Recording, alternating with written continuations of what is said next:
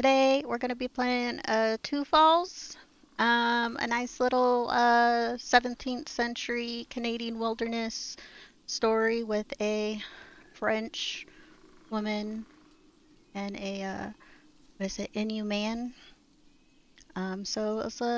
We'll see some indigenous stuff. Let's see how everything goes. I'm kind of curious. My dad's actually from a Canadian tribe, but it's the other side. Um, but yeah, so I'm interested. I like a nice indigenous story if you can find them and all that sort of stuff, and they're not like weird. Sometimes they can be weird, but this one's actually written in music and all that sort of stuff by indigenous people, so shouldn't be weird, right? Aristotle has to get his pregame kitty cuddles in, and that's what we're doing right now.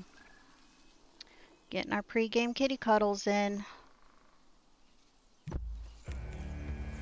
Dude, we're listening to like this is part of the menu of the game. This song right now, I like it.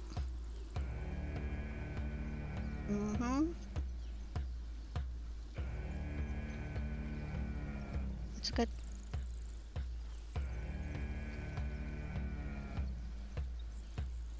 I think we can just chill with this music for a minute as Aristotle continues getting his pregame kitty cuddles in. But yeah, we got the game through Keymailer. So we didn't receive any money, just the game. We're just gonna see what it's all about, and this is the game we played today. So I heard it's not like horribly long, so I'm excited. I do love me a story game. We've done a lot of like folklore games this year so far, so some more, but like indigenous instead of like we've done Baba Yaga a couple times, Slavic, Polish. What was all the different like? We've done a lot of like historical folklore fables type of games. We've gotten a lot. Abraxas Rex. We got to see Abraxas Rex. I mean, kind of see, not really see. That one was interesting. Nicer. I'm gonna get to the game now, okay? I wanna play the game. I can't really hold you and do mouse and keyboard at the same time. I'm not that talented. I'm not that talented. You like him? This is Aristotle. He is a good boy. He's 18 pounds of fluff and love. Oh, he's watching the screen. There's like a leaves flying around on the screen. He saw it. I think he was like, bug? Or do you see yourself?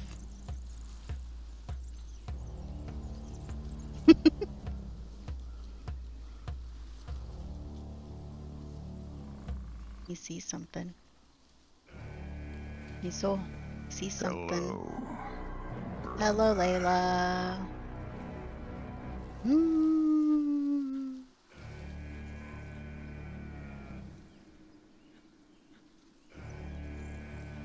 We're getting some pre-game kitty cuddles in. We're gonna be playing Two Falls today. We got a game key through Keymailer. We're gonna be checking it out. 17th century Canadian wilderness. Indigenous. And a French woman. We're doing good, Layla. We're doing good. We're just getting in our pre-game kitty cuddles right now.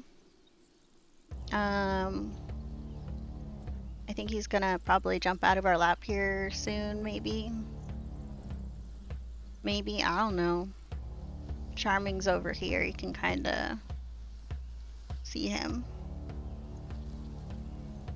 My cat cam. We gotta give it a second. There he is. Oh, he's stretching. Oh, and he moved. Look at him. Sorry, the cat camera, I can't get the settings to stick. I have to reset the settings like every time. So the coloring's a little off, but he looks perfect. He looks perfect.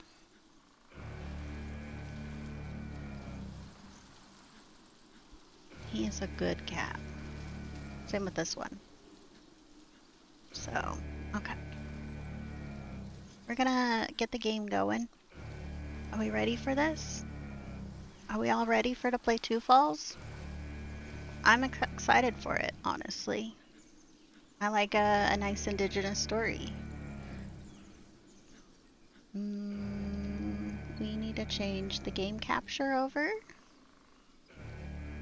There we go.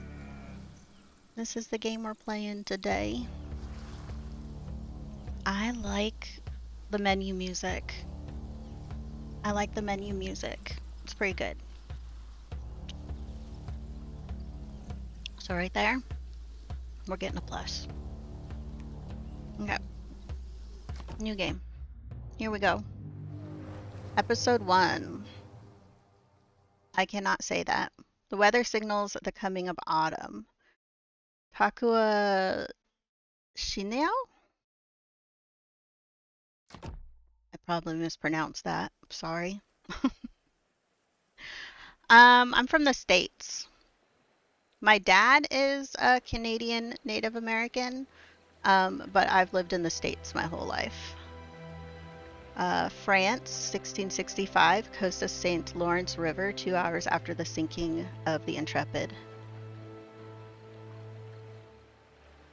In France, they called us Filles du Roi, daughters of the king.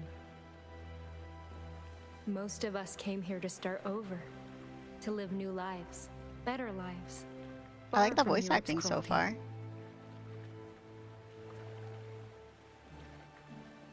All I found was death.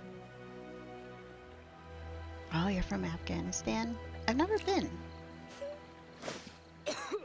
I know some people from there. I'm okay. I'm from a city, so big melting pot of people. Good boy. Did you drag me back to shore? Oh, where's everyone your food's else? good too. Is... Okay, we look around. Oh no. Well, Hélène? Hélène, where are you? I don't know. Why don't we go Guys! look? Marie! Anyone?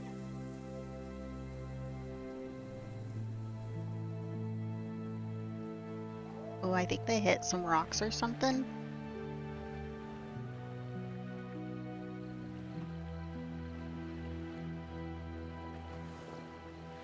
Is she wearing makeup? I won't judge. That's right. We can't be the only ones. We can't be. Look at that cute doggo. Come on, boy. No, no, no, no. Let's look for survivors. We're staying here with the dog. No, no, no, come back. Come back. Go away. We can't jump. No jump? Look for survivors? Okay. Did you find something? I'm trying. Thank you for dropping in. I'll see you around. The captain's eau de vie. Your owner must be close. Eau de vie? Almost empty. What's an eau de Was vie? he drinking when the storm hit? Oh. I guess let the dog sniff it. Here, can you pick up the captain's scent? Ugh, that reeks. Can't believe sailors fought over this. Forget it. Let's just keep looking. I think maybe we just burned the dog's nostrils, so now the dog can't smell nothing except alcohol. Is anyone out there? The vapors, man. It's me, Jeanne! I mean, alcohol back then, like, pretty, C for Codex? Oh. What do we got? Oh my god. We got lore? I love lore. Recruiters warned us life in Nouvelle-France wouldn't be easy, but I couldn't imagine it being worse than Europe. I lost my family at 5, survived in the streets of La Rochelle alone until the Covenant took me in. I found God during my time there, and He gave me purpose as a caretaker who would work for the good of others. But my actions would never make a real difference, not with France ruled the way it was. That's why, even though King Louis sent us here to marry and have children, I came to the New World to better world a better place while carrying the will of God within me. I just hope He still hears my prayers now that I'm so far from home. Historical facts in the mid 1600s. Nouvelle-France, unmarried men outnumbered women at a rate of 15 to 1, a disparity which severely stifled the colony's growth. Hello, FF, welcome in. To remedy the situation, King Louis XIV began recruiting how did they say that one? Daughters of the king. These unmarried, common born women, typically orphans or young widows living in poverty, were recruited with the purpose of marrying colonists and bearing many children. Although life was arduous across the sea and rules for displacement strict, the New World promised them better lives than Europe would ever offer. Each exported daughter was given a free trousseau for clothing, ship fare, and even a wedding dowry. As a result of this practice, over 200 young women immigrated in only 30 years, quickly rectifying the colony's birth rate. Oh, so Capitaine, a playful, cuddly dog I met aboard the ship to Nouvelle-France, formerly owned by the Intrepid's captain. I didn't get along with most of the girls I was traveling with, but I certainly got along with this little guy. It's probably because we both shared this sort of pure, optimistic excitement to see the New World's wilderness. He's smart, even for a trained dog, and I often get the impression he understands my every word. Although I never learned his real name, he still comes running every time I shout Capitaine. I wonder if it's because he thinks I'm calling out to his owner. Historical facts. An energetic breed with a telltale tricolor coat of fur, the first English shepherds were the result of combining various collie breeds found across the British Isles. Their keen hearing, high stamina, extreme intelligence, and ease of training made English shepherds popular pets among North America's first colonists, who kept them as watchdogs, herders, ratters, hunting partners, and of course, loving companions. Though they are known to bond strongly with their owners, English Shepherds require near constant stimuli to keep their enthusiasm high and their minds sharp. One could assume the cramped confines of a ship led Capitaine to form a fast friendship with the exuberantly curious Jeanne.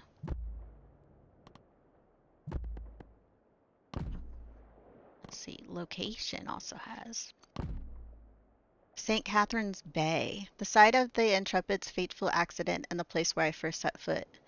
I used to think New World would look like it's something out of a fairy tale, but my first night on the beach felt like something about crawling straight out of my nightmares. The stony shores were sharp as fangs, and the winds loud as distant screams. Worse yet, every time I peered into the forest, I swore I could see something moving in the shadows, stalking me, hunting me. I'm beginning to understand why the king's men paid for us to come here. Historical facts. A rocky beach framed by dense forests, one of the first treaties between French settlers and native nations occurred in this location. The former received land in exchange for providing military protection to the latter, and the alliance ended with promising words: "Our sons shall marry your daughters, and then we shall be one people." The waters of this area were once rich with cod, beluga, and narwhal, which sparked the expansion of the major French fishing industry in the late 1600s. Though hunting excesses, they did overhunt, soon reduced the supply of freshwater fish to nearly nothing. A coastal village was built soon after these first fisheries were established, and it still exists to this day. The bay owes its name to St. Catherine, a ship that sunk just off the coast in 1686. Ooh. What do we find here? Ugh, everything's gone rancid. What are we Gross. gonna do for food? I don't know. Pick berries off a bush and hope they're not poisonous if you don't know anything. Pet the dog. That's what we will do. Oh, I knew it. Food's rancid. We pet the dog. That's how we get on with life. And we got an achievement for petting the dog. 10/10 recommend. This doesn't look good here. God. That's so much blood. I don't even want to think about what happened.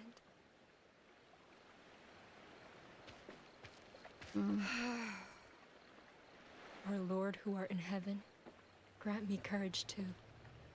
My rosary. Where's my rosary? It has to be here. It has to be somewhere. It has to. Are they gonna still be religious by the end of this game? This too.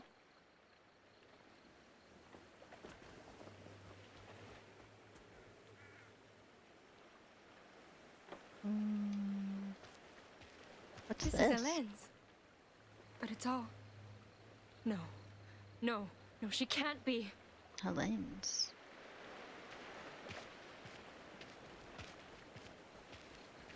Oh. Getting a few loady things every once in a while, Hello? but it's fine. Can anyone hear me? Anyone? Anyone? You found him. I don't think he's okay. The skin color's not gone. Not good. They're all gone. Why, God? Why take them? Why leave me alone again? A Bible.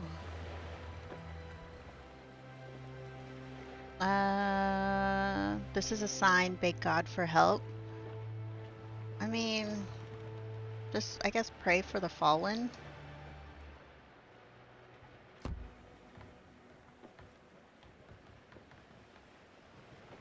Okay. Choose wisely and you'll steer Jeanne's perception of the new world. Lord, grant me courage to face this on my own. I get to choose how religious she protect is? me from evil. Carry the lost to the land which you swore to their fathers, and give them peace. Amen.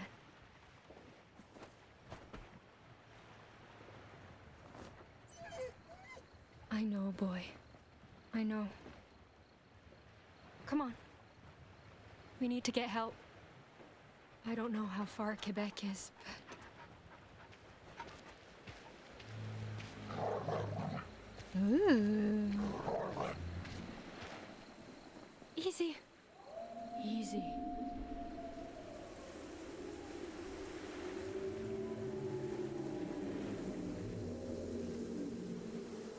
Something's out there. New Testament? Do we get to read it? The Holy Scriptures of our Father who art in heaven, which I found near the corpse of the intrepid captain. When I hold this book tight, I somehow just know God can hear my every prayer, same as if I held my missionary missing rosary. An old nun from the convent once punished me for peeking out a Bible's pages when I was young, saying it was blasphemy for women to read it. The mind of a lady will tarnish his guidance with false interpretation. I remember her screaming that while beating me with a leather strap. Hopefully, his guidance will stop something like that from ever happening to me again. Historical facts. Based on the translation of Latin Vulgate, the New Testament is a revision to Christian biblical canon written back in 384 AD. Together with the Old Testament was the first book produced by printing press, and by the 17th century was the most widely accessible book in the world. With the Renaissance bringing major religious reform to Europe, personal ownership of holy texts became commonplace, as did unofficial interpretations or critiques of scripts which had informed fundamental aspects of European society, ranging from marriage legislation to codes of civil conduct. The Church therefore enforced severe restrictions on who could legally read public editions of the Bible to prevent commoners from questioning their widespread authority. Women who were often disadvantaged by religious edicts were at the very top of that list. Yep.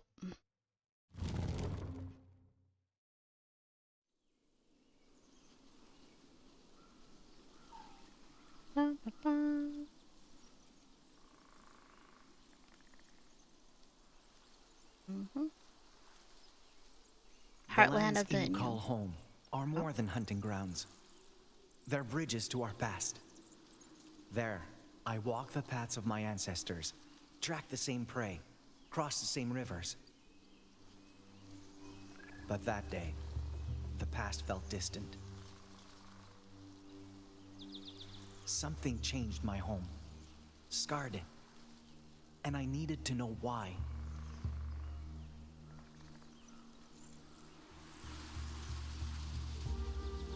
More frostbitten flowers.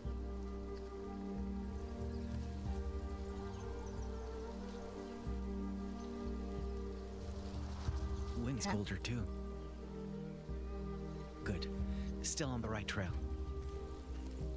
What are we on the trail of again? I forgot. Please tell me. Whole forest feels off today. The animals must fear that chill in the air too. Ooh, look at these mushrooms. They're so pretty. I like them. They're speckled. There's a lot of them, though. Into the dark. Into the dark. Maybe great-grandfather was right. Maybe this cold really is driving the caribou away. But then, what drove this cold here? Huh? What's going on here? Sap hasn't thought. This is recent. Need to be careful. No.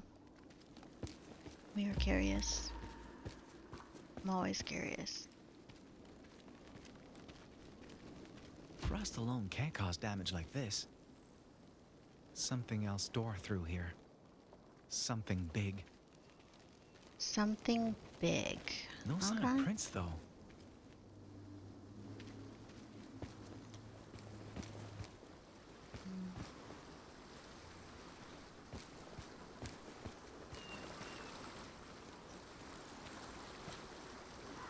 This is A lot pretty. of crows out today.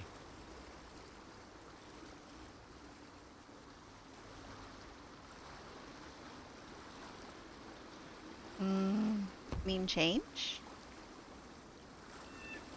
Great-grandfather said they act as guides in times of hardship and signal shifts in nature's cycles. Can't tell if that's a good sign or not right now. Ooh, crows. I love crows. Do not tell me anything bad about crows. Crows are great. Grandfather knows so many stories about crow. I struggle to remember them all. Often he is a scavenger who ensures the continuation of nature's cycle by eating carrion others have left behind. But he is also a trickster, a shapeshifter, and a thief, challenging that cycle to teach us lessons. Sometimes he is a messenger between humans and the dead, ensuring Innu can feel close to the departed in times of hardship. Other nations even say he helped the Creator make our world by bringing down the sun. Whatever the story, crows always follows in our footsteps, searching for opportunities to feed, reminding us where we come from. No matter how long the journey, that lesson alone makes me welcome the sound of his caw. Historical facts.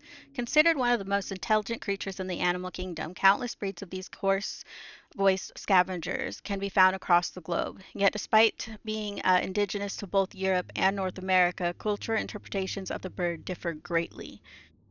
Eurocentric nations often view crows as agricultural pests, not to mention omens of death, starvation, or disease, which stoked mass extermination efforts. Native nations, meanwhile, consider crows welcome symbols of transition, such as the passage between life and death, day and night, or even seasons. Some Northwestern nations even say they are sacred embodiments of good and evil, teaching hunters to be cunning as well as giving humans the gift of fire. Because of this, modern indigenous artists often use the bird to signify wit, resilience, and perseverance. We do love a crow. See? We love a crow. Oh. Great grandfather always told me that the way of the Innu are founded on respect and shared knowledge, not just of the territory we inhabit or the lessons passed down by our ancestors, but of each other. No matter the hardship faced or the harm done, forgiveness will teach better lessons than hatred and keep our home a place of beauty, of earth, of life. I believe in those lessons, I truly do. I just worry they won't be enough to let me trust the white men. I have seen what they are capable of, felt the pain they've caused my home, shed tears over the wounds they left, and I need to do everything in my power to stop more of these tears from flowing. Hailing from Quebec, Labrador area, Innu are nomadic hunter-gatherers with deep spiritual ties to their territory and an affinity for humor in their stories. This trait led anthropologist Sergei Bocard to call them the laughing people, although the word Innu actually means free man in their native tongue. Traditional Innu life relies on a cycle of travel that matches the cycle of seasons. In autumn, they stock up on lard and meat by hunting bears as they track caribou. In winter, they hunt caribou for food, clothes, tools, and more. Come spring, they head back south to gather with other families, feasting on migrating geese and salmon while they travel. Finally, summers are for celebrations, fresh fruit is abundant, weddings are held, and supplies for fall are gathered. I wouldn't be who I am today without great grandfather's teachings. As a medicine man, he taught me where to look for plants that will soothe nausea and fevers, how to prepare them in concoctions, or thank Mother Earth for providing what we need. As a former hunter, he taught me how to build my first knife, how to track down or skin caribou, and why we ought to honor every creature that provides us food. As a storyteller, he taught me connections to our history, tales that formed my morals, and ways to laugh when life is hardest. We may not be related, but he still treated me like family, same as everyone else back home, and that is why all of us, young and old alike, call him our great grandfather. Historical facts. Though their exact responsibilities vary from culture to culture, elders play integral roles regarding the preservation and prosperity of Indigenous communities. They act not only as healers, leaders, or spiritual guides, but also as keepers of ancestral knowledge and transmitters of oral history, allowing traditional practices and values to endure throughout generations. Much of what we know today regarding Native North American culture survived colonial epidemics, erasure, and ethnocide thanks to the efforts of such elders. One thing to note is that elders can be of any gender and are not necessarily elderly, merely esteemed figures who carry significant wisdom in their respective fields. In modern day, even younger activists, artists, or historians may be regarded as elders, as their work contributes to the continued preservation of a nation's value and intergenerational solidarity. What are you doing over there, huh? My monitor on that side just went dark.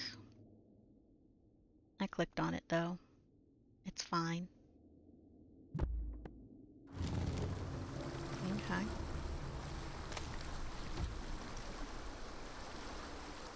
Fresh tracks. 2 sets. But these weren't made by Innu moccasins. Uh, White men. Why are they here? Sirens are going by, and for a second there, I was like, sirens in this game? No, it's from outside of the game. The sirens are happening outside.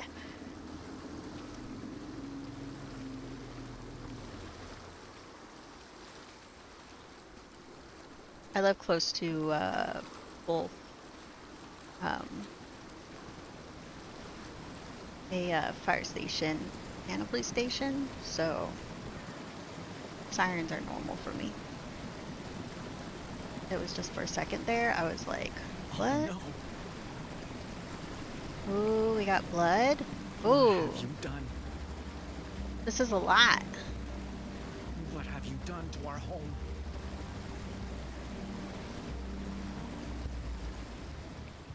Oh, what's this?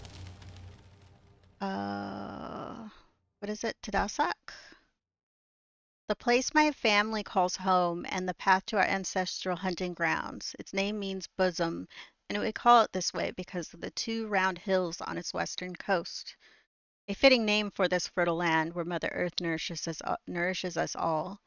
Here, ice from winter fords travel downriver, and we harpoon the seals that rest upon it. Here, we hunt geese, returning home in spring, following the water to hunt autumn caribou up north.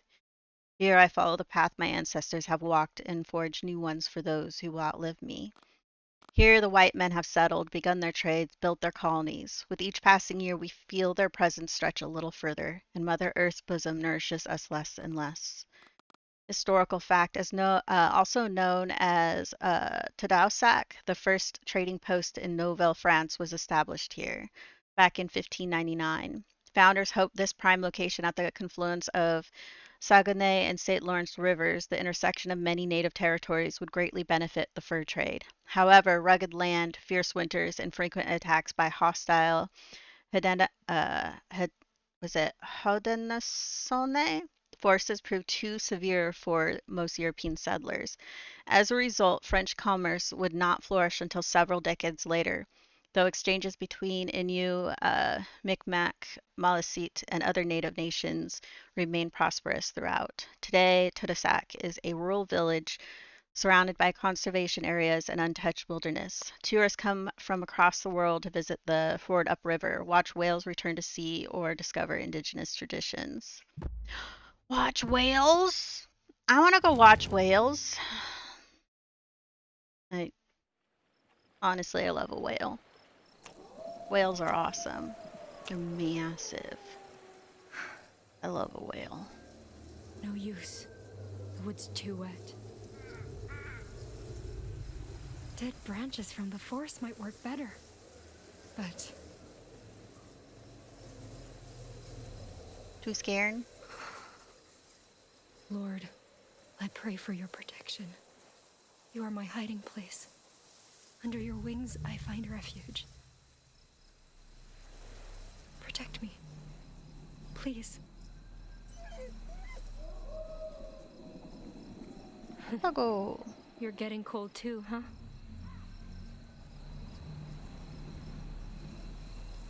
I don't know if the dog's actually getting cold though.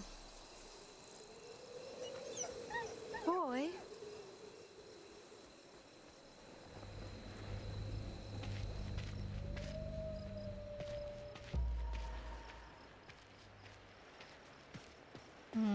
What do you see?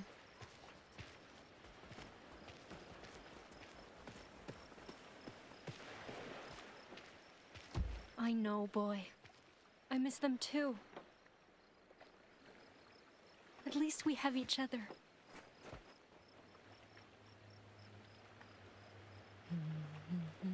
I'm petting the dog.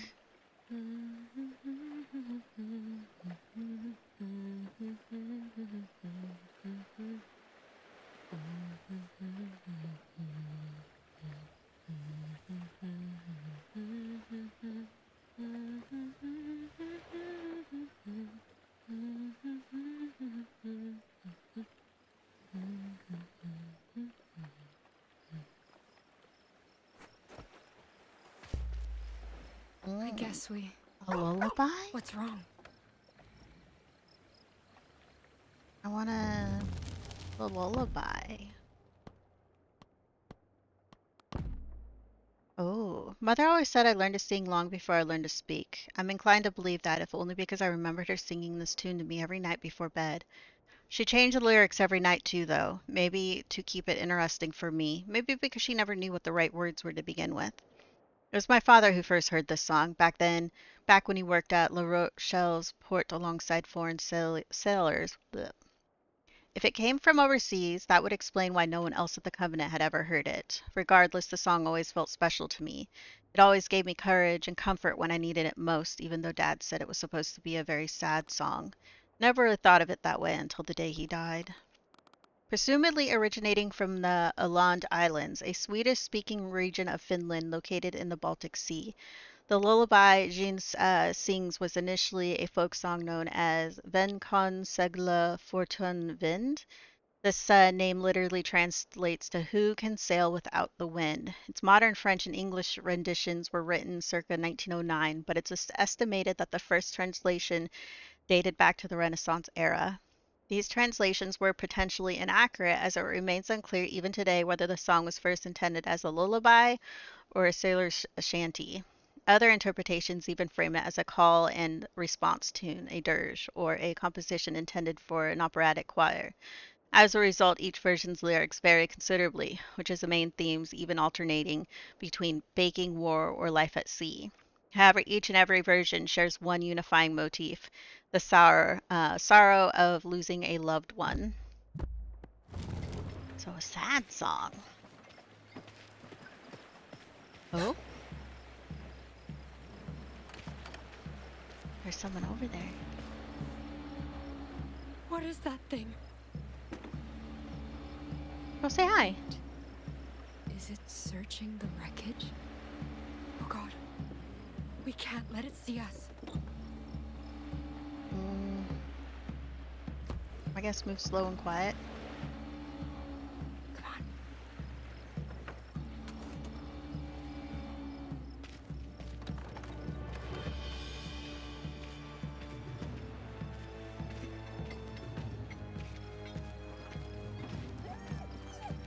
Boy, no. Just stay, please.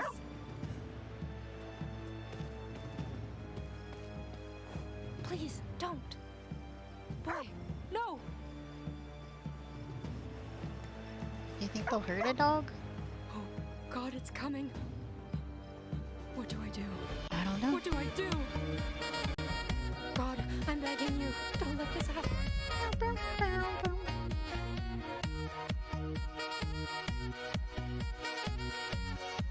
Hello, hello. Zalindriel is raiding. Welcome in, welcome in. Hello. You are also playing Two Falls? Yeah, I'm kind of excited. We're at the very beginning, pretty much. So we're only like, what, 30 minutes in or so? How are you liking it? So, did you finish it today? Kitty cat. This is charming back here. This is charming. But welcome, Raiders. First time being here, my name is Cassie. I like to play very heavy story-driven games. We're currently finished 20 games so far for the year. And yeah, my goal is to finish up to 42 games. I'm trying to hit the number at 42 again because, 42 is the answer to the life, the universe, and everything. But I'm interested in this game. It's like indigenous story and like that sort of stuff. My dad is actually native to indigenous to Canada. It's a tribe from Vancouver, BC, though. But I live in the States my whole life, so I'm only half native. Got all my daddy's features, though. I just got my mom's skin tone. You didn't finish it yet? I might possibly finish it here in one sitting because I do tend to play for a very long time. I often play for about 7 hours at a time. My towel handy? I do, actually, I do. We do love a good towel. But yeah, welcome Raiders. Thank you for the raid. But you're a French VTuber in the UK. You run a chaotic cat cafe. Is Charming allowed to come? They juggle ghost museums, vampire shenanigans, and shiny distractions. Expect last minute game changes, NPC arguments, and a lot of fun with friends. I like that. Anyone here who wants to follow, you should head over and follow them. Here, let me get my mouse back from the game. I'll want to check out your stream later. Ba-ba-ba. Check it out. We've been like streaming off and on for like a few years now. But yeah, I am currently just we're focused on finishing games. Thank you for the follow. My follows are anonymous, so names don't pop up in the back end or on stream. I have it all hidden. It's all hidden. You know? You can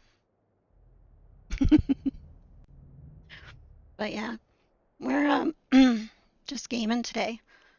I got frogs in my throat constantly. That's who I am. But I drink lots of water though.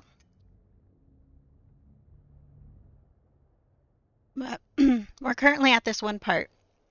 We'll see. Do we run? Let's see.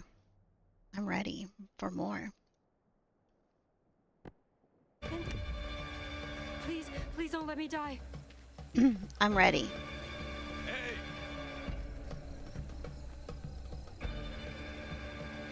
What the? It's a person. Jesus Christ. You're a long way from home, little lady.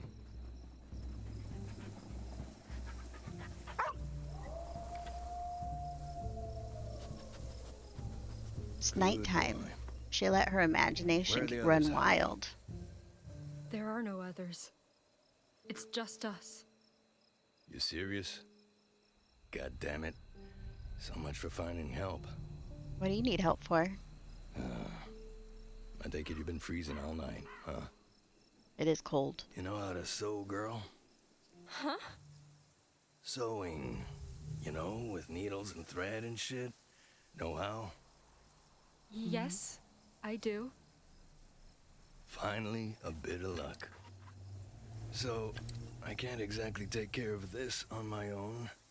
Oh, you want me to sew your But I forehead can shut? trade you a fire for a couple of stitches. Sound fair? Sure. Let's do it. Very fair. Thank you. Just, maybe wait till your hands stop shaking before you start poking at my face, eh? I always find it weird. And that's how I met Pierre. The man who So saved many my don't life. know how to sew. The man who And started sewing all of this. isn't hard. Like, just the simple stitch isn't hard.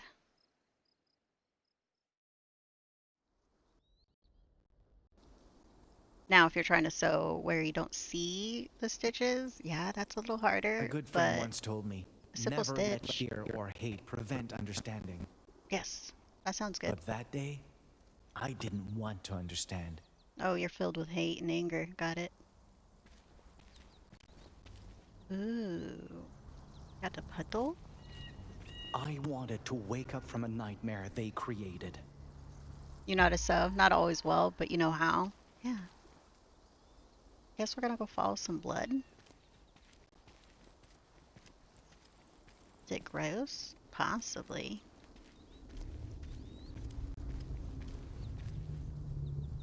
Tab. Ah, okay. Ugh. That stench. Rotting meat? Oh, do we have to go? If it's rotting meat, do we have to? I don't like the smell of rotting meat. No! Is that a doggo? I'd seen Aw. death before. Oh, but this That's was something gross. else. Something worse. Sew buttons and stuff? Yeah, you should at least be able to do that. Ooh, the Labrador wolf. Great-grandfather once told me that the wolves in Tadoskak are unlike those from the west. They hunt in larger packs, are hardier than other breeds, and better suited to the cold, rugged terrain of our homeland. Ah, one of those rainforest flowers? Though we do not hunt them, they remain a sacred part of our home, and their lives deserve the same respect as any Innu person's. That, he says, is why my parents named me after them, so that I may share their resilience, their sense of community, and never forget how important my homeland is to me. The moment I saw the white wolf's butchered remains, I couldn't help but worry that part of myself died alongside it. From the she-wolf who nursed the Roman twins Remus and Romulus, to the Cree tale which describes the battle between negative and positive emotions as two wolves fighting within us. These large carnivorous canines have countless myths associated to them and just as many subspecies found across the globe. The Labrador wolf is particular in a genus native to the Tadoussac region, considerably larger than North American breeds. Their grizzled fur range in color from dark gray to stark white, helping them blend into the rocky, wintry environments. Much like the Innu themselves, they mainly subsist on caribou, which they hunt in large groups, isolating targets before circling them, biting at their hindquarters until they are too hurt to flee or fight. Nowadays, hello, welcome in karate. Nowadays, the species is listed as endangered, both due to urbanization and dwindling caribou populations. Ooh. That's like poor, poor, poor canine.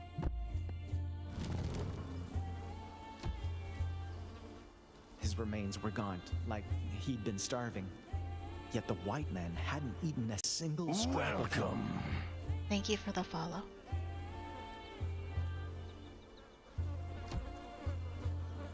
His snow-white fur had been hacked off, not skinned.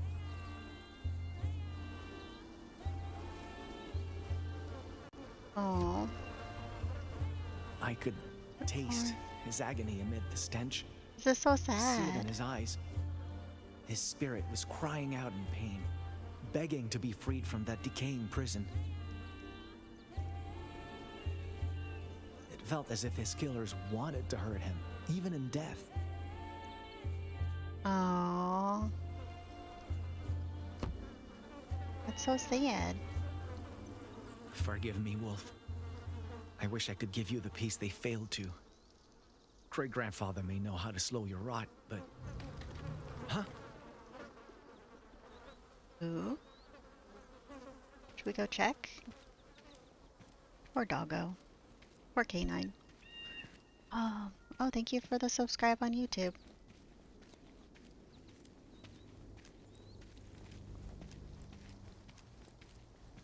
The white man's camp.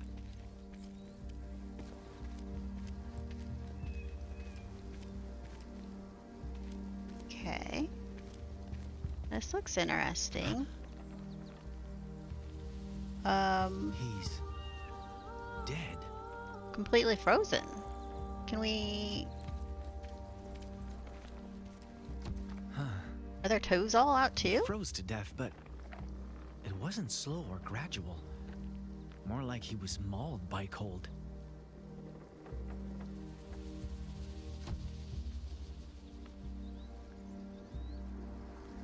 Mm.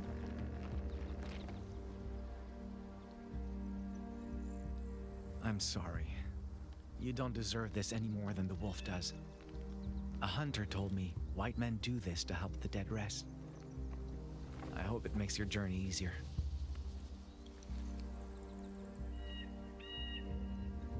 Okay. Close his eyes. That's odd. His moccasins are gone. Yeah, he has no shoes. Toes Stripped are out. bare and left behind, just like the wolf.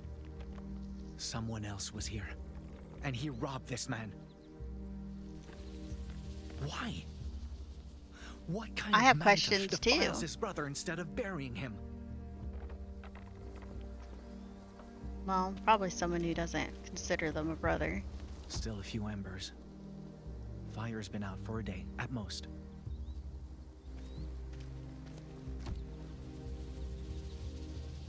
The other man left a lot of supplies behind. Probably because he had to. I'm streaming on Twitch and YouTube right now.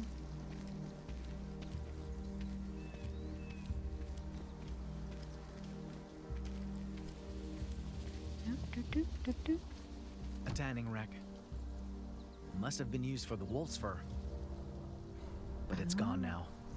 Someone took it. Likely taken by the other man.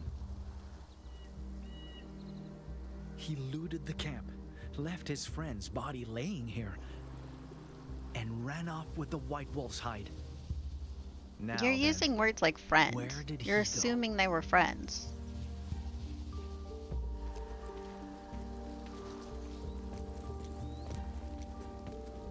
Prints are deep, spaced far apart. Hello. We got footy ran. prints. I stream usually about 5 days a week. I do story-based games on Monday, Tuesday, Wednesday. And then on the weekends, I do horror games. We're currently working through Bear and Breakfast. Today is Tuesday. We're doing 2 falls. We'll do more Bear and Breakfast tomorrow. And then on Friday, we're working through Darkwood. And that game is very creepy at night. It's really good though. Left behind some belongings, but no sign of the white belt. The next Still, game will For start him to just drop all this? once we finish Bear and Breakfast. Our Monday, Tuesday, Wednesday game will be Persona 5. Kind of excited. Fresh blood. Froze before it could dry. Yeah. It's just like what killed the Hi dead Bob, man. welcome in. Great-grandfather was right. Our elders once spoke of a winter spirit who lashes out when nature is defiled. Oh, Winter Spirit? Should its anger go unappeased, frigid weather would follow, causing countless deaths. I had to find the one who did this, retrieve the white fur he had stolen, lay the dishonored wolf to rest, and fast. Oh, okay. Or else, the coming winter would be my people's last. A lot of assumptions here, honestly. Hello, Era. Welcome in. We're currently playing Two Falls. It's been really interesting. It's like 17th century Canadian wilderness. But yeah. Ugh. Yeah. There's like choices in this game. Oh my god. Sometimes like games that have choices, they have me sometimes going like, what are we doing? The other girls told me stories. Here. I want to read the stuff that popped up here. Honoring animals. One thing white men can't seem to understand is that this land does not belong to anyone. We belong to it. The reason Innu live in harmony with nature and the reason nature continues to offer us so many resources is because we treasure every part of it, treating every living thing with the utmost respect. That way, there will always continue to be resources worth treasuring in the future, be they plant or animals. This is why the poacher's actions were so heartless, hacking apart an animal only to leave the corpse lying there, teeming with maggots. It's the same as defiling the remains of his own family or the future of his children. And something tells me he'd stoop to that if it meant sating his own greed. Oh, question mark? The winter spirit. Yeah.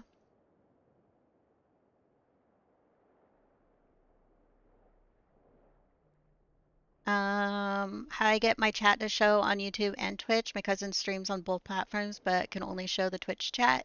I use StreamerBot. Streamer.bot. It has a there's like you have there's a dockable chat that you can use. It's called, what is it called? A custom browser dock, and then you connect it through like a widget or whatever, and then a browser source. So easies. And then you can like control like the settings of it and all that sort of stuff. But yeah. Okay, so the winter spirit. One year when great grandfather was a child, a community was stricken by the worst winter the Innu have ever known. Snow fell before autumn leaves turned yellow. Ice tore apart full grown trees. Hardy animals froze to death. And spring arrived at a time we would normally welcome summer. This, the elder said, was the work of the winter spirit. Though it is not evil, it is a fierce protector, a trickster who teaches harsh lessons to those who indulge in greed, dare take nature for granted, or believe themselves superior to it. How the spirit will punish these heartless white men, I do not know. But the consequences of their actions stand to harm everyone upon this land if nothing is done to right their wrongs. Ooh. Okay, it looks like we're back with It's about men like him. Jeanne. Called them swashbuckling heroes. Men who could conquer the new world's wilds and beasts. But well, my first impression of Pierre was that he was a wild He is beast. a wild beast. You like Charming back here? He's a cutie. All right, all done. Don't strain or the stitches might break. Much obliged. Still can't believe you thought I was a werewolf, though. Can you blame me? Anyone would be scared if they saw a giant brute skulking in the dark like that. Oh wow, Relax. you didn't have to I'm yell just that. teasing.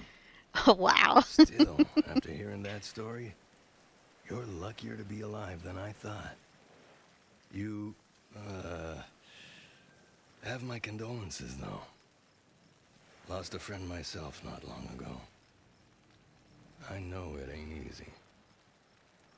For what it's worth. Thank you. I know they're at peace in his kingdom now. But none of them deserve this. New World's a harsh place, Jeanne. Lots out here can Jeanne. kill. Oh, that's how you Ain't say much her will warn name. you before trying. Jeanne. My line of work taught me that, at least. It's my mom's middle name. Jeanne. Ask about these things that kill. Ask about the line of work.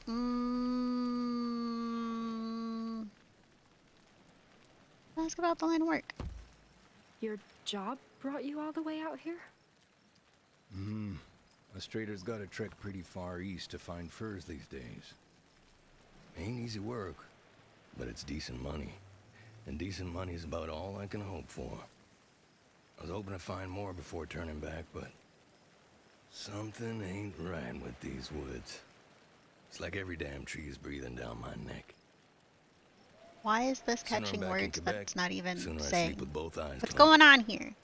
You're headed for Quebec? Oh, thank you, God.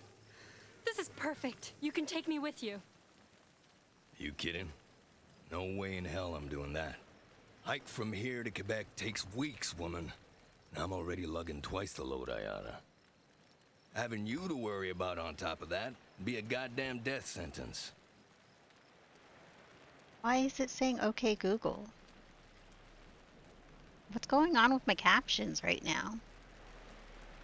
Is there something wrong with you?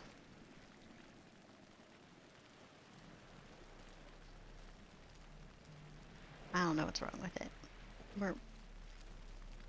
We'll leave it. Leaving me in the real death sentence. Are you abandoning me? Yeah, are you leaving me alone? So... Sure. What? Sure. You'll just leave me here to die? Yeah. No, I'll just let the cavalry handle you. Shipment of soldiers, Carignan Salier or some shit, ought to sail by here in about a week. Wreckage this size is easy to spot. So signal them clearly. They'll probably stop to sail you home. Oh. Probably. Probably? What's You that want mean? me to wait here alone, on the off chance the military maybe stops to help me? If they don't stop, I'll die, Pierre. Look, I get your Things point, are stopping but in karate. I'll see it's you still around. safer here than out there, okay? Oh yeah? Then stay with me. We can both take the ship home. Yeah, I can't do that. Oh, is he Why a bad not? guy? Why? Doesn't matter. Point is, you can't come with me. End of story. Fine.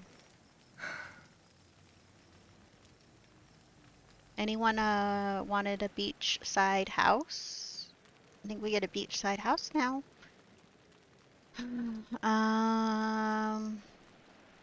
Let's do confront. Are you trying to use me as bait? Beg pardon? You said the woods weren't normal. Like something in there was stalking you. And you're asking me to stay here, even though something like that is out there. If you're not trying to abandon me so I get eaten first, it doesn't show. I know you're scared, but your odds won't be better by coming with me. There's carnivores out there, Jeanne. Iroquois, lawbreakers, you name it. There's too many things I can't protect you from, especially when I can barely protect myself. Stay here, and there's a chance you die, yeah. But come with me, and you're sure to die. You don't know what I'm capable of. All the more reason not to take a risk and find out. What if I say no and follow you anyway? You can't exactly stop me from trying, can you? You really want to test my patience, little lady? 'Cause I don't got much left. So right now, I'm trying to pay attention, but all my brain right now is going through is what is the best sewing method for sewing a wound shut to where you get the least amount of scar. That's all that's going through my brain right now. I need to pay attention, but all I can think about is how best do you sew a wound close so you get the least amount of scar. Let's get back to the story. Let's stand up for ourselves. And what if me following you wouldn't become a problem? The hell are you getting at? If I keep up with you without becoming a burden, you won't waste time worrying about me. Meaning, I won't test your patience at all. In fact, I'll make your life easier. Okay. All I do is follow. Nothing else. Unless you ask. And if you do wear my patience out, Leave me behind and forget me. Whether you do it now or in 2 days doesn't change much. you're dead set about tagging along, aren't you? I don't want to be alone, Pierre. I really, really don't. This thing's already full as hell. And I, ain't supposed to strain, apparently. So, if we stock up on meat, fur, firewood, I can't be the one carrying it. Still think you'd keep pace with extra baggage? Yes, of course. Got ourselves a deal then, Miss Muscles are going to be Angelier. sore. Mm-hmm. Here's hoping you keep your end of it. I will, Pierre. Thank you. You better hit the hay. Tomorrow's gonna be a long day. This'll be a cold night. Gotta make both count if we plan on making it to Quebec before either get colder. Colder than this? Yep. Come winter, that whole river is gonna be frozen solid. End to end. Great.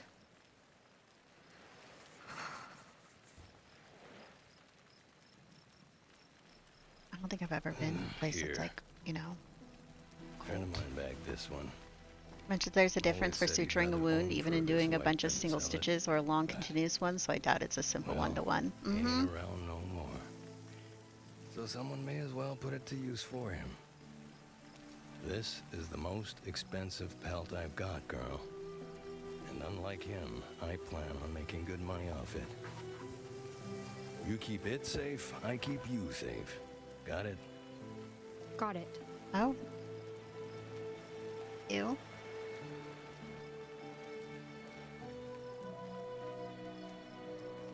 Just gave her a bloody pelt. I love the music. I love it.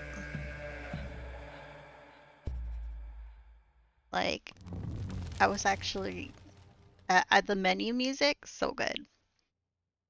I'm still not sure how to feel about Pierre. Despite his gruff exterior, he strikes me as an upstanding man who acts with a kind heart. Sure, the way he speaks makes me worry he spent too much time among natives and too little time in church, but it's not like he has no morals. He never would have agreed to help me if he was truly evil. Plus, it takes incredible courage to do what he does, seeking fame and fortune alone in the wilds, even if he is only in it for the money. And yet, I can't shake the feeling he's hiding something from me, something far bigger than I could possibly imagine. Mm. Alright, another one. Okay, fine. Quebec. People in France say Quebec is like a fortress built atop rocky cliffs that twinkle like diamonds. I actually don't even know what Quebec looks like, honestly, but I don't know what a lot of cities look like, so that's not even like um that nowhere, not even Versailles, right? Versailles has more prosperous bounties of silk, soft furs. That its winters are so cold they freeze the blood in your vein. That vicious natives attack the walls night and day without mercy. Yet even peasant women can live free within those walls if they are strong and determined. Quebec is a little bigger than a city. Mm, it's on top of a. It says it's like a fortress. How big is the rocky cliff? How long do they go for? I know. I'm curious. Wow. Wow. So most people wouldn't dream of coming here, but I gave up everything back home for a chance to make Quebec my home. There, I could be anything, a teacher, a caretaker, maybe even a nun. I pray to survive long enough to find out what I'll become. Ooh, historical facts. Derived from the, what is it, Algonquin word, Quebec, meaning where the river narrows. Quebec was formerly known as Stadacona, a vast Haudenosaunee village and major point of contact between indigenous nations. I don't even know if I'm saying some of these words right, so apologies if I'm not. So, In 1535, French explorer Jacques Cartier discovered Stadacona, using the village as a hub to chart the region's commercial potential. In doing so, he propagated illnesses, killing many Haudenosaunee. Furthermore, Cartier kidnapped villagers before departing, hoping they might convince King Francis I of this new world's untapped wealth. These prisoners never returned home and perished in France. Shawnee? Ooh, Shawnee. Okay. Said Haudenosaunee. Shawnee? Shawnee. Haudenosaunee? You know these words, Aya? Oh, man. I don't. I know how to say some stuff for my dad's tribe, but my grandma didn't really teach me much, and my dad didn't really know anything.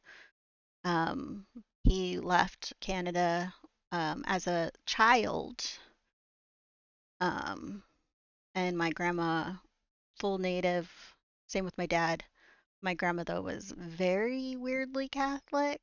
And if you know the history of the Catholic Church and Native Americans, indigenous people, you might understand why my grandma was creepily Catholic and maybe possibly why she took her kids down to the States when they were but children. Oh, you're Native Canadian from right around Quebec, Ontario? Yeah, mine's a Canadian from Vancouver, BC. It's Saanich, that area. So, different sides. Not all the same. In 1608, colonial administrator Samuel de Champlain returned to Stadacona only to find it's deserted and destroyed. Presumably, epidemics called, what is it? Haudenosaunee? Yeah, Haudenosaunee. Okay. Numbers so dramatically they could no longer repel neighboring war bands. Seeing the area's rocky bluffs and strategic locations as assets, uh, was it Champlain? I think I'm saying that. Chaplain? It's a chaplain, right? Established a trading post upon Stadacona's ruins, eventually transforming it into Nouvelle-France first true city. The settlement soon became the target of vicious Haudenosaunee raids, which lasted several decades. Mm.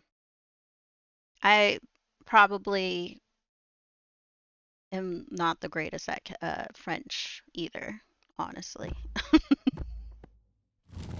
I'm not.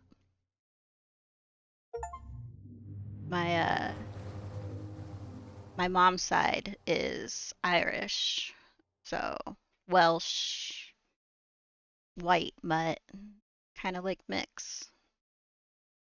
There's a lot of whiteness over there, a lot of different. Okay, so we made it to episode 2, and I think we've read everything so far. Yeah, we've been reading everything in the codex. Are we ready?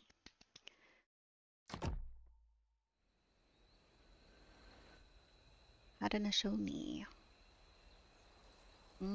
Coast of St. Lawrence River. 3 days after discovering the White Wolf's remains. Oh, so we're the dude now. Good. These are definitely his tracks. Seems he headed for the bay. Are you I'll also be back interested in soon, this game, Aya? great-grandfather.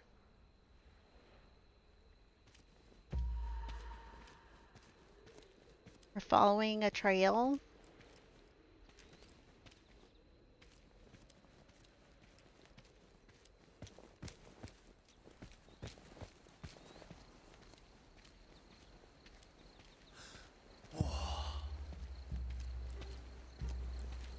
That's too big to be an Arwal corpse. Yeah, What happened here?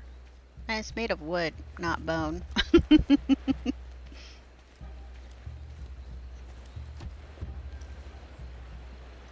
Looks like the marks our hunters leave when they drag caribou through snow. But whoever did this was dragging something else. Okay.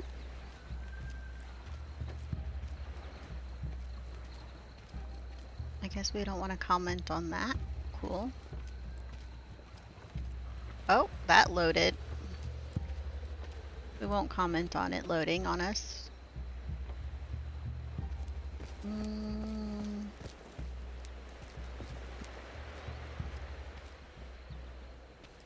Oh, is this the fire where they were sitting, wasn't it? Another campfire. Still a few embers. Thief didn't leave long ago. Didn't leave alone either. Ooh, doggo. These tracks aren't his. We got doggo Too posies. slender. Different kind of moccasins. A woman, maybe? Too small to be a wolf. Maybe a coyote. Why would one come this close to a fire? Maybe they had something to do with what got dragged off the beach. Okay. Yeah, we got like full drag marks.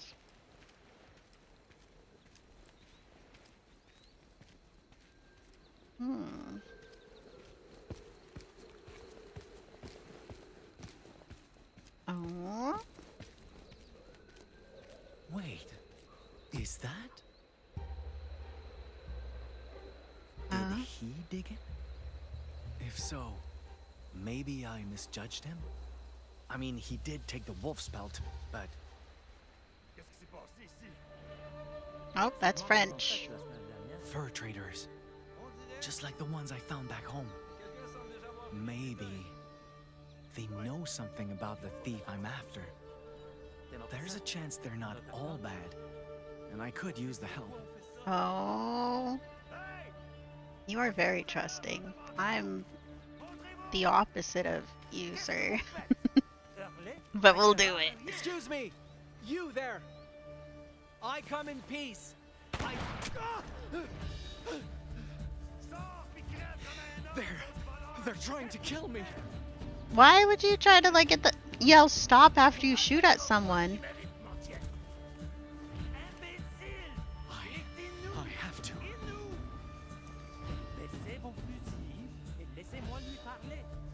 He's an imbecile, that's for sure. You can come out. My partners will not shoot again.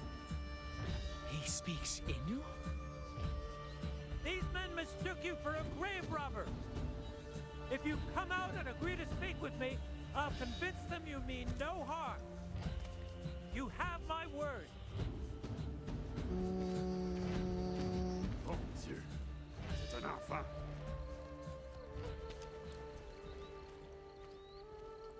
Thank you for your trust. Now, why don't we give this greeting another try? Like how we call them an imbecile. Muskets. A year ago in spring, my family did trade with a Malicete hunter who had an unusual scar along his shoulder. He told us it was from a white man who attacked him with a strange weapon, one that cracked like thunder or a splitting boulder, spewing smoke and splintering wood from a dozen paces away. I struggled to imagine such a thing until today. Now I struggle to imagine how that Malicete hunter survived. A single one of those roaring staves could kill a full-grown caribou quicker than 10 Innu spears. No wonder there was so much blood when I found the white wolf. Historical facts. Perhaps one of the most revolutionary weapons in the history of warfare, flintlock muskets were single-shot rifles integral to the survival of Nouvelle-France colonists. The guns were highly prized trade commodities among native communities, as they facilitated difficult hunting practices that originally relied on spears or arrows. This first proved profitable by Europeans as easier hunts meant more frequent fur trade, but things took a sour turn when hostile nations acquired their own. Muskets in the 17th century also had a fatal design flaw. Reloading was tedious and often dangerous, since both black powder and bullets had to be manually rammed down the weapon's barrel one after the other. This could result in frequent sudden misfires, costing marksmen their fingers, if not their lives. Ooh. That is a very bad flaw. That's a bad flaw. I don't like that. That, mm-mm. I don't lose fingers.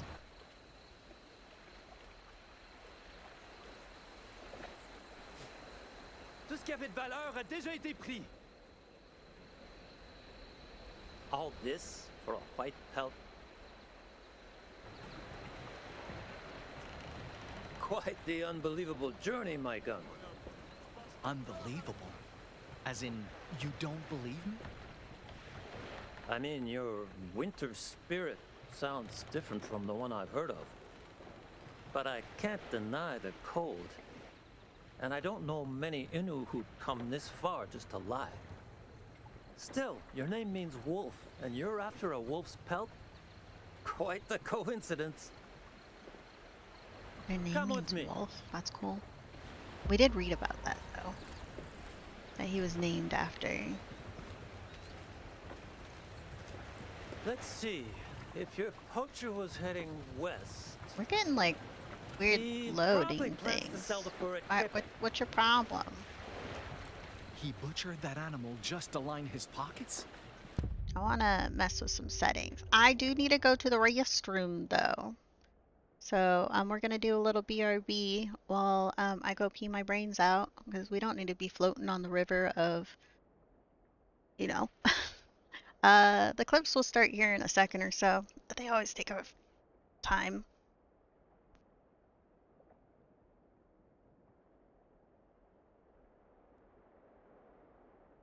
Okay. More trash? Wait, a pole? I love a nice pole. I'm not scared. I'm not scared. Oh, what the fuck? Get back over here. What do you think you're doing? Don't get stuck on things. We got places to be. Go. Zoom. Whee! I can't fucking see. I can't see. Oh no. I can't see. It's fine. It's fine. Oh my god. Oh my god.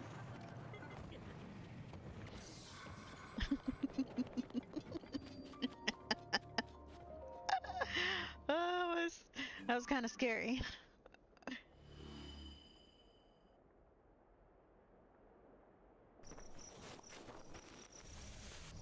Oh yeah, we got you wet. We got you wet. How about you? You're stinky. Oh, he loves it. He loves it. How about you? Do you love it? Oh, you hated it. Dude, the Zookeeper game was really funny when you got everyone wet. Giant spooter. Yeah. Don't go near it. Dude, that Zookeeper game, Most very funny. Yet some people really liked getting wet. Other people were like, hey, can you not get me wet? You know? So, sorry, change the setting. But, good game. Honestly, and then the way I played Tears of the Kingdom, never putting a light on any of my vehicles and zooming through the depths with no light. Just the way we roll, okay? It's just the way we roll. It was fun though. Probably not the way most people play the game. They put lights on their vehicles. I don't think we needed it. Come on. likely. Here we go. Oh, we're still following you. Frenchmen pay good Oh, I money wanna for jump. white pelts like that. Once sold, getting it back will be impossible. No! If even worse happens to the wolf's remains, the spirit will... Breathe, my gun. His tracks were fresh. He can't be that far. Give us a moment to finish up and... I think I want to bring that back up. Graphics. Like, it was like at, like, whatever. Should we have some more anti-aliasing or less anti-aliasing? I didn't mess with any of these settings. The only one is I brought FPS up higher.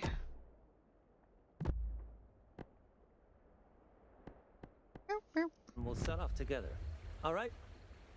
Wait, you want me to come Sometimes with we mess with settings until we find the one we like. Of course.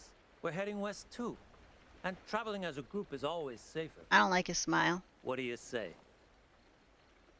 Sure. I don't like your smile, though. I can't. I'm sorry. I had a feeling you'd say that. Let's continue our talk in private. I won't try to change your mind. But there's something you should know about them. And it could save Innu lives. Huh? Je pars dire adieu à notre ami. Je reviens bientôt.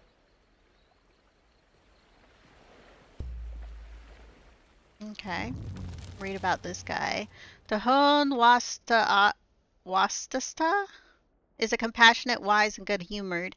He has an honest laugh, with a smile that feels as familiar to me as a lifelong friend, and yet they smile like a lifelong friend? Then why am I, like, going, like, I don't trust his smile. I don't trust his smile. I just don't. Something about him fills me with unease. I trust his intentions are good, that he does all this for Wendat's sake, just as he claims, but he wears the white man's clothes and speaks their tongue with such ease. He often feels more like a stranger than the outsiders themselves. Not just a person bridging a gap between cultures, but a person who has been irreparably transformed by the changes said bridging has wrought. I wonder if that's why his eyes always seem to hide such a quiet, lonely sadness. While fur traders were essential to Nouvelle-France's economic growth, interpreters were perhaps even more important. These men, and sometimes women, were not merely translators, they also served as diplomats, ensuring favorable commerce and tenable peace between the respective nations, all while acting as guides thanks to their extensive knowledge of the territories.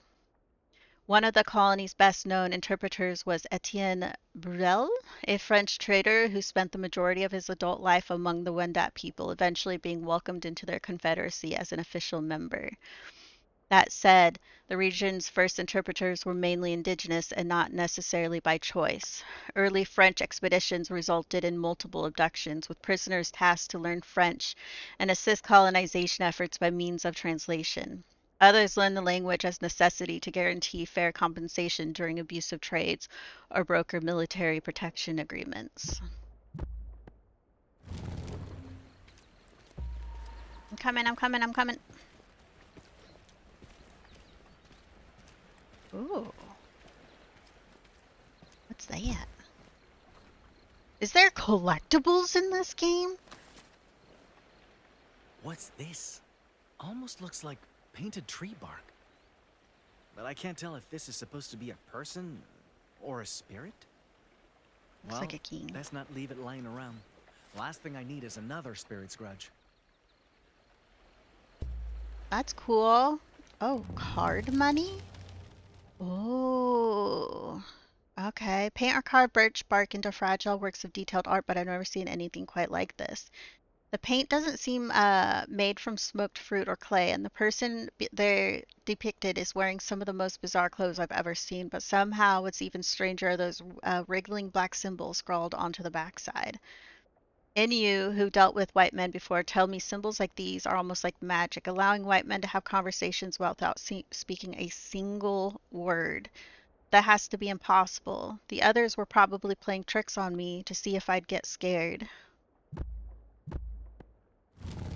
Is that all money? Just looks like a card to me. Whee! Let's talk as we stare into the sun as it what's goes this down? something I need Comes to up? know? Got your attention, eh? Oh, coming up. Let me We're on ask the you east. something. Why would you rather travel by yourself than be near their kind? I guess I can look at you. Terrifies me. Those people, their actions make no sense. And that scares me. Well, once you learn some French and get to know them a little. I don't want to get to know them. What the poacher did to that wolf should never make sense. Not to anyone. And I'm afraid getting to know them could somehow make me think it does. My name, Tahon Wastasta. It means he who stands tall. Always liked that name. Made me believe I could weather anything for my people's sake. But they just call me Tejon.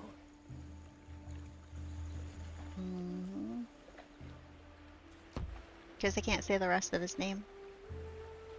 Do they have trouble pronouncing your full name? That's part of the reason, probably. But see, the thing is, other Wendat call me Tejon too nowadays. Your own... Why? Because I preach my people's values while wearing a white man's skin. Some see that as a dangerous compromise.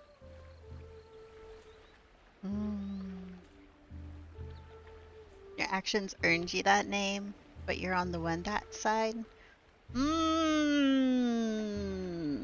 What should we do here? I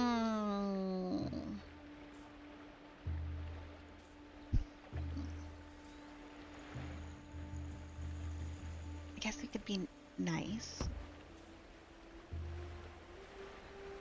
Don't you work with these traders to help your I people? think I have an eyelash I do indeed. encroaching on eye. But things are a little more complicated than that. Are they? Us Wendat were once tens of thousands strong, thriving through alliances with other nations. We thought white men should be such allies to help us grow and fight back Haudenosaunee. But their greed caused plagues and famines, destroyed nations and families, brothers and sisters. The ones in black robes did even worse. They eventually say all the words that I That's don't why know how many to say. Wendat loathe the fact that we still work with them.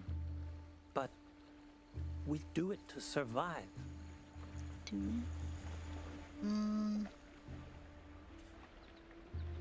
Racing change. I get it now. You're not submitting to them, you're adapting to them. That's right. Guiding, translating, promoting commerce. It lets me keep avarice in check and fur trades fair, all while preserving Wendat values. Not a perfect solution, obviously, but it lets me stand tall for my people. And I'd rather struggle doing that than suffer doing nothing. It's easy to let fear get the better of us when it comes to them. But sometimes protecting our people means learning to understand, not learning to fight. Be sure to remember that once you find this poacher.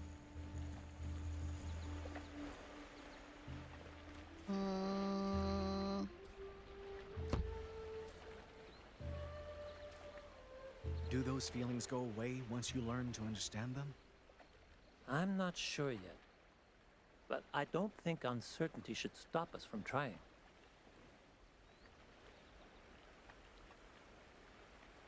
That said, there is one exception. What?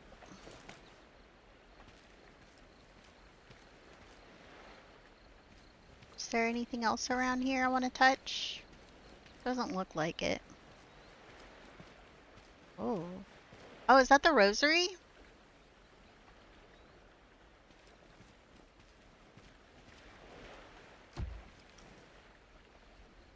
A necklace? The men in black robes I mentioned before, they all wear crosses like these. Trust these men even less. And I'm not sure they can be understood. Best keep away from anyone bearing that symbol. But what if this belongs to the fur thief? Then you'd best take it with you, in case it helps you find it. And you need to be very careful, Maikan. The person you're pursuing may be more dangerous than you realize.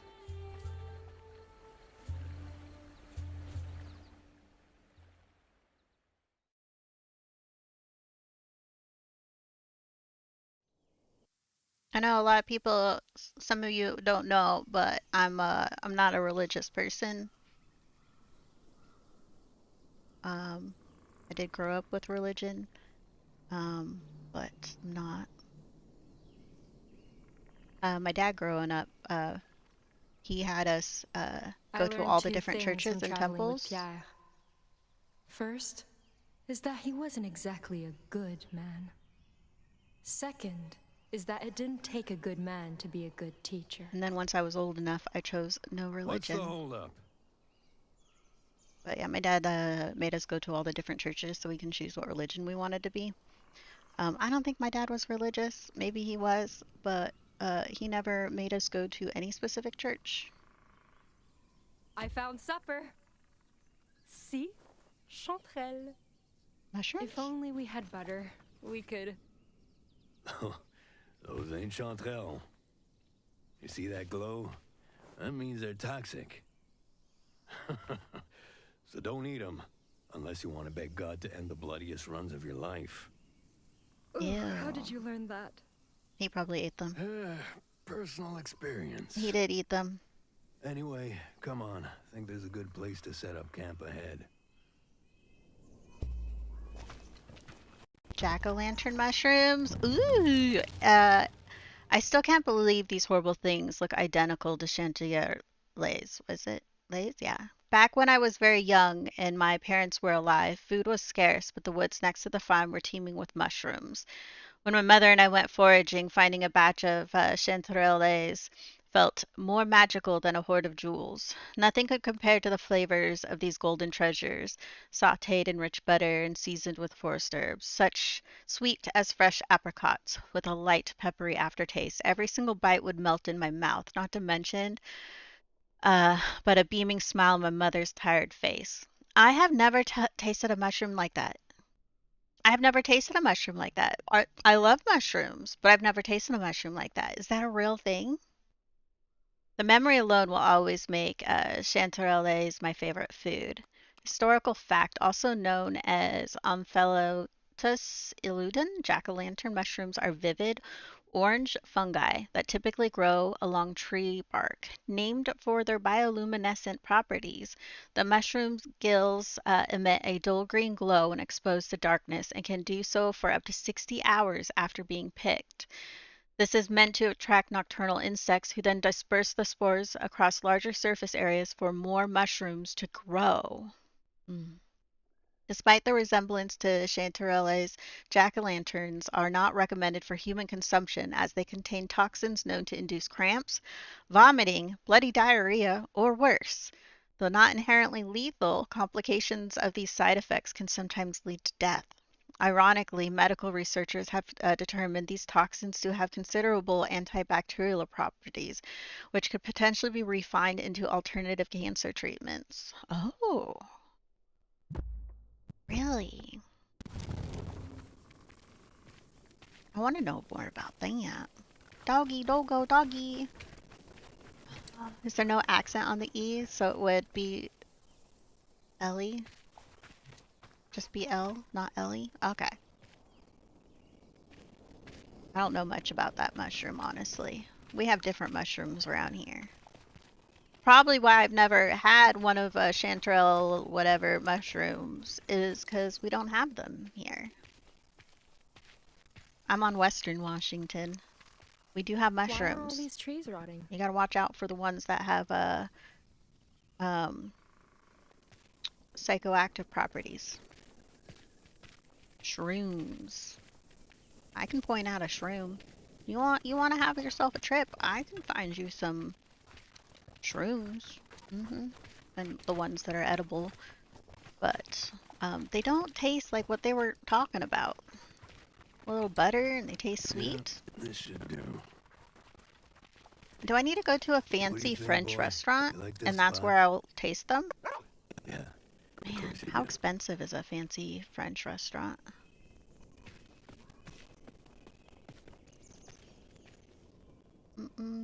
Let's see. Is there a collectible for her? I don't see no collectible. There's sweet mushrooms called candy caps. They taste like maple, supposedly. I have never heard of these kind of mushrooms. I have never heard of these kind of mushrooms. What a day. I love mushrooms, though. How much longer till Quebec? At this rate, a few more weeks, maybe a month. I pray to Christ himself and God our Father, who loved us. By your grace, give us eternal encouragement and good hope. Strengthen Why do you our... keep doing that? Excuse me? You know how to read, don't you? So why is it you never open that Bible? Because we're not supposed to, because we're female. I only care about using it for prayers. Beholding God's word would be sinful. Honestly, we read about that. Women aren't allowed to read this, remember? I know, but look around. Closest pair of prying eyes is miles away. Mm-hmm. What's the harm in taking a peek if no one knows you did it? God would know, Pierre. And unlike you, I know he watches over me. He might be watching, but he sure as hell ain't looking out for you. What's that supposed to mean? That you've been praying every day, and you ain't got squat to show for it. So you may as well skim a page or two, trying to get his attention. Issue with the audio? Are you not hearing them talking? Anyway, enough dawdling. We ain't done the day yet. I'll hack us some firewood. You get us birch branches for kindling. Should be some over there. Cutting out some? Again? Ooh. I'm sick of kindling duty. Can't I chop firewood tonight? Oh, it's stuttering. No way in hell. I ain't never letting you near my axe after what happened last time. I told you, my hand slipped. Yeah. And my big toe damn near slipped off my foot. Oh, his big toe almost slipped off his foot. Let me see.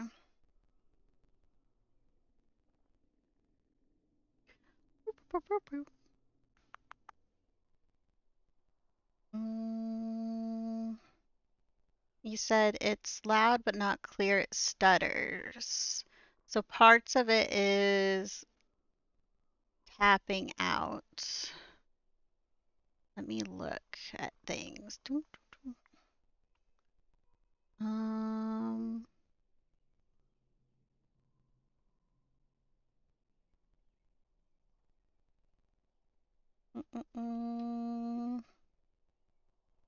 Does the game? Let me look at. I don't really have anything going on it. Bum, bum, bum, bum, bum, bum.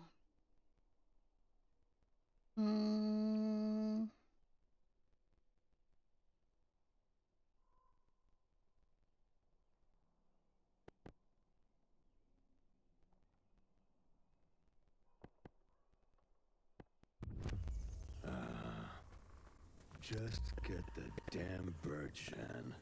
Sooner you're done, sooner we eat. Fine.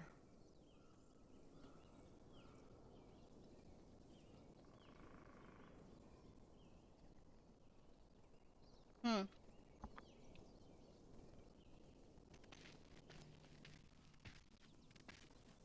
added a one thing to it, but I don't know if that'll help or not. So what do you want me to do? Something about your big toe? It'll be dark soon. Don't drag your feet.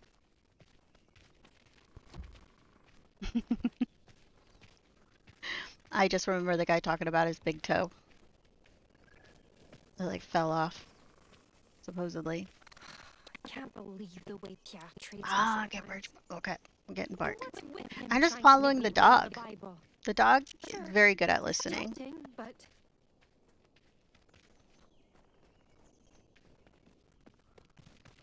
Like, that's like so shiny right there. Look at it. more of those toxic mushrooms. Mm-hmm. If they grow all over the place, I'll really need to be careful.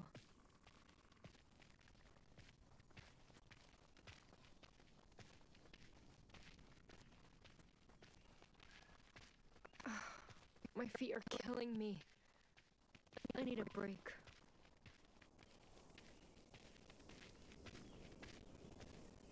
I might as well finish my prayer. Is it still cutting off audio?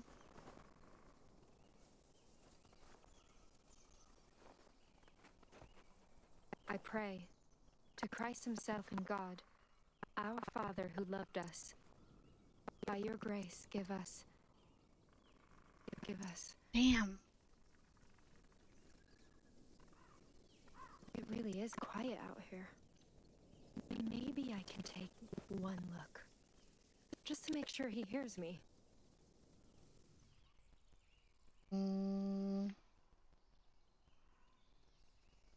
This is a test from God. Resist temptation. Read your Bible. Here.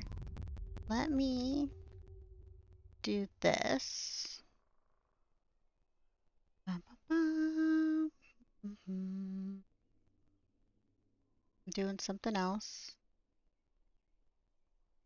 Bum, bum, bum, bum, bum, bum.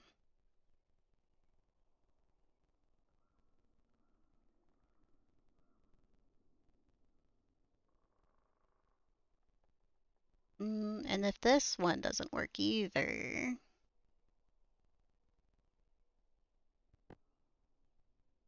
try that. Restart the game. Think that'll help. Fear thou not, for I am with thee. Be not dismayed, for I am thy God. I will strengthen thee. Yea, I will help thee. This is a sign. He really is watching over me. Thank you, Lord. Thank you. Okay. You better hurry. He'll throw a fit if he finishes before we do.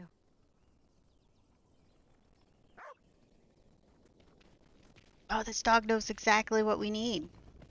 This dog is so smart.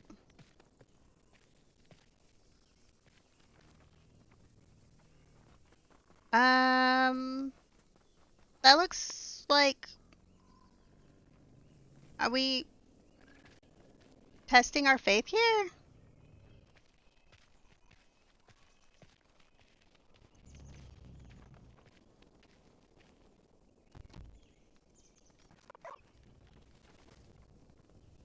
Okay, doggo. Why'd we stop right here?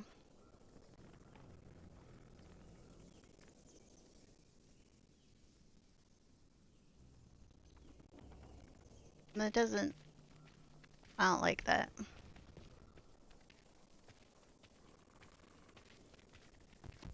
What are these? Almost looks like deer tracks, but do deer get Is the audio this still doing the thing? big? I'm not sure I want to find out. I can restart the game. If we think that'll help. Do you think that'll help? Ooh, moose. Before leaving France, I was privy to countless rumors about the New World's elk, which travelers claimed were abundant beyond number and much bigger than those of Europe. Those stories I could believe, but the ones about even bigger deer, called moose. They always felt like campfire tales about monsters that shouldn't exist on par with flying dragons. How could there be animals twice the height of normal men, feared by even the fiercest gun-wielding hunters? How could they have antlers big as their bodies, shaped like hands with too many fingers, grasping forth like claws? Then I saw those cloven hoof prints. The ones that looked as though they were left by Satan himself, and I began believing every word of every story they've ever told. The Canadian kaiju. Historical facts. Though breeds of moose were once native to Europe, they were hunted to extinction during the Middle Ages, and all were significantly smaller than their North American counterparts. Canadian moose can weigh almost 1 ton, can stand over 2 meters or 7 feet tall at the shoulder, and their enormous palm-like antlers, which only grow on males, can span just as wide. Despite being herbivores who subsist on bark and brush, moose are among the most aggressive mammals on the continent. Known to attack humans more than bears or wolves combined, normally they are docile, but mating season renders males incredibly temperamental.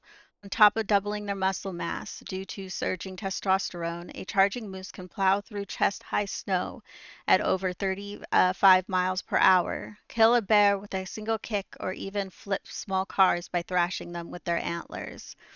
Fittingly, native myths refer to them as the symbols of endurance and the descendants of great monsters. Their hard-to-hunt meat and hides were likewise highly treasured. Ah, the moose asks if you're okay. Dude, we need to go see a Canadian moose. Are we not following it? Fine. We'll go this way. It's getting dark. We so far have not gathered any resources. You should do the trick.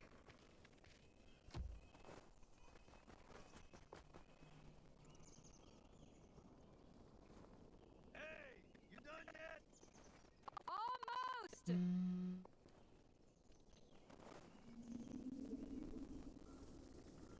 Come on, boy. Let's head back before he...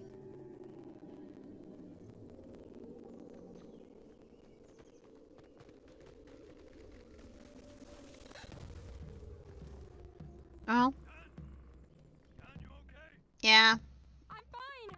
I just... I'll have to look for another way back. Quick. Don't like the looks of this. Oh, yeah?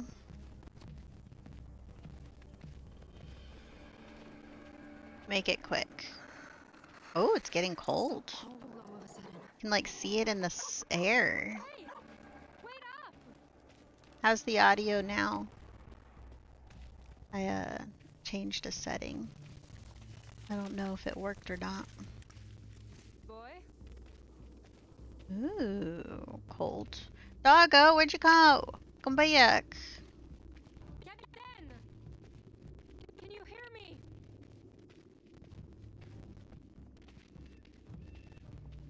Well, that looks very cold there. What in the world?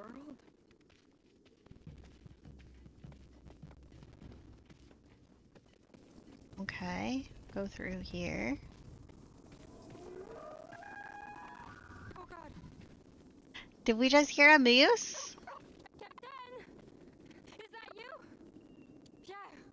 Pierre! I think we found it back, our way back. Christ, there you are. The hell happened out there? I don't know. All of a sudden there was this mist and... Follow me. Follow? What do you mean? You need to run. Fast and far as you can. Hide somewhere and wait. Find me. But what about... There's no time. Either jump or I push you. Now, woman! Okay, let's go. Are we protecting that pelt? Are we taking it with us? Because you did tell us to protect it, but it doesn't look like we have it with us. Yeah, Hey! Wait for me! let's go, doggo. Capitaine! Let's run. Lord, I beg of you. You can't let me die. Yeah, just watch out for bugs. Ah, did you just hit your head?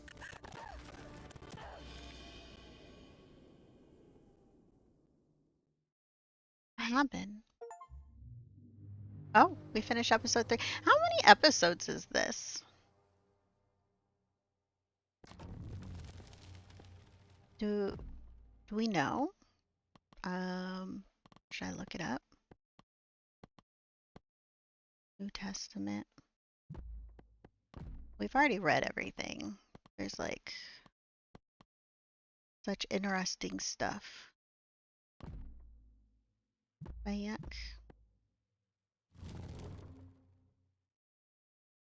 I got someone calling me.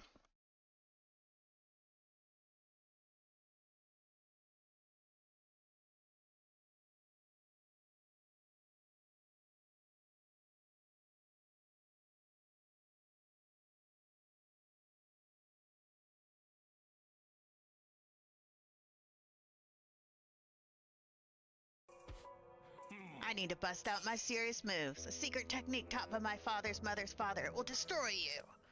This is the end.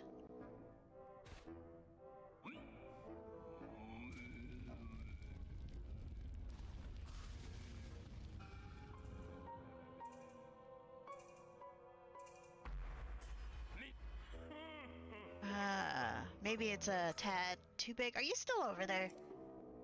Well, no matter. Pretty soon you'll be gone. And not just from my line of sight. Only the leader of the Ute clan can use this secret technique. It is the ultimate.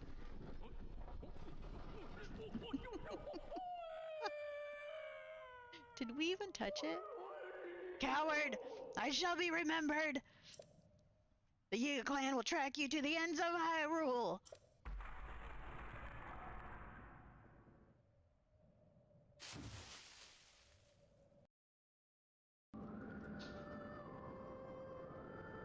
Whoa!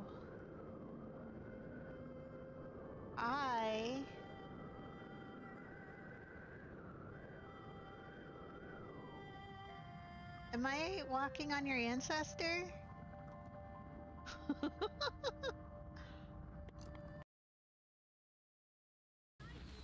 Let go!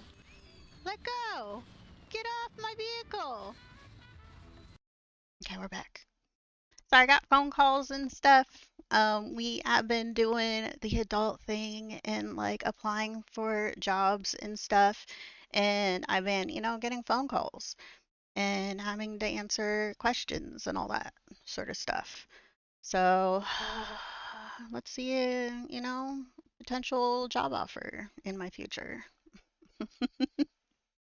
How was the audio on that part? Did I fix the problem or was the problem still there?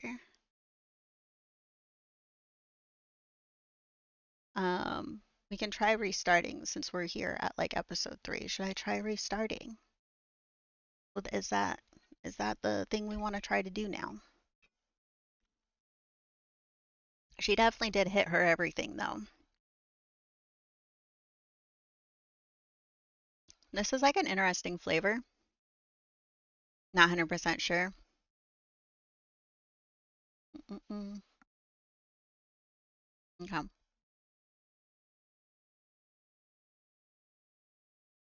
So we'll start the episode.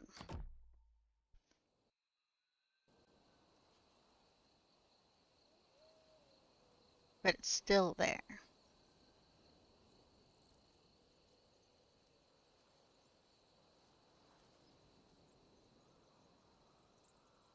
One week after leaving Tehon behind. Tehon Wastasa. Wastasta. I can say it. Perfect. This Bushinao will tell other Innu where I'm headed. Okay. Assuming other Innu actually come.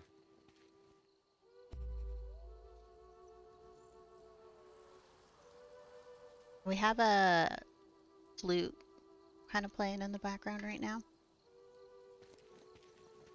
Nothing quite like fresh cut fur.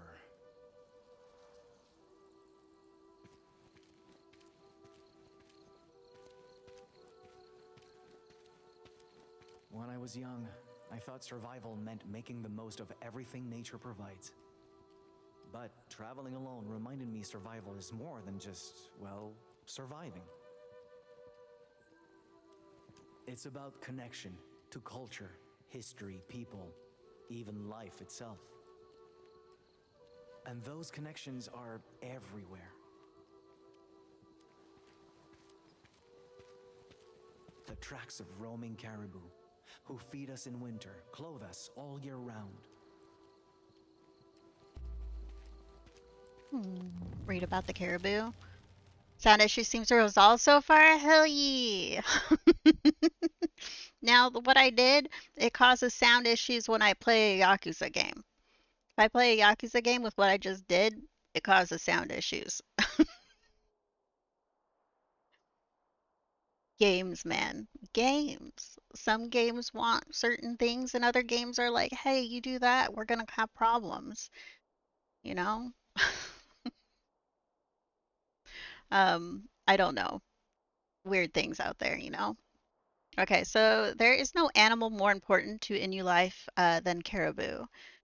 We sew its hide into warm clothes or into coverings for our shelters. We shape its bones into needles, knife hilts, necklaces, and more. We turn its sun-dried tendons into strings or use them to build snowshoes. And their rich, delicious, fatty meat is a staple of any good winter meal. During hunts, we use a sacred buckskin drum to give Innu courage and ask the caribou master to guide us towards prey. Great grandfather says only those who see the drum in their dreams will be chosen to play it. Maybe one day, when I return home, I'll receive that privilege. Historical facts, also known as reindeer. These large, elaborately antlered curvids. Curvids? Is this are perfectly suited to life in boreal and arctic climates. Thanks to their extraordinarily warm, insulating fur found across upper North America and Eurasia, they mainly feed on moss or lichen. Due to their. Is it lichen or lichen? I'm trying to remember. Sometimes I forget how a word is said. Due to their preferred climates lacking in abundant foliage, caribou also thrive amidst massive migrating herds, which can number thousands upon thousands of members. The Temir herd in Siberia was once estimated to contain over 1 million individuals. Lichen? Yeah. I was all like, sometimes words, man. Sadly, caribou are especially sensitive to environmental changes caused by global warming and industrial expansion. Many North American subspecies, including those indigenous to the Tadoussac region, are currently listed as endangered. When you were very read heavy child, I knew how to read before I was even in school, means there are so many words that I had read first for a lot longer than I ever heard it out loud by other people actually saying it, that sometimes my brain goes, wait, which one was the one that I assumed is how it was said? And which one is the actual correct, because I sometimes don't remember. You know? You know? I don't know if anyone else has that problem. I know some people have talked about it though, where with Hermione's name in like the Harry Potter games, I definitely was not thinking Hermione when I was reading that. I definitely was not. I have never heard the name Hermione before Harry Potter. Oh, yeah. There's so many like words out there where you're just like, how? Wait, what? That's how it's said. Words, man. Why do we have so many of them? F fur and the. Oh, I didn't catch how he said. Was it Pishanau? Pish. Was it like a sh sound? Oh, I forget. There's nothing quite so comforting as the smell of fresh cut fur. Boil the sap or grind the cones, and you can prepare medicine. Cut dense boughs to make carpeting, and you can stay warm when sleeping on cold ground. The wood is fragrant, sturdy, yet supple. English is hard. Dude, Aurora, I think you understand. I've heard you use how many different words? Yeah, you know words in other languages, so I think you know English is hard. Something. Yeah, yeah, yeah, yeah. Someone put in a TTS and it's so helpful when we can't pronounce it. Dude, but sometimes TTS is what literally does not do any does not do it correctly. But yeah, used to say tacti turn. But yeah, like sometimes TTS, I hear it and I was like, did it say it right? And they're like, no. Like, I thought so. Sometimes it does weird things. I like how sometimes it reads out people's stream names. Um, and yeah. What it does if you put like letters in front of what is it? Um, there's like a streamer that it calls her DJ Cater Toe. Uh, that's not it. No, it's DJ Cater Toe. It's like DJ Cater Toe, but it's like DJ Cater Tot, but it goes DJ Cater Toe. It's like what? I've heard that one. There's some others that I've heard like where I'm just like, what are you doing? Tot to toe. But yeah, DJ Tater Tot, Cater Tot. Yeah, like what is it doing? DJ Cater Tot. I would not trust TTS with French and definitely not indigenous words. Yeah, definitely not. Fur and pussy now? I don't think it's pussy now.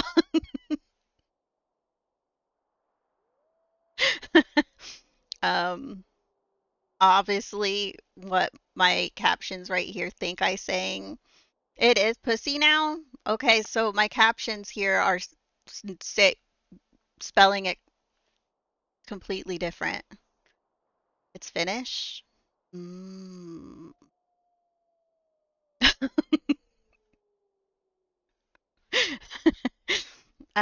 We're not making fun of the word. No. It's just when words say other things. There's words like that though in others where there's like where blood is called pee in one language, and I remember listening and I had it playing and they just kept talking about pee and I was like, what's going on? They were talking about blood, not pee.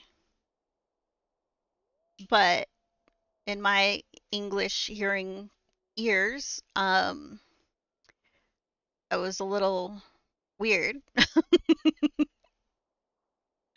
Um, what is it? Apo Hakwe? Is it a Kwe one or a Kui? Is it? Is that like Siliqui? Hockey? According to Google, Apahaki? Apahak? Oh, is it one of those where like the letters at the end are just there looking pretty? We do like those letters when they're at the end of words and they're just there to look pretty. When you don't say them, you don't do anything with them. They just are there to look pretty. Uh, Apahawk is what the locals call it. Oh, like quinoa. What was it like? I've heard, what was it? People say acai, but is it just acai, or was it the other way around? I remember reading about like the proper way to say it, but everyone says it wrong, and so now I literally don't remember. Uh, so yeah, acai. But like I think when you talk to like there's one of them that everyone thinks is the correct way to say it, but it's actually the wrong way. I'm just like, what? And now I just don't even remember because it was years ago when I learned that. And now I just like I don't know which ones, but I know all of us use acai, but yeah. You used to use a K sound for it. Yeah. Can we just call it blueberry? I mean, is it a yeah, like why words are hard though. I do know like a lot of people if they have not been around Spanish, they and they read the words out loud, they say the L's and the J's are not a J sound. We know this with like Jesus and all that sort of stuff. Um, but yeah. Um, but it's really funny when someone says like they really love to tortillas or quesadillas, and you're just like, but you can't, you didn't even say it correctly. TikTok has some dude trying to teach English. This is Tomb and this is Bomb. How do you not get that? The letter C in English is a lie and should be banned. It honestly, it could make an S sound, it can make a cut sound. It's all over the place, honestly. In my name, it's, cuss sound, Cassie. I know someone where their name is CC, Ceecee. Um, and then like, uh, and then like the name Catherine, where Catherine can start with a K, but it can also start with a C. I've seen it spelt both ways. Which one's correct? Which one's incorrect? The Catherines will have to decide. Yeah. And then like the ch sound isn't always ch. Sometimes it is a sh. you're, you're just like, see, you just need to calm down. Pick your lane. But C likes to butt in everywhere. It's like, you know what? Why does it exist? I don't know. Why does the C exist? What does it bring to the table that other letters can't, that don't already do? It has to be doing something. Maybe it's just the curve it has. You know, we just like the curve. Knowing English, they stole it from another language. Yeah, English stole quite a bit of stuff from quite a few languages. It's really weird when you like learn like the history of certain words and where they actually come from, like in their history.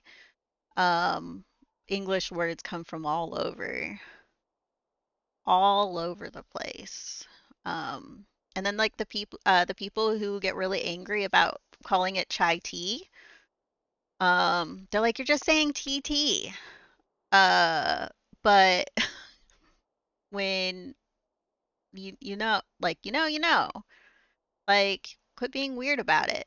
Um, Hank Green went off about it just a little bit ago, and he was like, "Why are you calling the dog a hound? He's a hound dog. You're literally saying dog, dog." You, it was so hilarious. I was just like, "Yeah, why do people get so weird about words? They're all made up." Why a person who fights is a fighter, but someone who does combat is a combatant. They're shortest of people answering the phone, so I have to pick up phones and talk to people. Oh, so, but yeah, I don't know the language, and then like certain things like how things change over time, where the whole people now, if you ask them to do something, and if they're from a younger generation, they say no problem. Um, but the older generation gets real pissed when they hear like no problem. So, hi Aristotle. Are you here for some cuddles? I think he's here for to say hello. Are you here? You're that? Yeah, I'm a no problem. Like someone asked me to do something like, yeah, no problem. Or if they say thank you, they're like, thank you. I was like, ah, it's no problem. Like, glad to do it. Not minimizing the thing. It's just that, don't worry about it.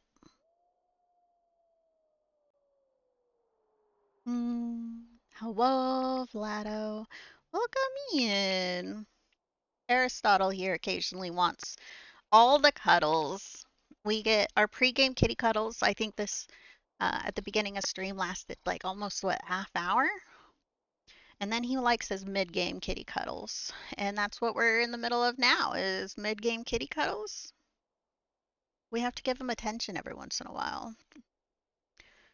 Ah, he is 18 pounds of fluff and love. I think I might need to weigh him. He might be like 19, 20 pounds now, but he is pure fluff and love. Um, I had a previous orange and white cat who pretty similar coloring, but he was 22 pounds of fluff and love. Atlas is back there in the urn. Uh, but Atlas, we got him when he came from a shelter. So had him for 16 years, or 16, 14, 14 years. Guesstimated he lived to be 18. Him, he is 7 years old. On August 2nd, he will be 8. Your birthday's August 2nd, right? Yeah, you're gonna be 8 years old. You, you're almost an old man. Any cat that lives longer than 11 is considered a super senior. I think, yeah, 11 super senior or is 15. Oh, now I'm gonna have to remember. My cats all became super seniors. They're super. Oh, cat stream only? Dude, we probably should one of these days just have a cat stream. Just set up the cameras. They'll be on the cat as I do stuff in here. Because if I'm not in this room, the cats are with me wherever else I'm at. So if we do a cat stream, I have to be in here the whole entire time. Because otherwise, there would be no cat stream. Do you have the auto litter scooper? I do not. I have a little, uh, what is it? A plastic like tub thing. It's not really too big, and I put a bag in it and I scoop out their stuff every day into it, and then once the thing's like full, I pull the bag up and out and go toss it away. Uh, I'm the human slave scooper. Yeah.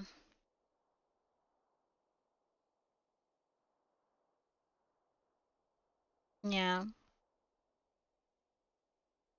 And then as soon as I scoop out everything, Um, that one over there, Charming.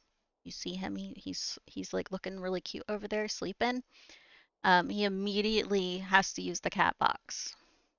Immediately after I scoop everything out, he has to go use it. Yeah, you have two of the bins, but clean it 3 times in the day.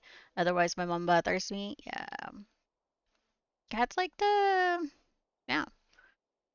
Oh. But I only have 2 cats right now. At one point, I did have 4 cats in here. That was before Anubis passed. Anubis passed earlier this year. He's back here also. He's in the little box. Um, and then Prince was here. We had Prince, Charming, Atlas, or not Atlas, Aristotle, and Anubis. Um, and then Anubis passed, and then Prince is over in the apartment across the way. He doesn't come over anymore. And Charming, he kind of goes back and forth between the places. But Prince isn't currently allowed over here. He was being a naughty little cat. Um, Peeing places he really should not be peeing. And I was like, sir, we're not doing this anymore. I've been trying to get you to stop doing this for almost a year now, and you refuse to. So you get to go home and you never come back. So he does immediately, when he occasionally escapes and hightails it into my apartment, he just wants to be cuddle up with me, and I'm like, sir, I love you, but you pee places you shouldn't be peeing. And I can't. I don't want. Sir, I love you, but go home. So that's why you haven't seen Prince on stream probably in. Has it been almost a year? Um, I don't know how long it's been. It's been a while since Prince has been over. That's why you don't really see him on stream anymore. You have to use a low top for a super senior cat. My younger cat would play in sandcastle. Dude, he full on yeets all the kitty litter out. He's like one of those where he's just like, wow, wow, wow, and he's just like yeeting it like it's flying behind him. And I'm just like, Sir, what are you doing? The kitty litter does not need to be all over everywhere. It it could be in the cat box. So I actually have like a bunch of mats around like the kitty box, like a certain distance. It catches like the kitty litter, and then I just pick up the mat, bring it over, and then I fold it in half and go, and then all the kitty litter goes into the cat box. And so if I'm ever like low and I haven't picked up a new thing yet, I just use all the kitty litter that's within all the mats, and it refills the whole kitty box because of him. It's like these, so much kitty litter. Yeah, and then these two are longer. Actually, Anubis was a short-haired cat, but he had like very thick fur. Um, I would brush him, and I would take off so much more hair than I've ever gotten off of these two. Like I could brush probably like six cats, and the amount of hair off those six cats would still probably be not the same amount of hair I would pull off of Anubis when I brushed him. And I would brush him like every day, and I'd be like, where? Well, I guess like every other day. Every day was a little intense. He didn't like an everyday brush, and he only tolerated it for like 5 minutes or so before he was all like, I'm done with you, stop it. So we negotiated every other day, about 5 minutes, and then he would be like, peace, I don't want to do this anymore. um but in that amount of time, I would get a lot of hair off of it. His hair was so thick. Like if I even wanted to see his skin, like you could do this number and part his, no, you weren't seeing skin. It was so much fur. There's no seeing skin. Like on him, I can like part his fur and be like, oh, there's your skin. I can see it right there. Not on Anubis. His hair was so thick and never ending. Brushed him all the time. Fur everywhere. He actually left tufts of fur all over the place constantly. You'd walk around my apartment now that Anubis is no longer here. I no longer see tufts of like fur all over the place. Uh, so I'll see their fur everywhere, but no longer like tufts of fur. But I love it. I guess we're done with mid-game kitty cuddles, and we can continue learning about fur and pussy now.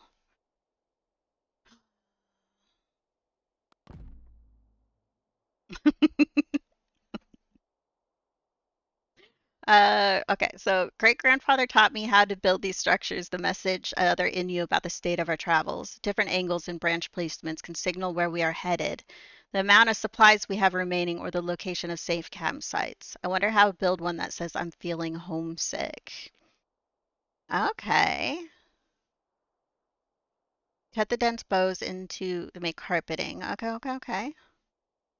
Platforms to honor animals. Okay. Historical facts. With a name derived from the Latin word to rise, fir are among the tallest trees native to North America's boreal forest, capable of reaching heights of over 80 meters. That sounds scary. 80 meters and drops a branch? Ooh, you probably hear that from a very long distance. It sounds scary. These trees next to me, evergreen trees, when they drop a branch, it's dropping on my roof, and that's very scary. Um, I don't think I'd want a fir tree next to my house. 80 meters? Sounds scary. Unlike other conifers like pine and spruce, their needles are fat, flat, and slightly hollow, making them particularly effective insulation against sub-zero temperatures. This, along with the wood's versatility of use in construction, make it a particular favorite among early Nouvelle-France loggers. Nowadays, fir trees are most commonly used as decoration to celebrate Christmas, a tradition that dates back to ancient Rome, where pagans would cut evergreen trees to celebrate the winter festival of Saturnalia. I can't say that word. It's not for my tongue. But yeah. I like how they actually said, like, Christmas. We're pagans. So it was a pagan holiday first. The history of holidays is so crazy. The familiar sight of a blooming The people yarrow may say great-grandfather it like uses to cure the thunder. ill. Mm. Oh, what did we learn? Oh, you can find these gardy wildflowers blooming even during early autumn. I treasure their vivid colors, but great grandfather treasures their potential as medicine above all else. From whole leaves chewed to tree coughs and toothaches to roots mashed into poultice that slow bleeding, or even petal and fluid fusions to numb ear infections and stomach aches, there's little a bundle of yarrow cannot cure in the hands of an experienced medicine man. Every part of the plant is precious and every part has a purpose. I can think of a few flowers that more fittingly represent the Innu philosophy of using everything nature provides. There's one flower I never want touching my skin, and it's the begonias. Um, that's like full red itchiness. No, thank you. When I was working at a flower shop and I would like clean up the outdoor flowers, um, I had to, that's how I learned. Begonias didn't like my skin. After working in the begonia stuff, after I would like pull out, it would be all itchy and I'd have like red dots everywhere. I didn't like it. I did not like it. And you aren't the only culture who treasure the yarrow's healing potential. This flower is one of the most prized medicinal plants in the entire world, and almost every native nation in North America has their own remedies that rely on the plant, ranging from teas to powders. It's hardly surprising that these flowers earn the name life medicine among Navajo healers. That said, determining the yarrow's indigenous origins remains a contentious debate among modern botanists. Some argue that the plant is native to northern Eurasia, while others claim its boreal and mountainous subspecies could be found in the province of Quebec long before colonists arrived. Even today, interpretations differ and research contradicts research, shrouding the flower's true nature in mystery. Ooh. We don't know where it came from. Hi, sir. What are you doing? My backlog looks scary. Thanks for slamming on my door there. That made me jump. But yeah, I do have quite a backlog though. And we're working through it though. We're working through it. The next game we're currently going through Bear and Breakfast, which we'll probably finish tomorrow. And then our Monday, Tuesday, Wednesday game is probably we're gonna be moving into Persona 5. And then once we're near the end of Persona 5, I'll let everyone, I'll bring up 4 games I'm interested in. You can all vote to see which game to play next, the next 2 games. And then for horror games, we play on Friday, and then usually one of the weekend days, either Saturday or Sunday, depending on my availability. And we go through, and we're currently working through Darkwood. Once we get to probably next weekend.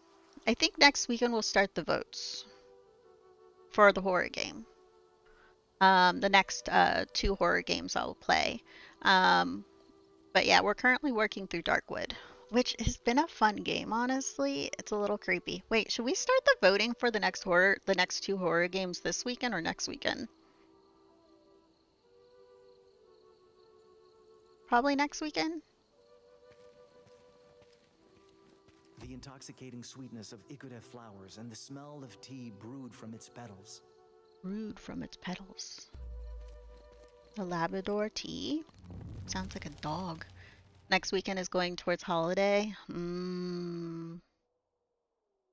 what month are we in? So many. I always forget what day. Today, I know it's Tuesday, but I feel like it's a lie. I feel like it's a lie. Is anyone else currently feel like they're in some kind of like time vortex or something like that right now? Because it does not feel like it's a Tuesday. I don't know what day it is, but I don't think it's a Tuesday. Oh yeah, graduations are hitting in June. Um, I'm working in an event center, and a lot of graduations will be going through there. Um, I just do that one as a part time. It's just a part time job. We're looking for a full time job right now, but yeah. I still need to go back to Persona 5, beat the base game 3 times. Royal just won, but I didn't saw the new story there because I missed a few dates. Oh, you didn't see all of it? Yeah, we're gonna be playing Persona 5 Royal. I have the disc back here on the shelf here, and my PS5 is just on the other side.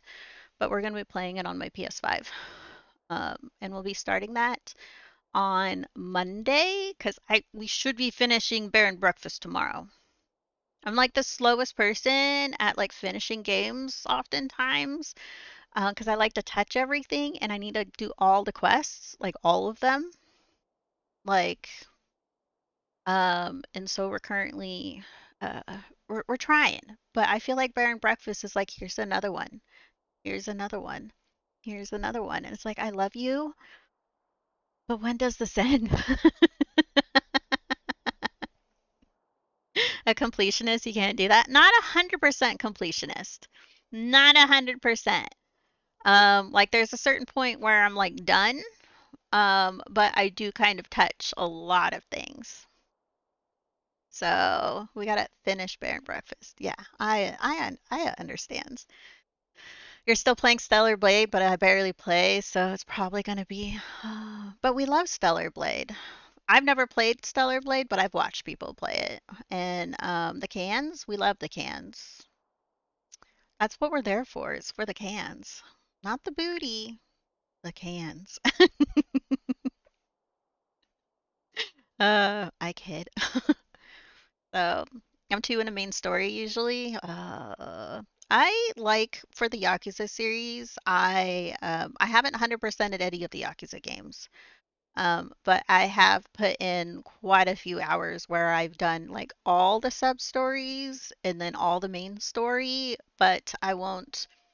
I guess like some of them, if the sub story is tied to Mahjong, I didn't finish those because I suck at Mahjong. I suck at it. I'll admit it. I tried. I even did off-stream learning and downloaded Mahjong on my phone.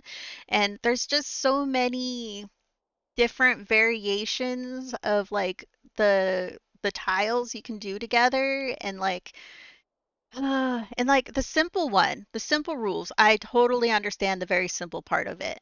But what ends up happening is every single time I try to just do the very simple rules to, finish it and win a game, they pull out a fancy maneuver with a fancy combination of tiles where I'm all like, motherfucker. They do the fancy shit. I try to do the simple shit, they do the fancy shit. And I try to learn the fancy shit and they win with simple shit. And I'm all like, so you gotta learn both. uh, but yeah, I kind of just go through games like, yeah, Yakuza Judgment is like that for me. I just can't and don't want the game to get me away from the main. Yeah, no, for me, I find a lot of what I like to do in the Yakuza series is in all the side stuff. And so I'll dink around in the games just doing so much other things. And then eventually the game is like, hey, you need to go back to the main game. And I'm all like, but I'm not ready yet. Can I play more cabaret? And it's like, you can't play more cabaret until you do more main story. And I'm like, fine, I'll do more main story. And then as soon as we push forward just enough to where it opens back up, where I can do all that side content again, I'm all like, peace. But the main stories are so good. The drama has me like at the edge of my seat. Um, my hands will be like I'm like holding really tightly, and I'm just like, they're so good. They're so good. For info, Labrador is part of another province in the north of the piece of land that's mostly Quebec. Oh. But yeah. But at the same time, something really important is happening, and the game is like, "Hey, come and look at that side thing," and I'm like, "Leave me alone." Yeah. Sometimes if I'm really into the main story and then it's throwing side content at me and I was like, this is not the right time. But I am one of those where I do love side content. Why are you sitting on my mouse?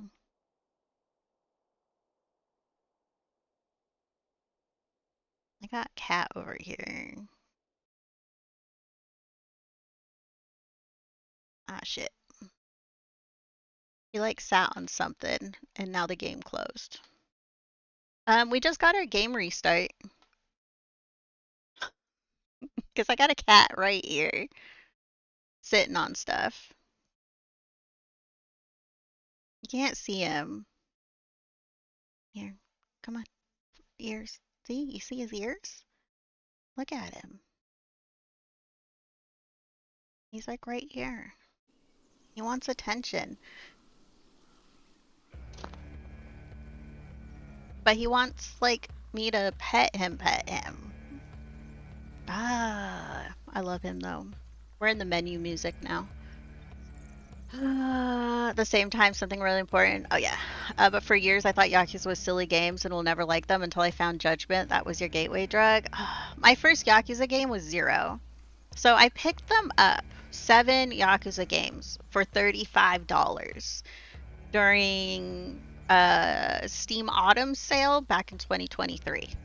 And I was like, well, I picked up 7 games. We need to start these. We need to start them. So I started playing Zero in November of 2023. We finished it in January of 2024.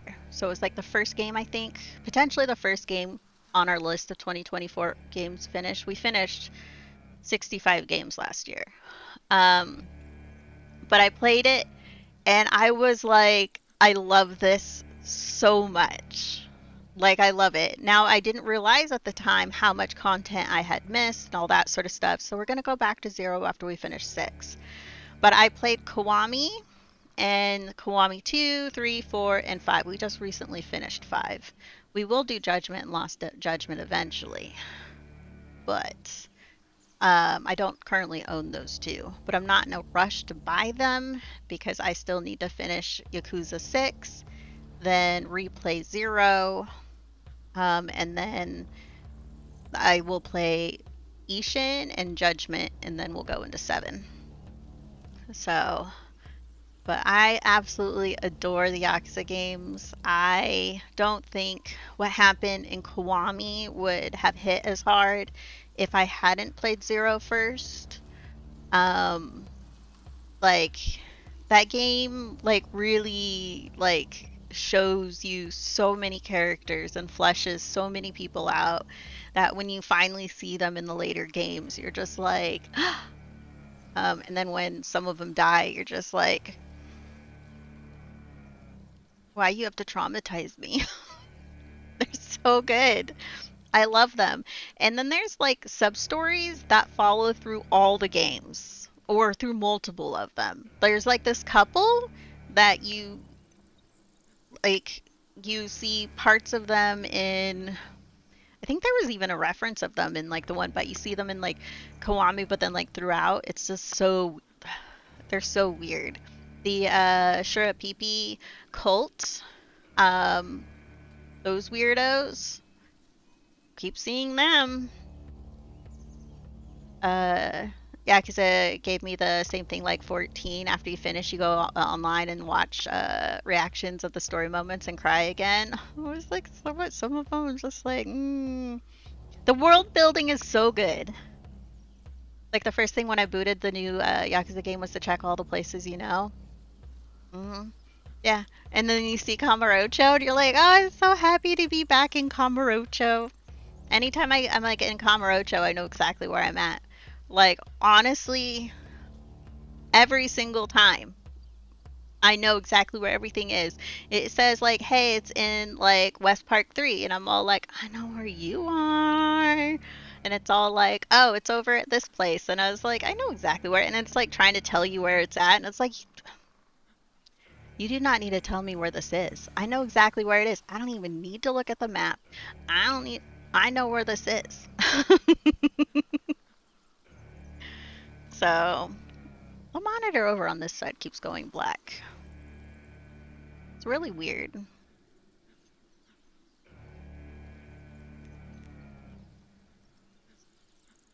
I don't know.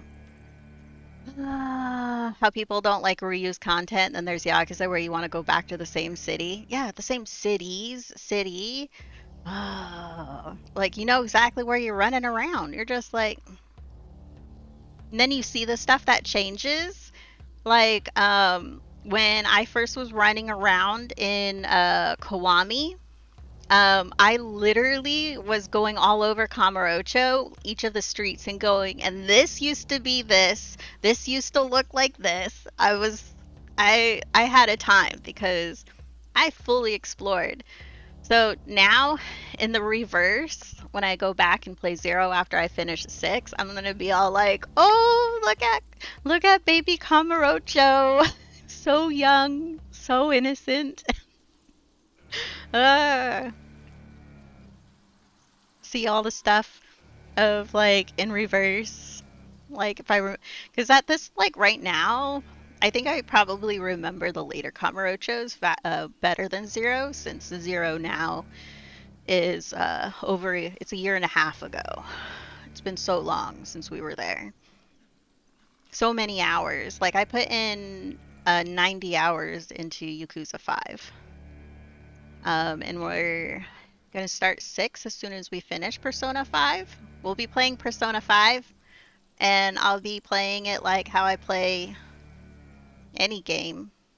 And with the Persona games, with you having to make choices, I will probably have a crisis every once in a while. It's fine. It's just choices. It's fine. We'll make choices. But once we finish Persona 5, we'll go play Yakuza 6. So, but yeah, side stories, many side stories. I like the side stories. Yakuza 5 was a ride though. It like is multiple different protagonists that you play as, and many different like content, like the way it plays. Like each one could be like its own separate game. Because like when you play as Kiryu, you are a taxi driver, you're a race driver, you're zooming around in your car, and all that sort of stuff. And then you become Taiga, you escape prison, again, go figure. And then you become a hunter up in the mountains, and that's what you do. I literally stayed up in those mountains for like a whole week. That was our stream. Monday, Tuesday, went. It was just us in the mountains. Okay, that's all we did. And then you become Haruka, and you're a pop idol, and it's just dance battles. It's just the games. It's so funny. And then you become a baseball player. And then you play baseball. We were a pro at the baseball though. We got so good. But yeah. The worst, not in a bad way, were 3 and 4. The gameplay was a bit too dated, but still the games were so good. For me, the only one that was my least favorite, where I actually didn't do everything, and my probably the least played, the least amount of hours, 4. 4 was my least. When I got to the end of 4, I had not like leveled up everyone or anything like that, so I actually struggled in those end fights. So we were not prepared for the end of 4. At this time, what do I remember of 4's story? I just didn't enjoy 4. The sub stories usually like that's where I enjoy like playing the Yakuza game, is in the sub stories. And I wasn't enjoying the sub stories, so I was skipping them. I skipped a lot of them. So if there's any of the Yakuza games, like 4 is my least favorite. The others I put a million hours in. The worst thing in the older games were the freaking enemies with guns. The moment I blink, I'm dead. Dude, the guns were so annoying. Like, there's, what was it in 4? There's the one guy, he wants to train you to go up against guns, and I was like, I don't want to. Like, I didn't even want to do the training. I didn't want to.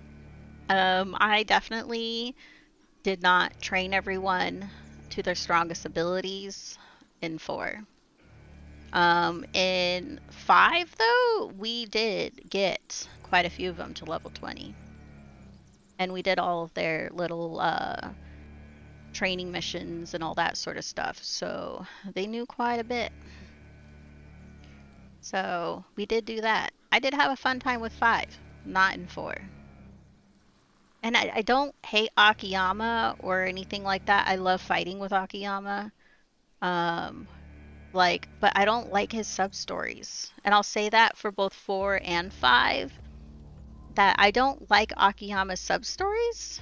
Honestly, the sub-stories that I did find I liked the most out of them were the ones that involved other people.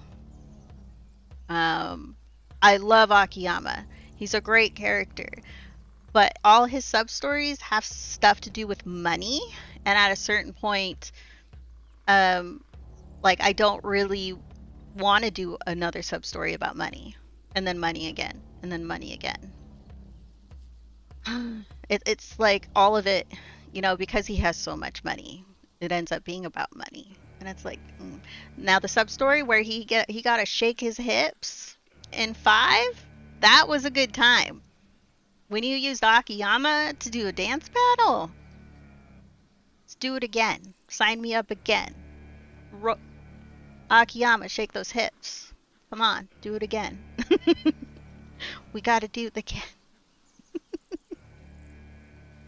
Sounds like me because you're always poor. Akiyama has like a lot of money. So,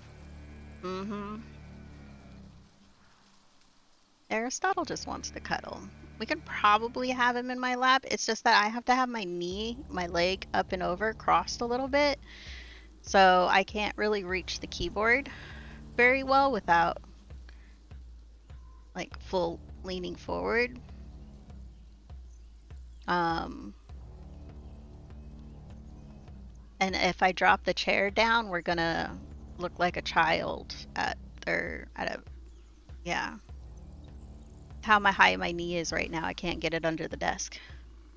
I don't want to drop the chair down lower, just so I can have my leg under the desk. So I think we just have Aristotle with us for the rest of time. Is Persona 5 first Persona game, or have you played the others? My first Persona game was actually Persona 1 on PS1. Probably not on the PS1s that are behind me. Probably on the one that's broken. These two aren't broken. I do have like a bunch of systems on the shelf back here, but there's a PS1 on the other side of the Dreamcast. But my first Persona was Persona 1. I've played all of them at some point except 5. I haven't played 5. When I did play Persona 3, it was back on... And what system did I play that one on? Was that one a Game Boy? Or was that one Vita? I've played so many games, sometimes it's to remember what system I played some of them on. I have to sometimes go back here and pull out games. Like, what do I have you on? Like Crazy Taxi? We have Crazy Taxi here on PS2 and on Dreamcast. So I have 2 copies of Crazy Taxi. So, 2 multiple copies of just weird because they came out in multiple systems. But 2, I probably remember Persona 2 the least, honestly. So I tried the old ones. My first was PS3, but the first that I actually finished was Persona Golden. The Golden is my first one that I've probably finished. I don't think because when I first played Persona, the first one was way back on like PS1. I don't think I really understood what I was doing, and then and I just remember that one being like, was it school going through other worlds? The story was weird. Um, and then when I've played the one Persona 3 Reload, I think I was playing a copy that was on my brother, but my brother heavily traded games back then. He heavily traded games. So there's a lot of games where I never got to finish because my brother would trade it in before I finished playing. So, and I'm the oldest of six, and so usually like I work and all that sort of stuff, and so I had a little bit less free time. Um, but I'm also one of those where I do kind of go slower through games because I just like to just mosey through them, enjoy everything. That's the only Persona you've played is one. Uh, I played Persona 1 multiple times, but I think I just played like the first like dozen hours over and over. Because I think by the time I would go back in to go play, and I was like, I don't remember what I'm doing. I don't know what I'm doing. So then I would restart, and then I would get to about the same, and then get busy and doing other stuff, and then come back and be like, I don't remember what I'm doing again. Persona, that game, if you weren't paying attention, there was no like popping a thing open, be all like, where do I need, what am I doing? Where am I supposed to go? No, you need to be paying attention. Okay? There's not some NPC you can just walk over to and be like, hey, what are we doing right now? Or pop and open a menu and be like, hey, what are we doing right now? Literally, no. I don't remember there being one. I just remember getting lost because I hadn't picked the game up in a minute. Back in the day, you didn't understand JRPGs at all. I didn't really start gaming until like the PS1. I had touched games previously on all of these older systems, like Nintendo, Atari, and that sort of stuff. But my brother was heavy into platform games, and so the systems and the games were bought for my brother, not for me. And they would be there and I would be able to play. So I would play. So I've played Mario, I've played Crash, I've played all of those. I didn't really care for them. The first game I remember deeply enjoying, but was being borrowed, was on Super Nintendo, and it was SimCity. I absolutely adored SimCity. You couldn't get me off. I literally, like, that's all I wanted to do was just do SimCity. And then years went by, and my brother was still mostly in platform type games, which I will pick up, I'll play, but I don't really particularly care about playing a Mario. I think the Mario that I enjoyed the most was the one with, what is it, the whistle, getting the tail. Uh, which Mario was that? Is that 3? I think that one I might have played the most of. Um, And then I played Mario 64, but mostly I was just replaying the levels to get all the stars. I was the sister where I literally do not know the story of Mario 64 at all. I was just going into my siblings' games, and then I was going in and getting the stars that were missed on the old levels. That's all I did. That's all I did. Um, I did play, but then my brother started finding RPGs, and I was at our dad's, and his PlayStation was hooked up, and I put in Wild Arms. It's actually back here up on the shelf. I put in Wild Arms, and I was like, what's this? And I was like, never seen a game like that before, because all the gaming I had been up to that point exposed to was the games my brother played. And still, Wild Arms. No idea what it was. So I put it in. I was like, I'm bored. let's do this. And then he had Final Fantasy VIII came out, and I put that in, and I was like, and I deeply fell in love, and I was like, okay, gaming has me now. And then we started hitting up all the local, like, small gaming stores and all that sort of stuff in the Seattle, Bothell, area around, and we found so many. We picked up a bunch of games on the Super Nintendo, and this was after the PS1 had come out. So we were picking up classic games and like all the older ones that came out in Super Nintendo. We found the Final Fantasies, the old cartridges of them, Lufia, and all these other games. And we were like, PS1 was out, and here we were.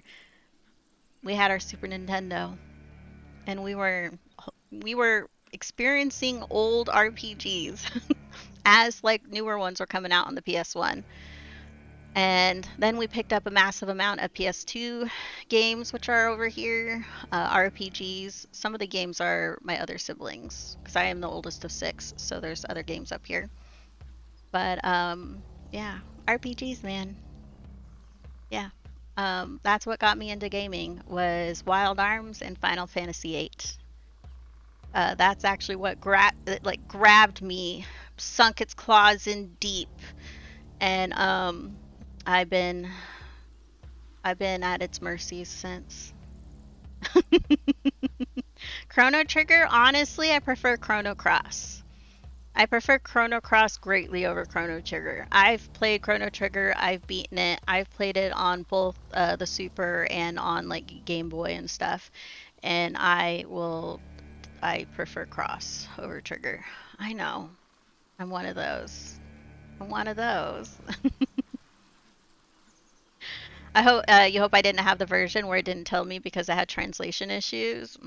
I might have had that copy, Aya, of like the Persona one. It might like I know there's like games out there where sometimes they weren't fully translated.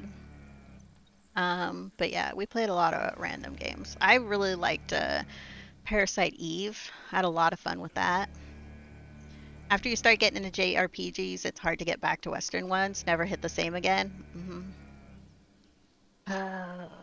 I do like, honestly, a good Polish RPG type game. The Polish uh, do really well at storytelling.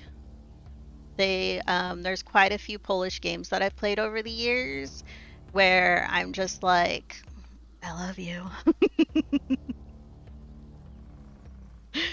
I think they've done some pretty good things. Um, Pretty good things. There was like a whole quest about saving the school they just removed from the English version. Oh, probably. So, but yeah, bias. Akira Toriyama did art for Trigger. Yeah, you can see, like, you can definitely tell. Like, he has a very distinct art style. Anytime I see it, I was all like, Akira Toriyama, I see it. Your sucker for friendship saves the world after a few hours of fishing. Oh yeah, yeah. I think one of my all-time favorite, like I deeply love the Lunar, like the first Lunar game. Was that Silver Star Story? I deeply love that game. I deeply love that one. I also love Breath of Fire 3. That game is ridiculous. I love Breath of Fire 3. Frog's theme for Trigger lives in your soul. Yeah. There's so many good PS1 games. I love Thousand Arms, and that game probably is it's so weird. Have you all played Thousand Arms? I'll talk about Thousand Arms, and so many people are like, I don't know what you're talking about. And I'm like, the game is ridiculous. You are mice who is a son of a blacksmith, and you have to you are a better blacksmith with the friendship of like the other person that they kind of like pray over the weapon as you like work the weapon so you can get like abilities from like the female. So this one, like the father is like a womanizer. And so Mice at the beginning of the game is a young womanizer. But as he like goes through the game, you gather like other female characters and you go on dates with them.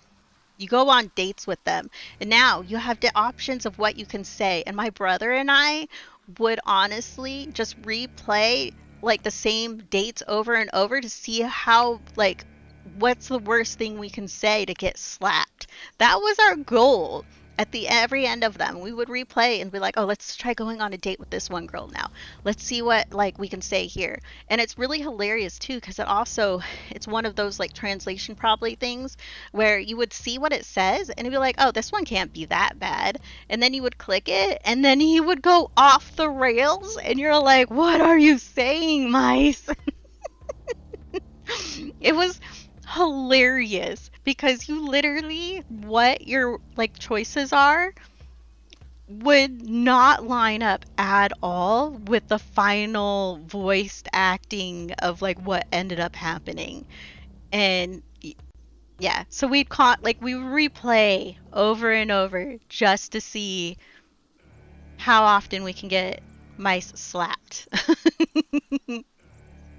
And what were the best ways like to end it and all that sort of stuff. But your goal was really to get like your like relationship level to maximum so that way when you do blacksmithing with them you got like the maximum like ability to your weapon.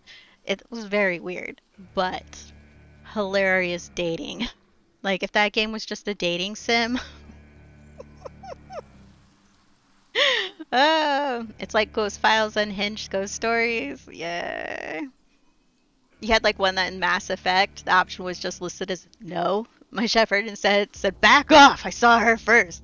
Dude, sometimes you have no idea. Welcome home, Book. Sometimes you have no idea. Like in the games, you're all like, "Oh, this is not that bad of an option," and then they're like going like something completely unhinged, and you're just like, "That is not what I was trying to say." What? And then you're like, "Should we just restart now?" Oh my god. Oh, but yeah. If you ever want like an unhinged, weird dating game, but it's not a dating game, it just has dating elements in it. Play Thousand Arms. It's honestly, I don't think the story was all that bad either. What was going on in it, I don't think it was all that bad. You were doing a no romance run, so it was definitely not the plan. Yeah. My leg is falling asleep. It's getting tinglies. But we should probably get back to. I can talk about gaming forever, honestly. We this like shelf goes up quite a bit of height. Here, I could probably here. Switching over to this camera.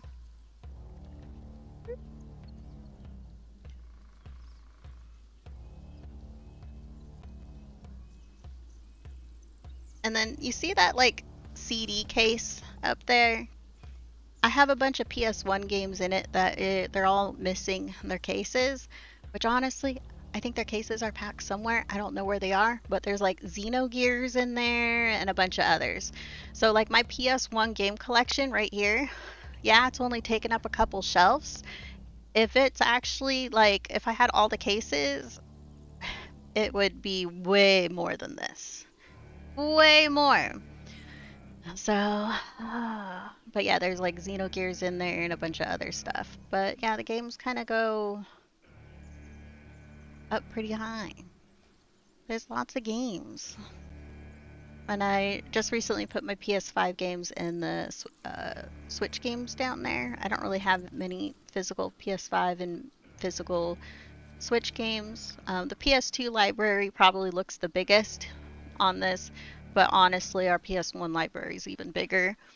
Our Super Nintendo library, sadly, was pawned off for a little shithead teenager for his drugs. So, sadly, all I have left from our Super Nintendo days is the system itself. And the rest was all gone. It's really sad. We had so many. We had so many Super Nintendo games like Mario RPG, all the Breath of Fires, the Final Fantasy, like Perfect. This pushing out will tell other Innu where I'm headed. he says pushing out. Pushing out. It's a Assuming other Innu actually come. He says pushing out. It's not pussy now, it's pushing out. Okay. We now know. I paid attention to the words. Nothing quite like fresh cut fur.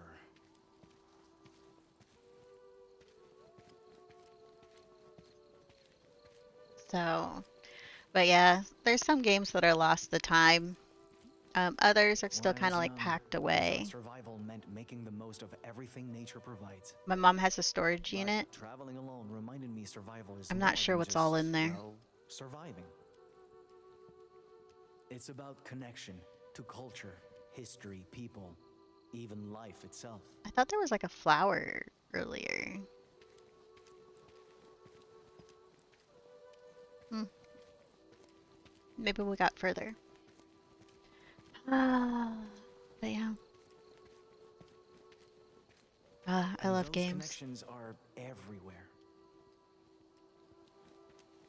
I've definitely gotten way more into gaming. Tracks of roaming caribou who feed us in winter, clothe us I actually all don't year know if I'm round. even more into gaming now. I think I just have more time.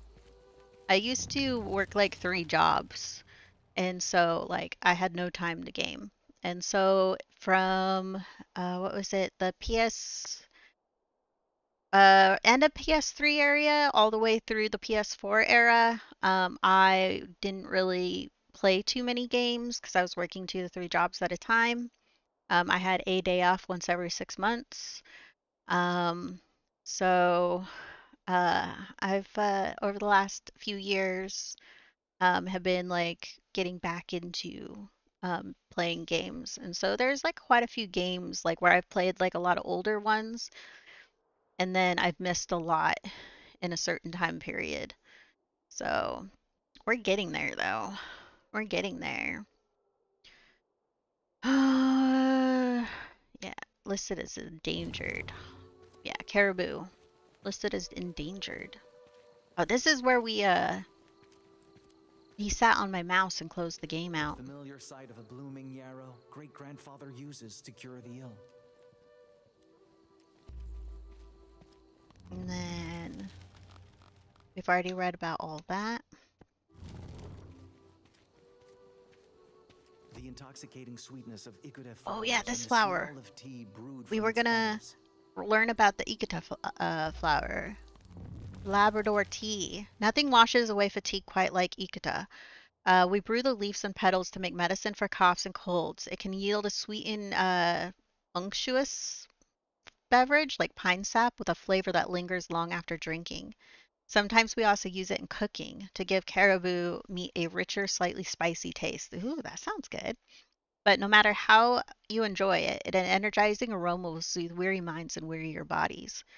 Innu women also make beautiful hollow dolls meant to be stuffed with tea leaves. This way, even children carry their share of belongings whenever our communities travel. They often cry when one needs to be cut open, but their smiles soon return after the first whiff of tea. Historical facts. Called Ikuta by Innu, Labrador tea is named after the northern Canadian area it originates from, though some varieties also grow in Alaska, the Great Lakes, and parts of Greenland. Easily recognizable by its cluster of white flowers and its leathery evergreen leaves, the plant is well adapted to colder wintry conditions. This hardy nature, coupled with its myriad medicinal properties and almost alcohol like sweetness, make it particularly popular among Native American communities. Though when consumed in excess, it is known to induce nausea, cramps, or even mild paralysis. Since it takes many years to grow in the wild, typically in low elevation wetlands or the upper reaches of Rocky Mountains, only a few leaves would be picked per plant at a time in order to avoid killing the shrub too soon. Nowadays, East Canadian Indigenous people, including Innu, also make skincare products using the plant as it clears acne, repairs eczema damage, and promotes elasticity. Oh, you got acne? Who here has a? I mean, Those connections are what who kept me doesn't going have back then. acne? Because no matter the distance, I knew Innu back home survived the same way. Still, connections alone couldn't keep solitude at bay. It hurt having no one to speak to, no one to share stories or even laugh with. But that night, everything changed. Everything changed. There you are. These prints were at the shipwreck, left by that woman the poacher traveled with. If I find her, I'll find him. I want to look like that way. Okay, tree fell. Follow the woman's trail. Okay. Goes this way. But I want to look over there. But we'll go this way. Do we want to check? What happens if we, like, wander off course?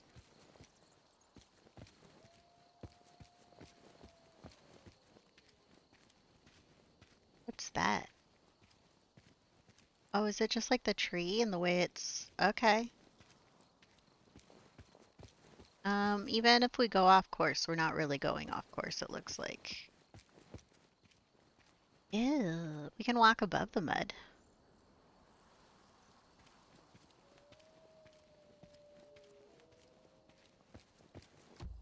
Wolves.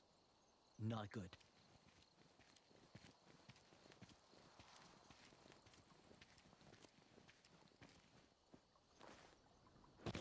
Okay, okay, okay.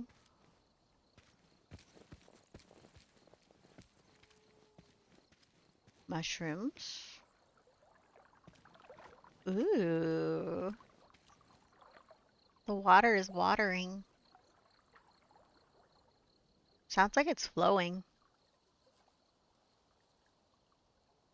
Looks like it too. What the? What do you see? That blood? Is that blood? Looks pretty This dark. is bad. She must be bleeding out. Or worse. Better hurry.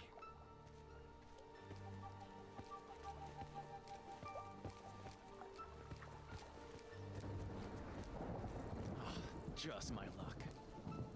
I'll need to find some place to wait this out, with or without her. With or without rain? But you don't want to get caught in the rain? I guess it's how cold it is. Probably not.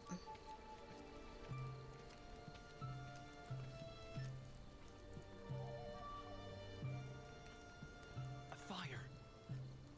She's alive.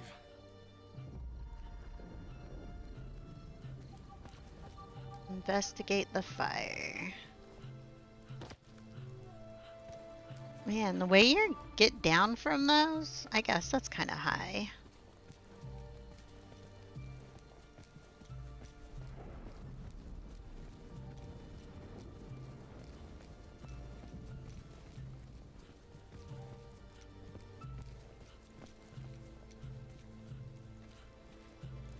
Keep an eye out for stuff.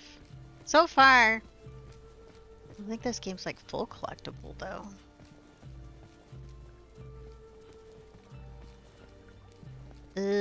Are we getting wet feet?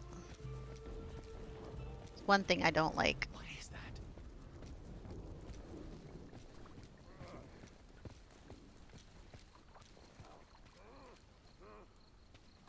Around the other way.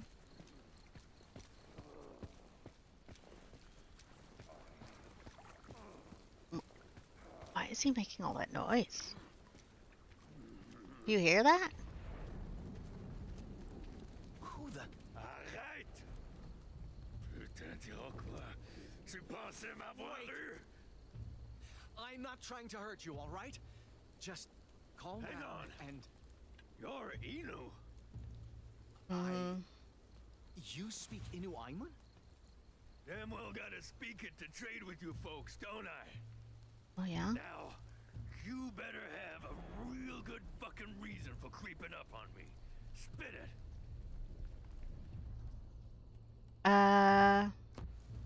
Found blood?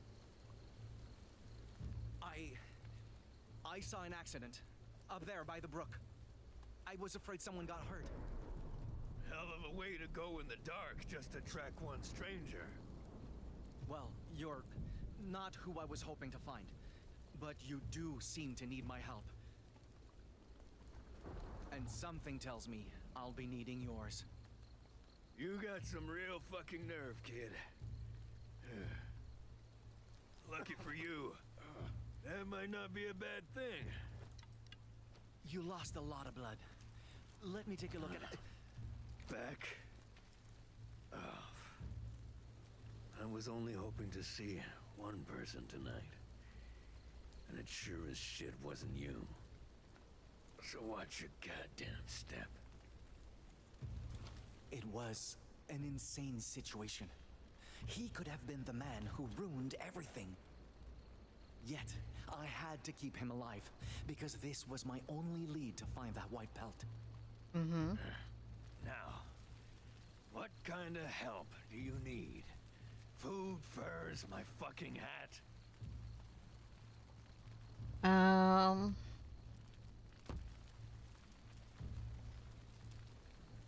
hunting a fur trader. He's a thief who stole something precious from my home, and... You better not be calling me a crook, boy. No! I don't mean you, I need to get back what they took. And if you can point me in the right direction, I'll make sure those injuries won't kill you. They may be serious, but I've handled worse. Well, either you're one hell of a bon Samaritain, or you plan on screwing me over. Not sure which I trust least.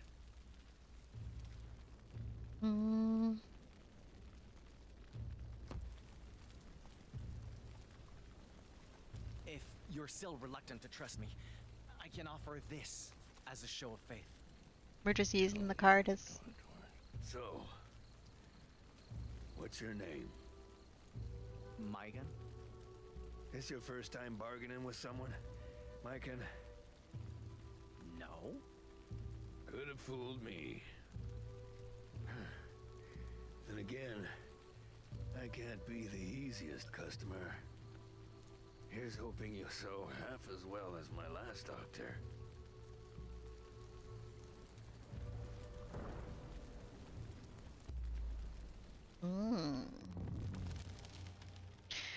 Let's see. I think... Oh, it's the bottom part has been added. Because we've already read this top part. The others are probably playing tricks on me to see if I get scared. Yeah. In the early days of Nouvelle-France, colonial authorities faced considerable financial struggles. Not only was territorial expansion military protection overseas fur exportation extremely expensive, securing sufficient coinage to actually pay those responsible proved nearly impossible. As a result, Nouvelle-France Justice Intendant Jacques de Mills. I don't think I've ever seen that last name. Jacques de Mule?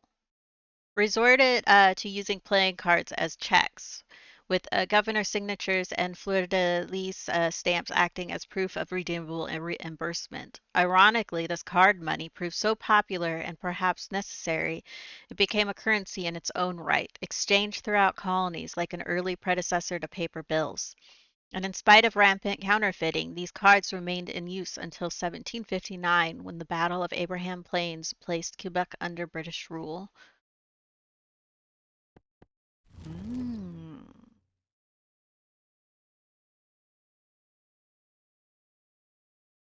Are we gonna be the girl now?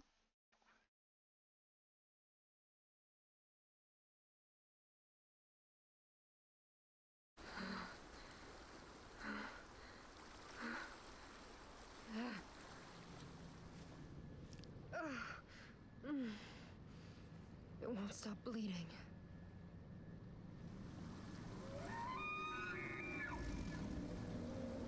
I've got to keep moving.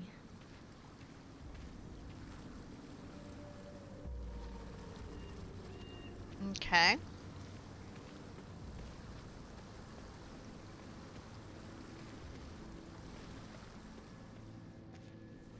Oh, Oh, come on, Jeanne. It's just pain. You can do this. yeah, come on, Jeanne. Let's go.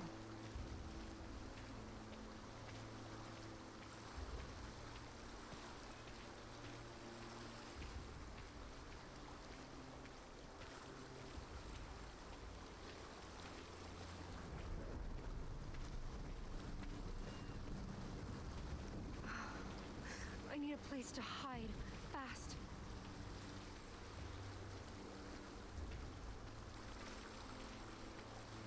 Well, we're working on it.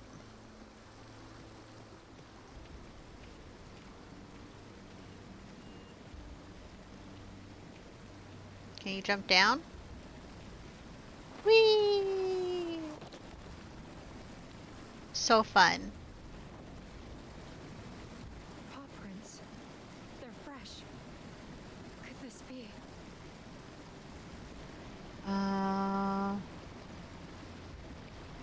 Let's see. We don't know what's out there. No. Too risky.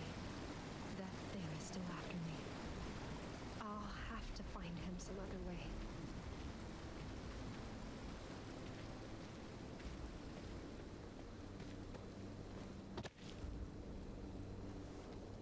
More manipulative.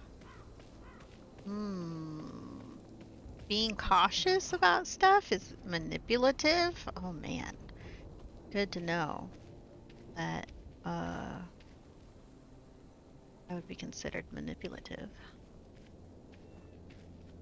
What is that? Good God.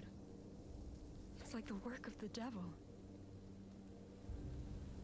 Oh my god. Lady, calm down. Not everything is the work of the devil.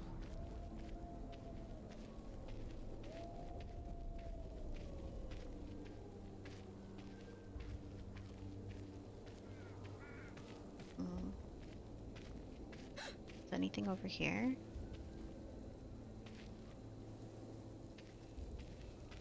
I just want all the lore. I like lore. Give me lore. Lore me up, man.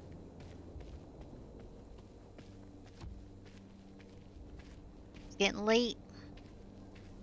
Our Father who art in heaven, protect me from this evil and guide me on to my home.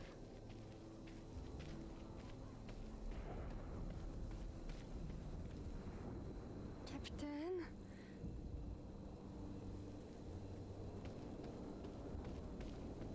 Oh no. Dog bones? Or other animal Pick bones? clean. Lord, I'm begging you. Don't let this happen to me.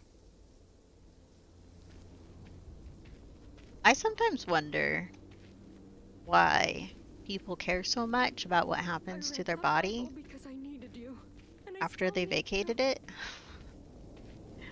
Like, you're not using it anymore. Why do you care?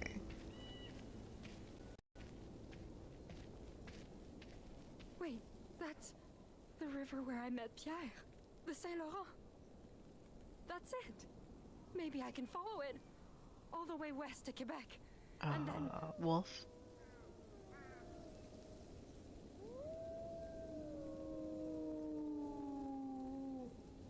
Oh God.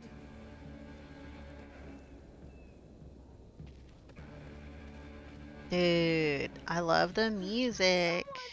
Help!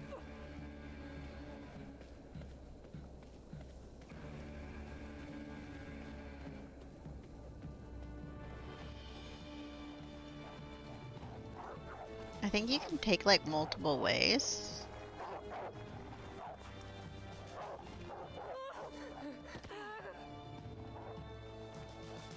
It's been a thing for almost as long as humans existed, usually greedy folks who want to keep what they have when they are gone. Yeah. It's just like one of those where I've always been No, no, no, no, no, God, not like this! uh hi doggy. Oh, are we about to lose our doggy? Yeah, finally she picks up a stick. At least, you know. Stay back! Oh.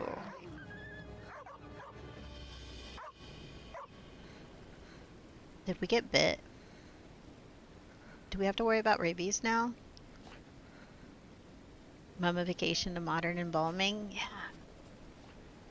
I'm a all for just cremate me. Just cremate me.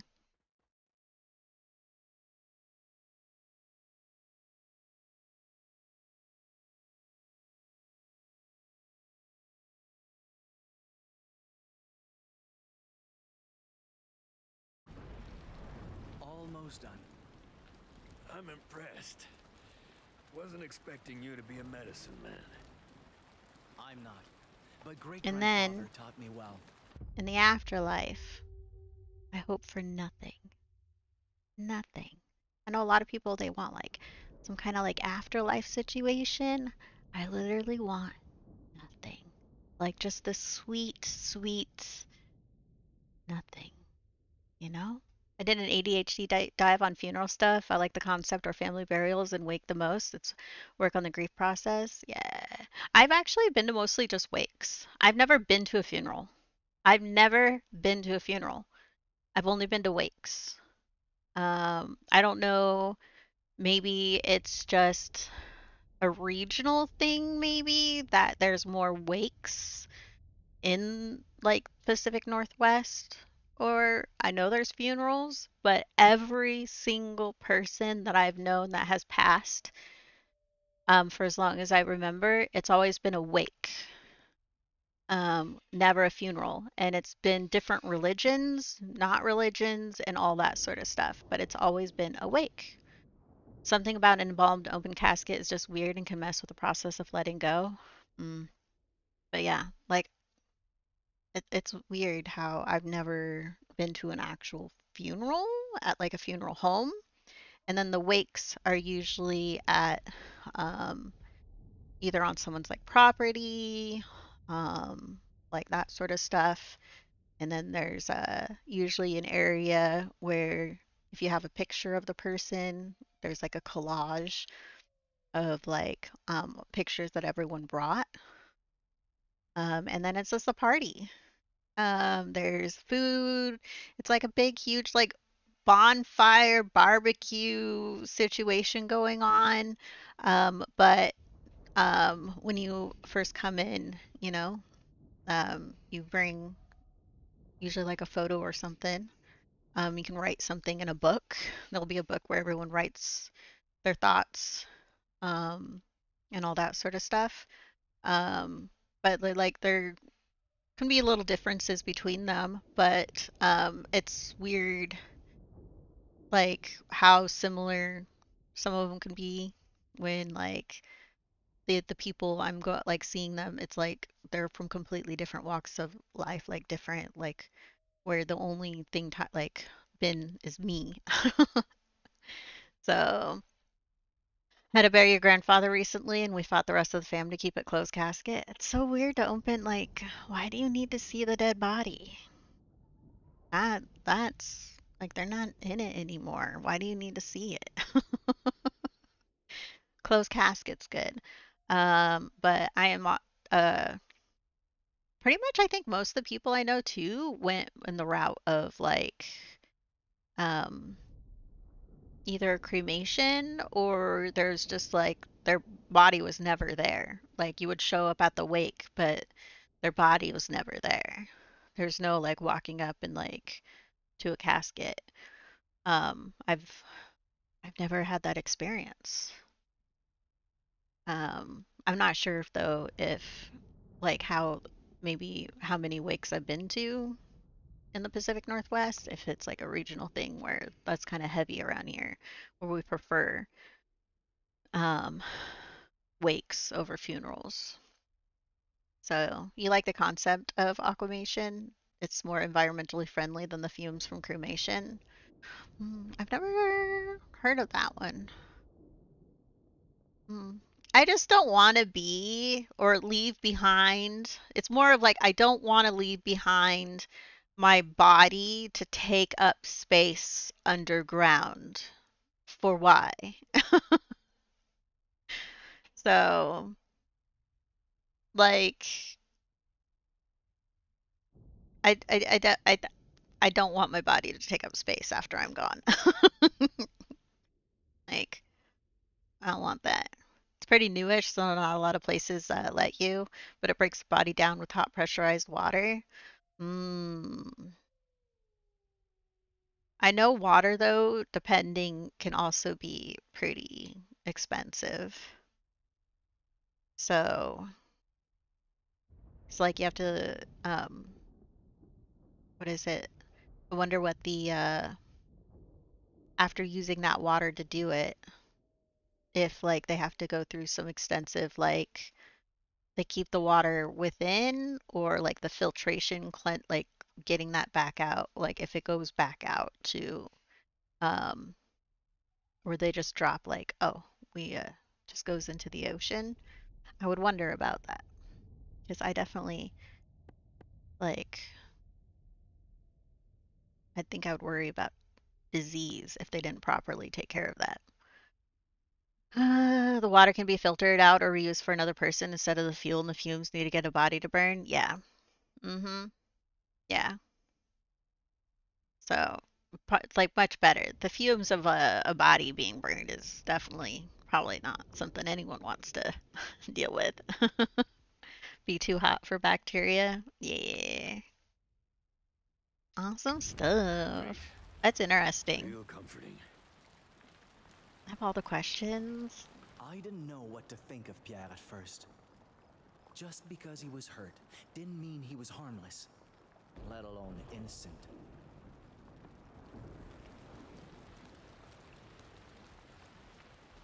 And yet, he cared about things I didn't know white men could care about.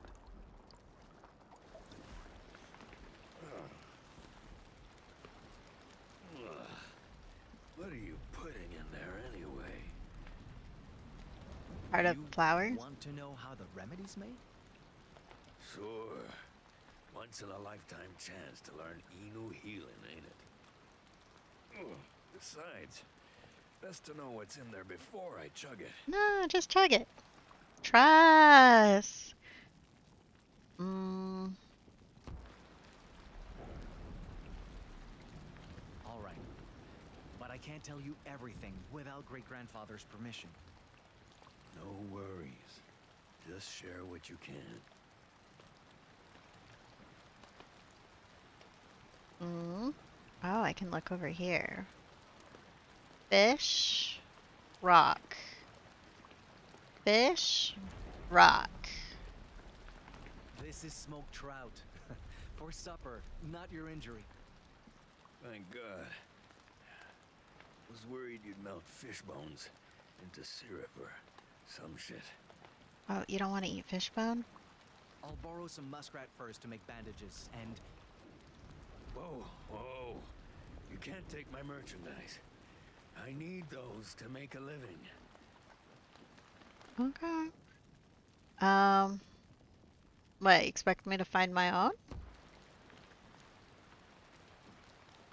do you really want me to leave you alone to go muskrat hunting in this weather? Unless you let me use yours, that's our only option. God damn it. Fine.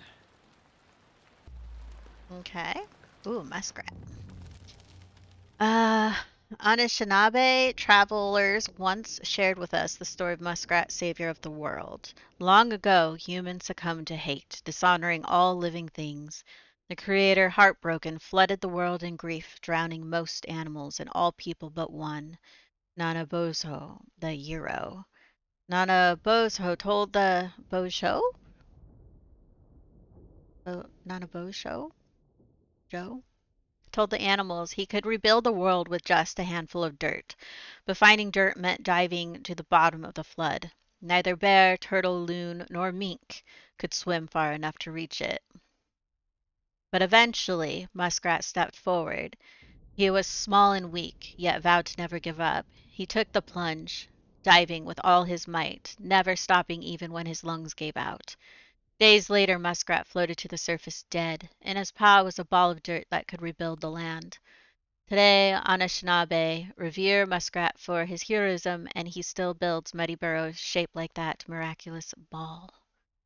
Historical facts. Native to the wetlands of North America, muskrats are aquatic rodents known for digging large, muddy burrows with underwater entrances.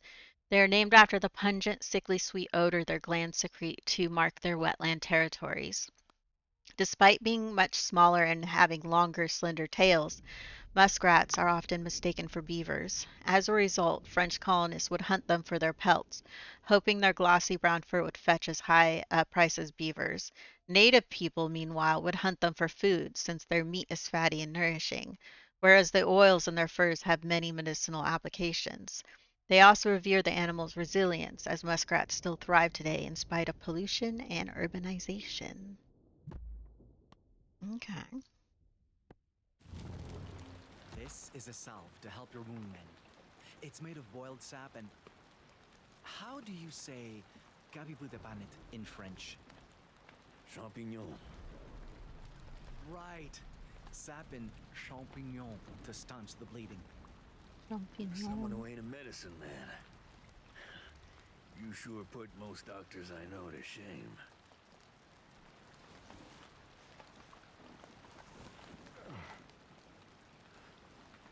All right. So what's that god-awful stuff? Food? Just igude tea mixed with bear grease. It stinks, but does wonders for fatigue. Bear grease? Of course. You hunt, don't you? You must have tried the lard at least once. Oh. Well, it's supposed to give you energy, assuming you can stomach it. Eee. Any chance it tastes better than it smells? Probably not. No, but Call the taste nostalgic. Us Innu always eat bear lard during caribou hunts, so it has a special place in my heart. Nostalgic doesn't mean good, you know.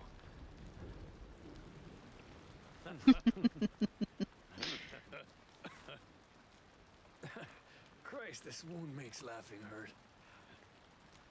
What even did that to you? Couldn't tell. Too much fog. But it was real big and real painful. think it was a moose And taking that fall, or a bear. going after Jeanne, didn't help the painful part. Jeanne? My traveling partner. Lost sight of her when that thing attacked.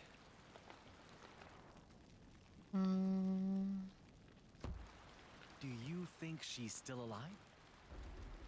Wouldn't be the first time she survived some crazy shit.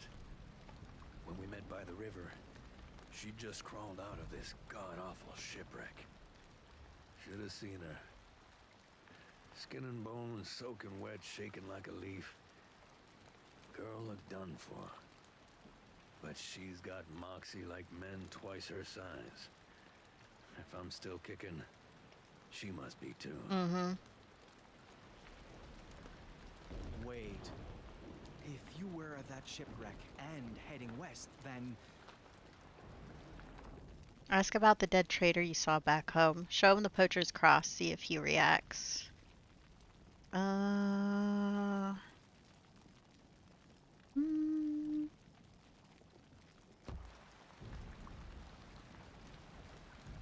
you near Tidiskak? Tidiskak.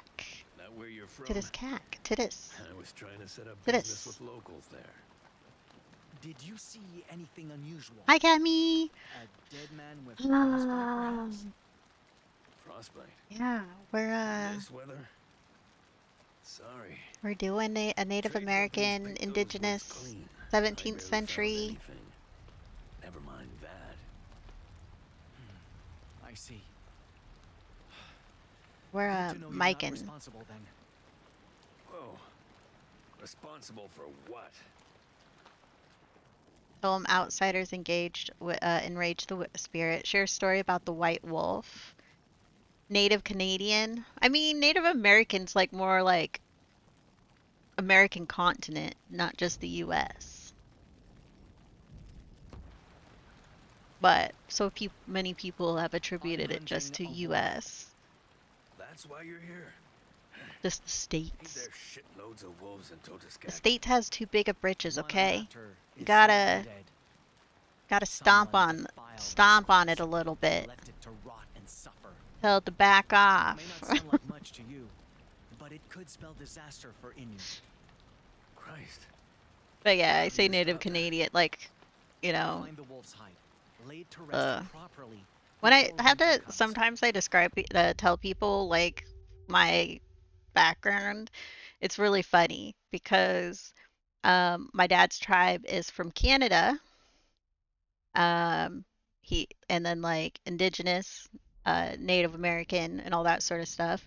But I myself was born in New Mexico, uh, in the States.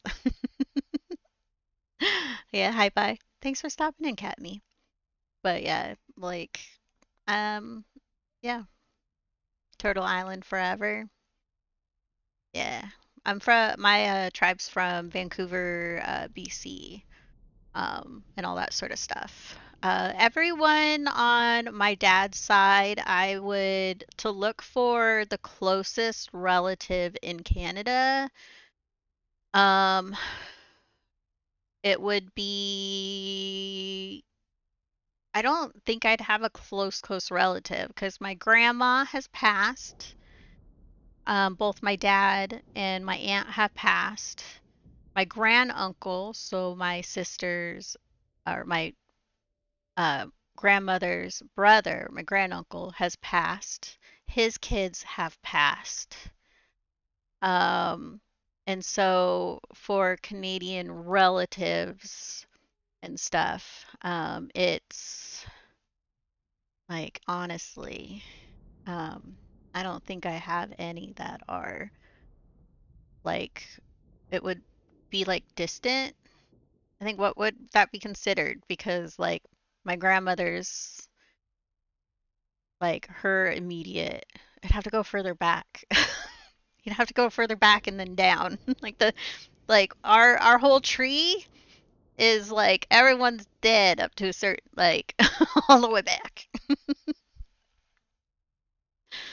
So I don't really know any of them. The last time they were down was when my grandmother was dying, and I don't think I haven't seen any of them since.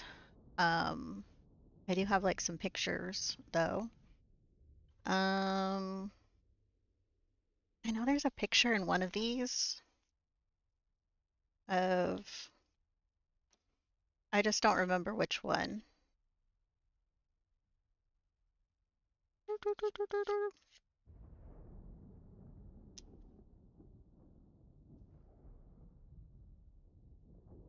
When my dad was dyeing his hair.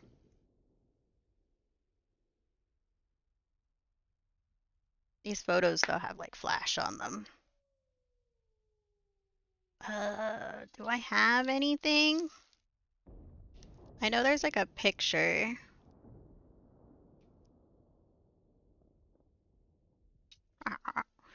Look, baby me. Look at me, I was so tiny.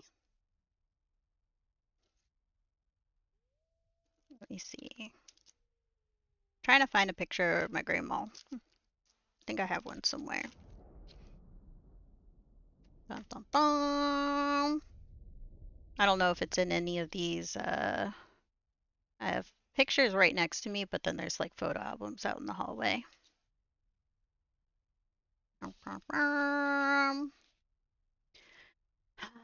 It happens to all family trees, yeah. But like trying to get in like touch with like people on my dad's side and going back like a certain amount of distance, like and like go talk to them.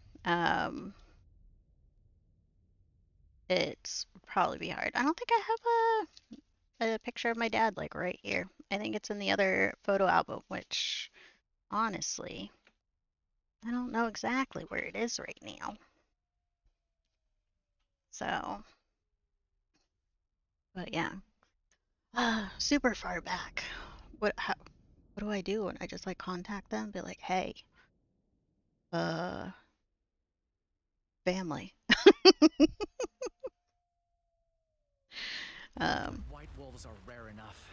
I know Tracking a like single pelt a is... few words my grandma taught Hold me, up. White? but it was so long ago. I don't even know if I remember it properly. Oh, bleu. Jeanne. She has one. Freshly skinned, pale as snow. And she's taking it west.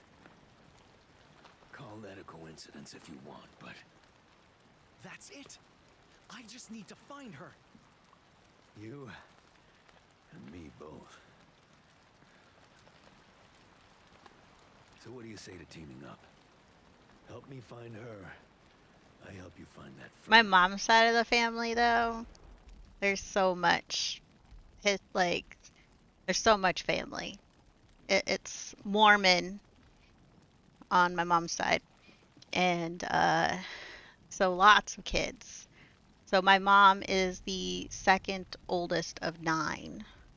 And then the amount of cousins that I got a big family on my mom's side.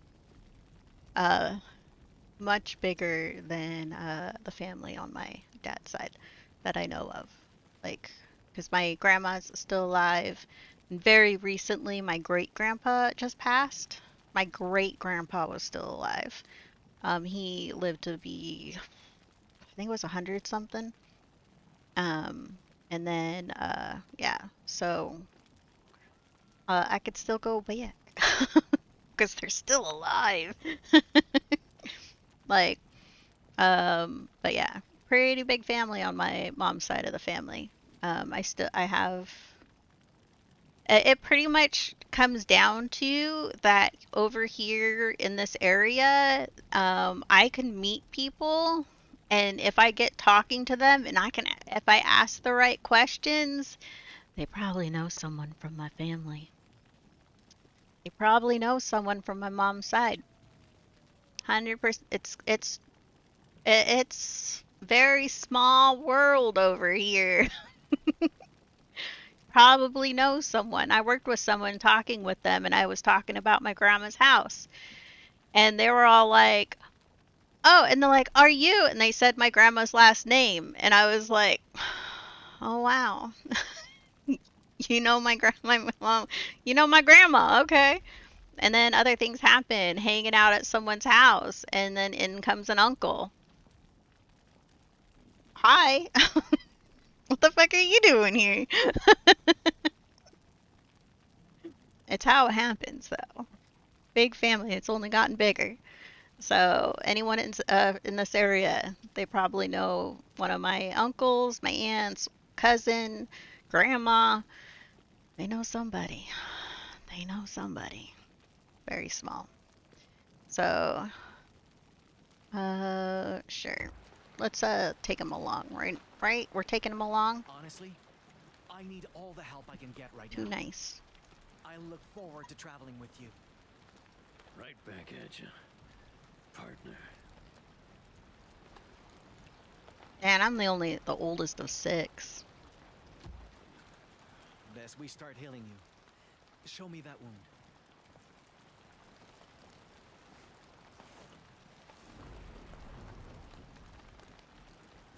Huh. Frozen over. Like he was mauled by cold. Jesus, kid. You okay? Is it that bad?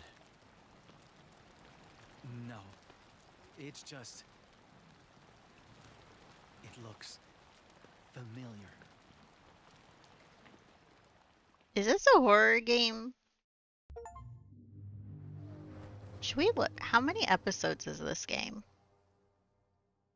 Mm,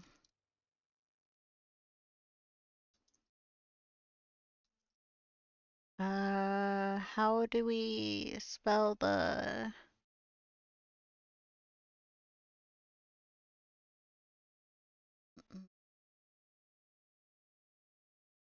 like checking the spelling.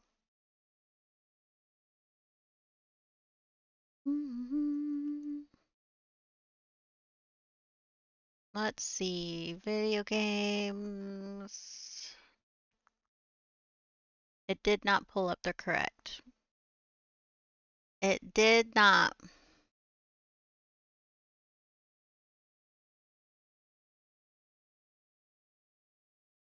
Try again. Oh, it's 7 episodes long. We found it. The game is 7 episodes long. We're currently in episode 4. Okay. We kind of been thinking around, so we'll see. We're gonna be playing for a while longer, so we got this. We got this. I just had questions.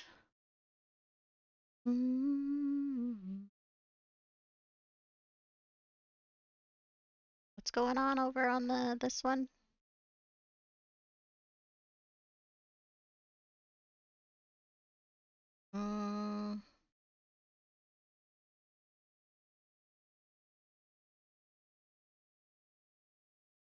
What is it doing? I noticed something weird happening.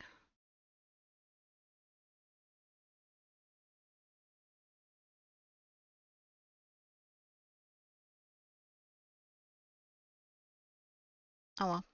Okay, start next episode. Let's do this.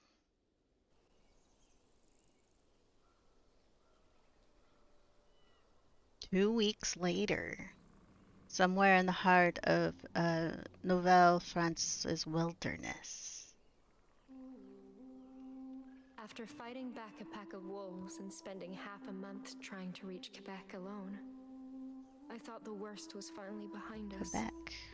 But the worst was just beginning.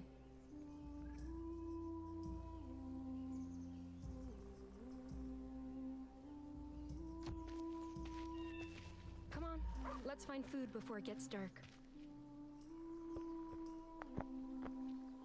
I'll understand sometimes. Okay, so it's just us and a doggo. Where's the doggo? Doggo, Capitaine. Oh, there you are. I was worried there for a second. I just wanted to see the doggo.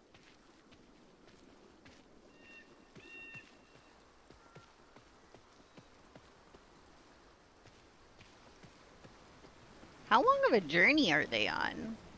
How many miles are we traveling, huh? Even colder than last night. If this keeps up, foraging alone won't cut it. How many miles are you walking only?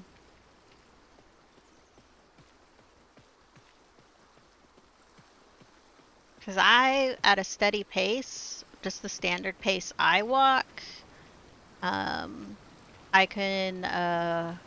usually do a mile walk on average in like 17 minutes. Now, I don't know what that translates to, like, kilometers. Look at them, they're so cute. I don't want to go anywhere now. I just want to, right here, this is it. This is.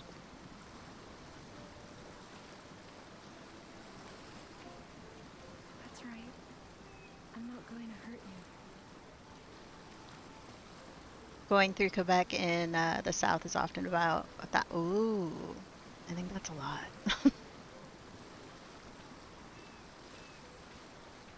Good girl. I think a U.S. mile is shorter than, Proud of like, yourself? You're yeah. lucky I can't stay mad at you. At least they left us fruit.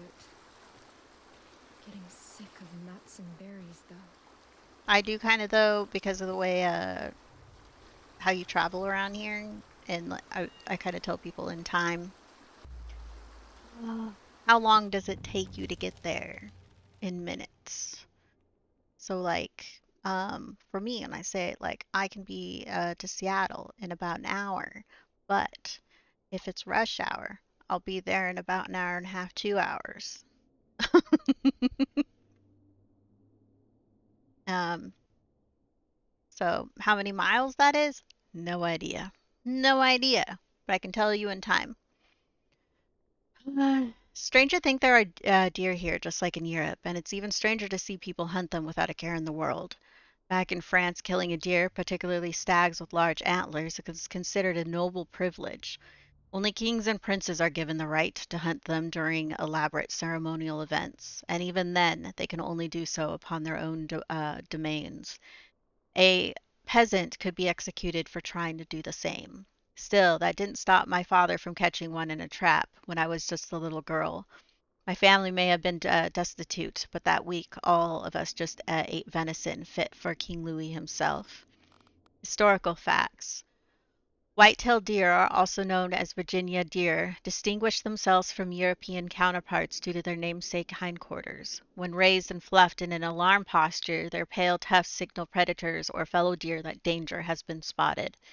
The species was almost hunted to extinction in the late 1800s, but nowadays their population exceeds pre-colonial numbers due to urbanization increasingly encroaching upon their major predators' territory. Their native range has been observed extending from northern Canada all the way to Peru. In native cultures, white-tailed deers were prized for their meat and hide alongside other cervids, like wapiti. They were also commonly featured throughout myths. One notable tale speaks of the Deer Lady, a shape-shifting creature associated to fertility and love. She lures abusive, dishonest men to their death and acts as an omen of personal growth for kinder-hearted folks. You get them in your yard like squirrels in rural parts. Honestly, we don't get any deers here. I live too much in the city. I have raccoons, possums, rats, um, maybe a coyote.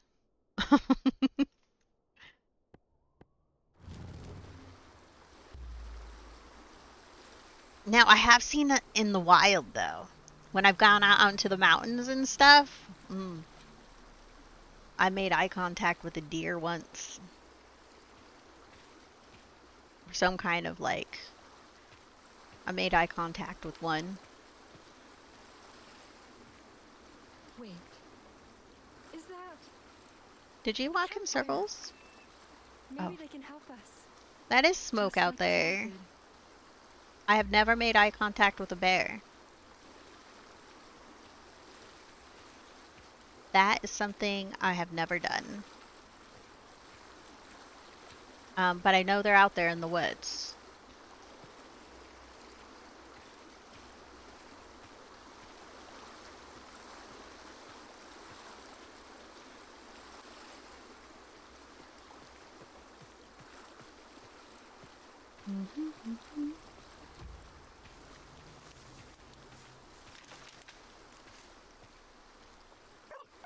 I think I just live too much in the city. Yeah, we know. Easy. I'm not trying to hurt you. My name is Tejon Wastasta. I come in peace. Wait. You speak... But... No outdoor You're not... playground for a few months. A Frenchman? Nah, afraid not. Though people say I have the accent for it. I don't think we Is even get something wrong? No. I'm fine. like here Just... how much I'm in the city. I don't even think I get coyotes. But if I went on the other side, coyotes there. Didn't expect one of you to speak French. Never met your kind before. Both sound rude. I wasn't sure that, people like you even knew our language. We're An only interpreter. different colors, not different species. Oh, Mm-hmm. right. sorry. It's all right. Besides, you surprised me, too. Hadn't expected the first white lady I meet to live in the middle of the woods. I'm Jeanne, by the way. And this is Capitaine. A pleasure to meet you. Though, I must admit, it's a confusing place to meet. I heard French women never leave Quebec's settlements. And that's days from here. Well, Oh, you see... game got a little weird there for a second. It's fine. We're fine in life. I was never in Quebec to begin with. I need your assistance getting there. I need assistance getting I've there. been lost in these woods for weeks trying to find those settlements. Then I saw your fire. Came looking for help. Because I don't think I'll be reaching Quebec without some sort of guide. We need to get to Quebec. You want me to escort you the rest of the way? Yeah, take me. I know it's a lot to ask, especially coming from a stranger, but I could pay you. As much money as you. I'm sorry, but I cannot accompany you. I'm needed elsewhere, and soon. However, the Frenchmen I work with, they're headed for a trading post nearby. If you're willing to work, I could ask them to provide food and shelter to last the winter. Of course, or do that for me. Of course I'm willing to work. I'd be more than willing. I'll cut wood, sew clothes, do laundry, anything. Seems like you'll enjoy being cooped up there more than me. Come, I'll introduce you. Maybe get you food and a seat by the fire, too. Thanks, Tehonasa. I really do appreciate it. Oh, we had like a little bit of weird lag going on there. Is it still going?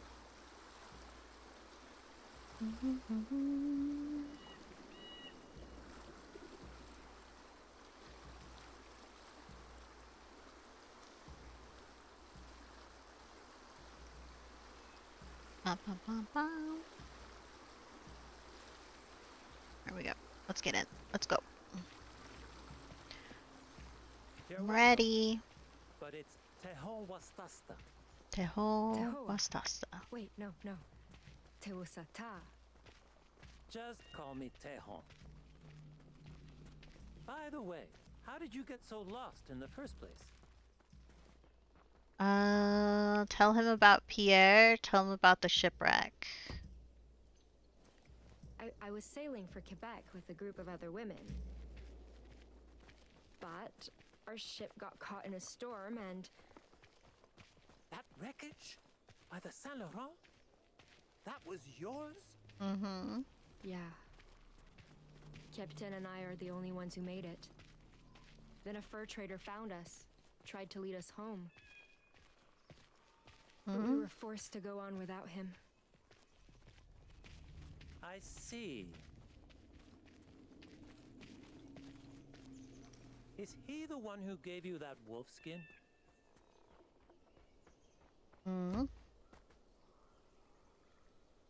Belongs to someone else. It used to be his partners, I think. Why do you ask? Oh, it, just reminded me of something a friend told me.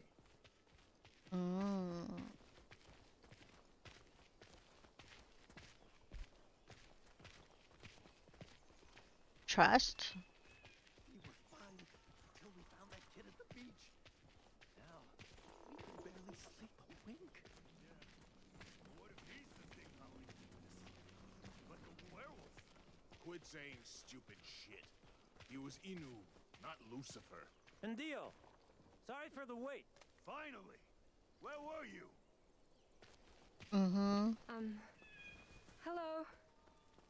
A woman? Yeah. More like a fucking beauty.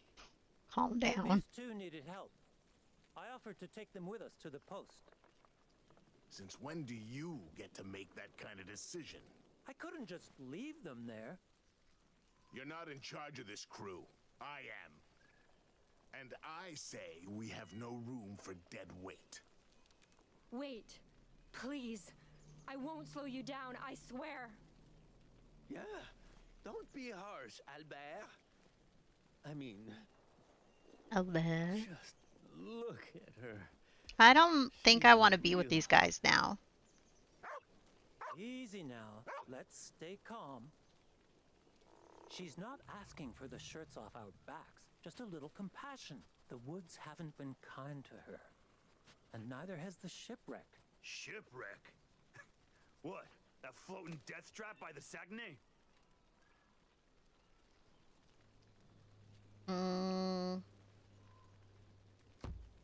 If you were there, you know how bad it really was. We're the only ones who made it out alive. How goddamn stupid do you think we are? Hey, look at him staring at me. Excuse me? You're telling me a nobody tramp like you survived that? And made it all the way here alone? If you're gonna lie, at least make it convincing. I'm not lying.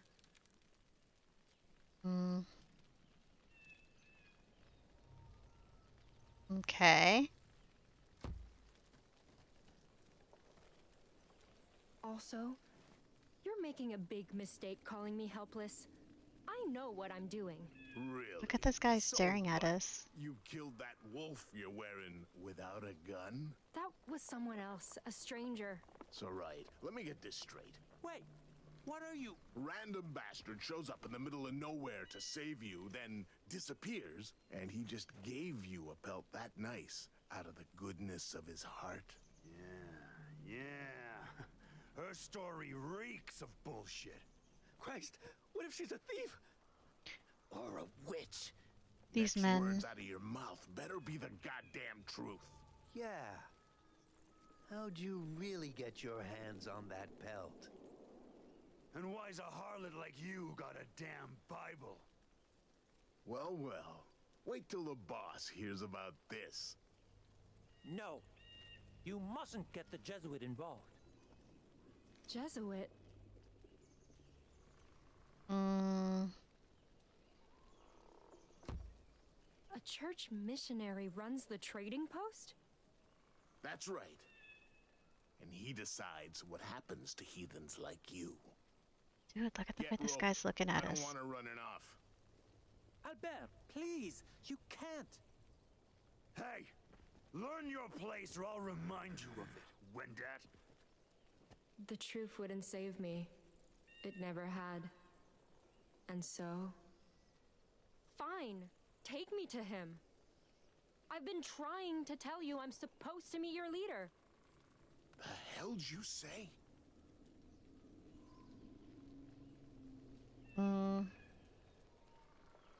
Someone. My name is Sister Jeanne Angelier, servant of the Jesuit order. What? Just like your employer, I came to save natives by converting them to God's faith. What do you Gross. think he'll say if he learns you spurned a woman of the cloth? Wait, Tehan, is she telling the truth? I haven't... How would he I know? don't care what he has to say. I want proof. Yeah.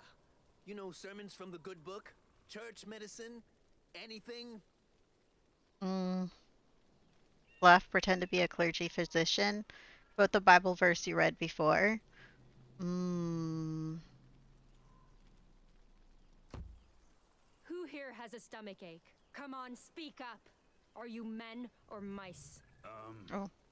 I do. Get me charcoal, liquor, 3 needles, and a fire. I'll cure him within the hour.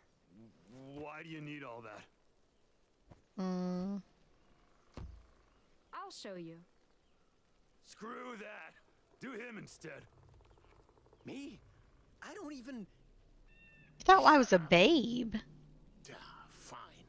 You can come. But what happens after we reach the post is your problem. And you better pray to God I don't find out you were lying.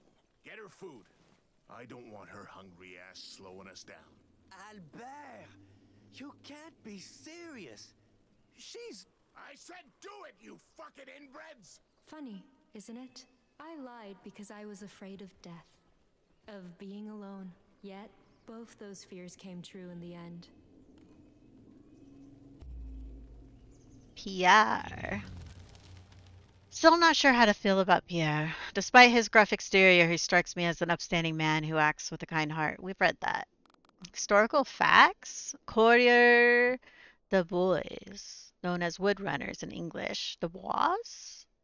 Were internet fur traders who ventured into uncharted North American territories, bartering with indigenous nations, which had no established partnership with official fur trade companies. These men traveled vast distances either alone or in small groups for the sake of profitable commerce, spending months at a time in native communities learning language and customs. Some even married women to form alliances, with their wives acting as guides or mediators. Others rejected colonial life entirely and fully integrated indigenous societies.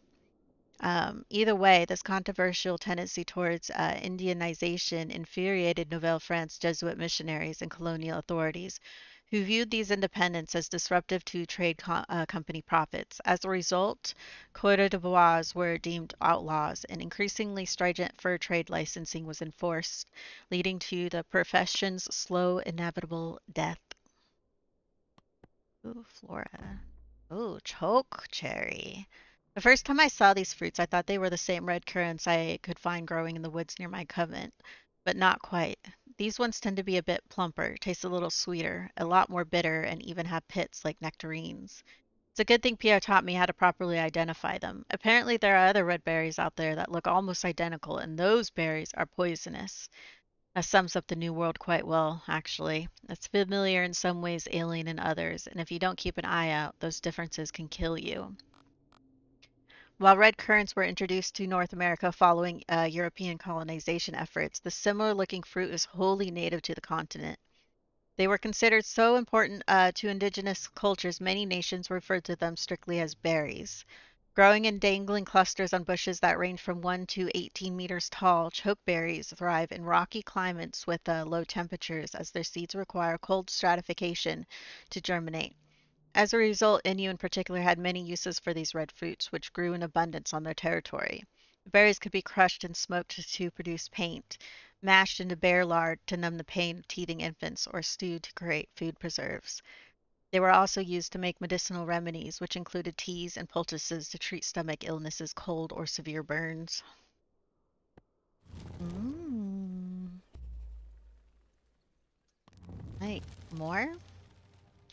How can people like this willing work for a man of God? The men in France who tell stories about cheerful, fun-loving fur traders must have been lying through their teeth. Cahone's business partners are terrifying. They keep leering at me like they've never seen a woman before and mutter the foulest curses I've ever heard under their rancid breaths. That's just Christophe and Bernard. Albert is somehow worse. He keeps stealing glances at Capitaine, snarling as he toys with a carving knife. Like the one thing he wants most in the world is a dog's tricolored fur carpeting his fireplace. I miss Pierre. Historical facts. Fur traders licensed to legally work for official French companies were referred to as voyeurs, meaning travelers, and were tasked with transporting vast quantities of goods between trading posts either on foot or by canoe. Much like coureurs de bois, um, voyagers became French Canadian folks icons. Songs, stories, and artwork often depict them as freedom loving, fearless adventurers wandering the wilderness as friends. French trade companies at the time spread similar rumors of celebrity and wealth, hoping to recruit as many able bodied migrants as possible. Oh, voyagers? Mm. In reality, however, voyagers, voyagers, is this just voyagers? Earned meager livings for exhausting, life-threatening labor. Workers often drowned in river rapids, died traversing hostile indigenous territory, or suffered strain-induced hernias after carrying a heavy burden for days on end. Worse yet, survivors almost never afforded the luxury of retirement, meaning them almost all died on the job sooner rather than later. Oh, that was not a good. That's not a good job to have. That's for sure. You didn't want to be one of them. You just died. west of Nidasinen, beyond Innu territory, 2 weeks after encountering Pierre in the cave. My favorite season Natassian? used to be when leaves change colors. A time when Innu set off on family journeys to hunt caribou and endure winter. Mm-hmm. But that day, those colors reminded me how far from home I really was. And that time was running out.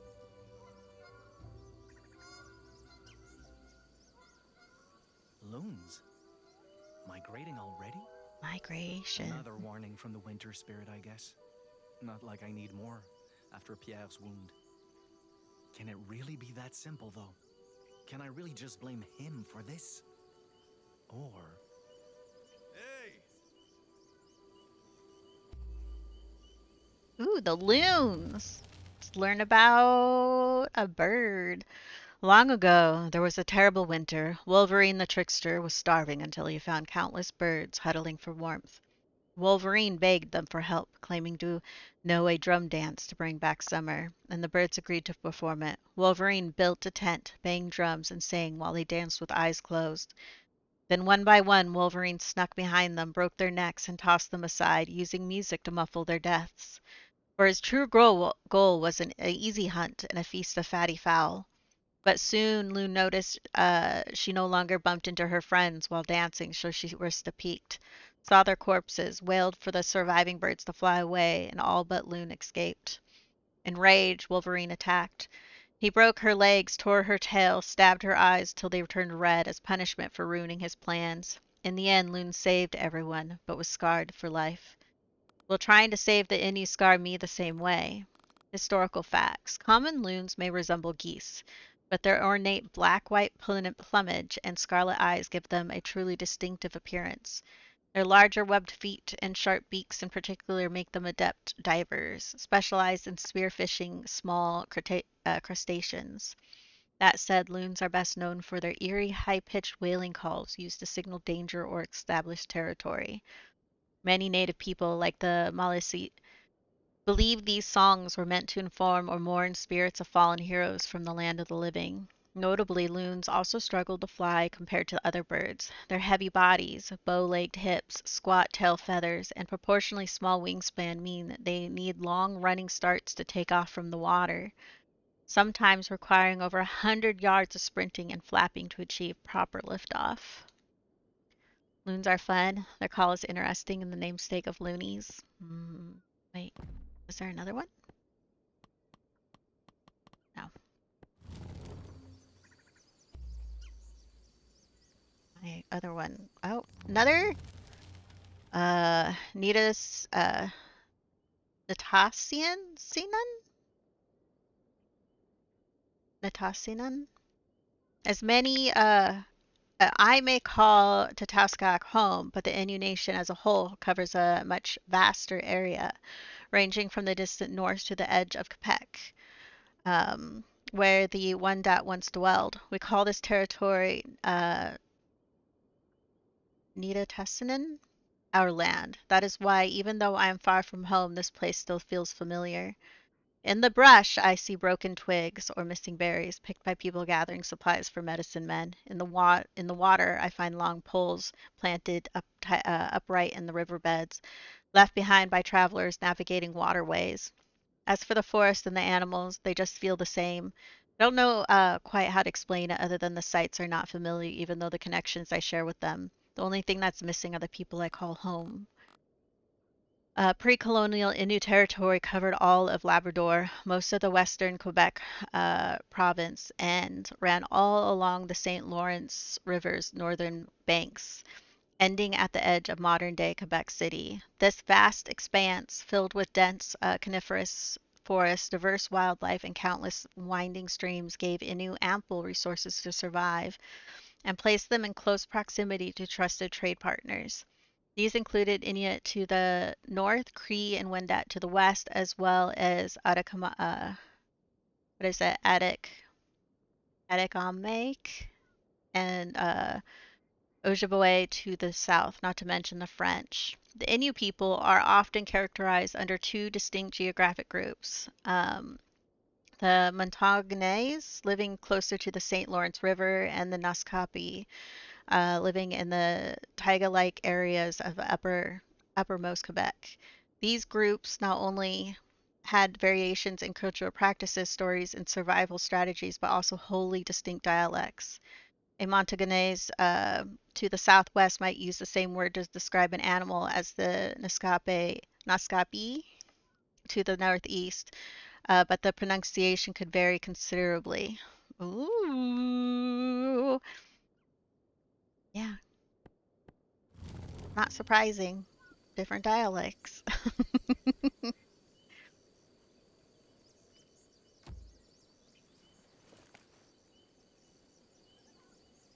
What took you so long? You have any idea how hard it is to take a piss right now? Ah, I was trying to empty my bladder, not my whole goddamn chest cavity.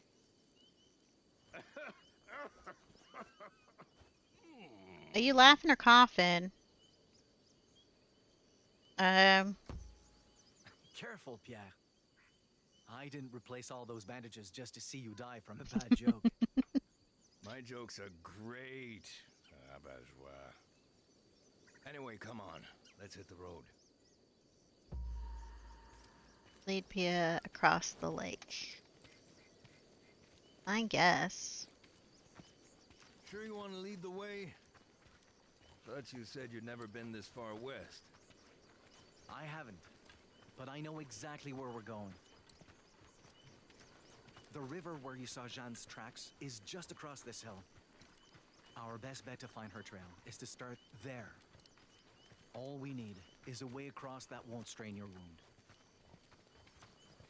Well, I won't argue with an Innu when it comes to tracking. But if somehow you get us lost, you ain't ever hearing the end of it. Mm-hmm.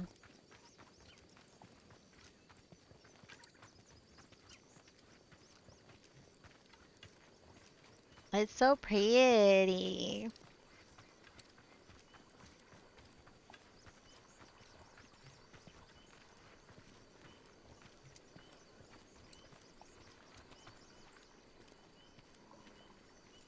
We're not going to go into the water. I hear a frog.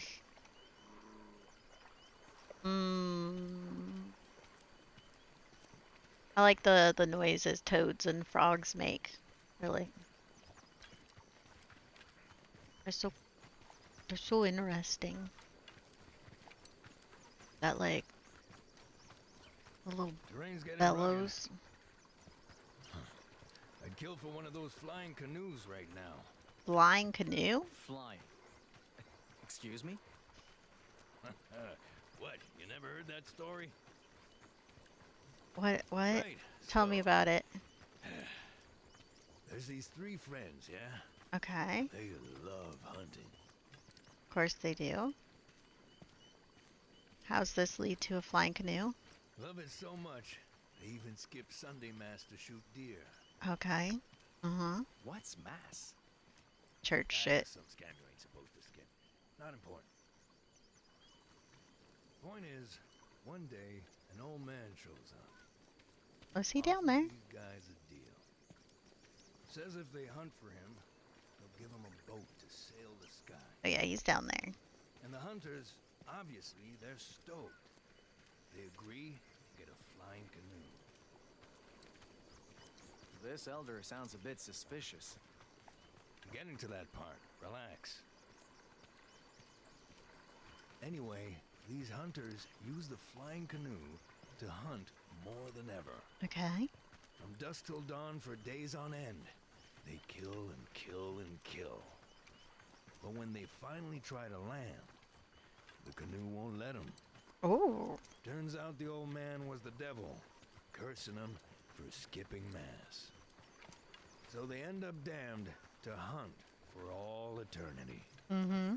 Roaming the skies in a flying canoe. I don't think I understand. What's a devil? He's, an evil spirit, basically. Worst of the worst. Still doesn't explain why it lashed out like that. Hey, I said they skipped Mass. They had it coming. Whole point of the story is about staying close to God and going to church. Mm-hmm. I don't think you're very good at telling stories, Pierre. Oh, piss off. Not very good at stories, huh? What's this? Oh, the strangest part of Pierre's story is that it almost sounds familiar. We've had Algonquin and Wendat visitors in Testaucac who told stories about canoes that sail the skies, but nothing quite like this. The tale spoke of two children who made a bargain with an isolated elder. They learned to make flying canoes from him, then returned home to their families with a medicine that could bring the dead back to life. A far cry from this devil Pierre kept calling evil. No matter how similar our stories are, I suppose our people will always choose to tell them in very different ways. Despite being one of Quebec's most beloved and well-known folk tales, the legend of Chasse Gallery has a convoluted origin. In the beginning, it was a story told in rural France about a noble who committed sacrilege during a hunt, which damned him to roam the skies with other lost souls. Later, as colonists traded stories with native peoples, traders began borrowing recurring motifs found across indigenous myths, most notably the creation of flying canoes. This, together with shifting values and growing distaste for institutionalized religion, likely led to the story's modern iteration, where a group of lumberjacks make a deal with the devil to fly home in a canoe in order to celebrate New Year's Eve alongside their lovers. Interesting. I've never heard of that before. Never heard of flying canoes. Nah, the devils.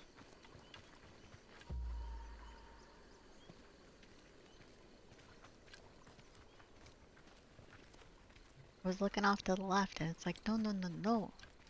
Look up the hill. So, what about you, huh? You think you can tell a better story? Sure. Of course. Let's see. A long, long time ago. Cheer him up with a funny tale. A better hunting story. A better hunting story. There was a boy named Jakapesh who was very small. His parents were eaten by the hairless bear, Gariguashku, while he was still in his mother's womb. Gruesome start. Jakapesh was saved by his sister, who raised him to be a hunter. One day, the boy asked why the two of them were alone. Gariguashku ate our parents, she said. They lie dead inside his belly. Furious, Jakapesh took his bow and left, seeking revenge. Mm-hmm. His sister warned killing Gajiwashku would solve nothing. But Jakapesh ignored her and soon came face to face with the giant hairless bear. All right, now we're talking. When Gajiwashku saw Jakapesh, who was small even for a little boy, he laughed. You cannot kill me, no more than you can kill trees or rocks. Okay. Little did he know, Jacapesh's arrows could shatter larch and crumble stones. God damn, that's one hell of a bow. Jakapesh shot Gajiwashku in the hip, and the bear bled to death in tremendous pain. Okay. Please, he begged, scatter my flesh across the land, only keep my skull. The boy did as Gajiwashku asked, and the bear's meat turned to new animals. No. Then, when Jakapesh slit his belly, there was human hair inside. His parents' remains. For a moment, Jakapesh tried bringing them back to life, then realized he shouldn't. Wait, why not? The world was full of animals now. The earth would be overcrowded if they came back. So he turned their hair to moss instead, to feed life rather than starve it. Okay. And Jakapesh went home, having learned his lesson. Death was to be honored and accepted, not resisted or avenged. Mm. So, the fucked up. He did, but he learned from his mistake too. And great-grandfather says, we all deserve the chance to learn, no matter the mistake. Okay. Well, gotta hand it to you, kid. You do tell better stories than me.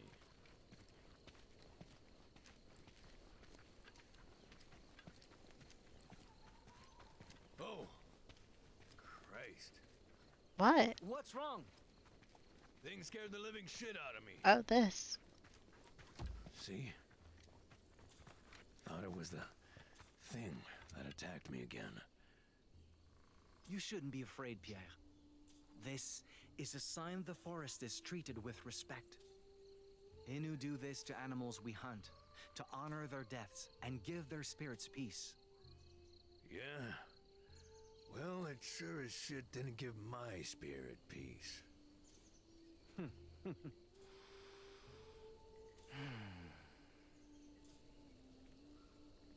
We going onwards now? Okay.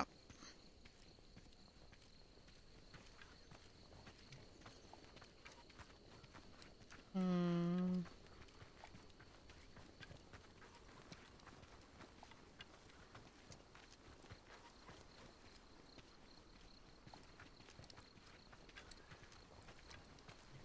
So many fallen trees. I'll be damned. You really did know where you were going. Wait. Look at that. At what? There. Skid marks on the slope. Footprints at the bottom. Holy hell. Must be hers. Maybe. But something doesn't seem right. Why risk another fall like that? Could have been chasing something. Look at this.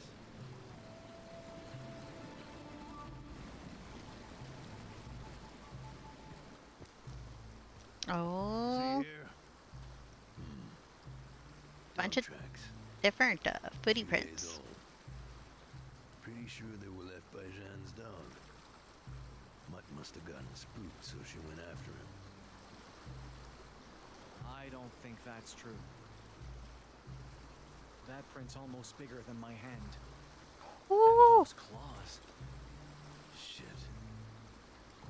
Wolf? Seems like it. Putting his hand down? Wow. Think it was hunting her? Big paws. Only one way to find out.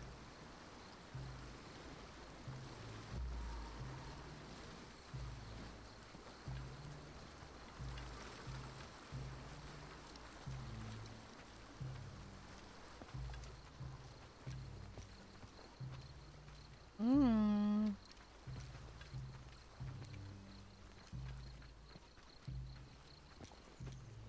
Whoa. Guess we found the wolf's den. Older than the last tracks. But there's a lot more. Jesus. Must be damn near a dozen of the things. Can't be. Most of these prints match. Shouldn't be more than 5. 5 sounds like plenty to me.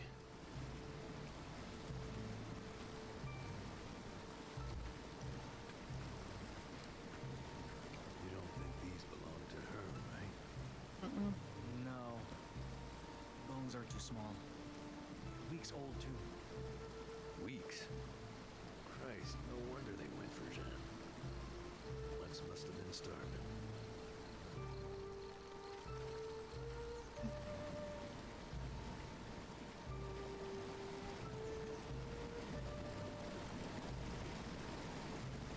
Investigatory.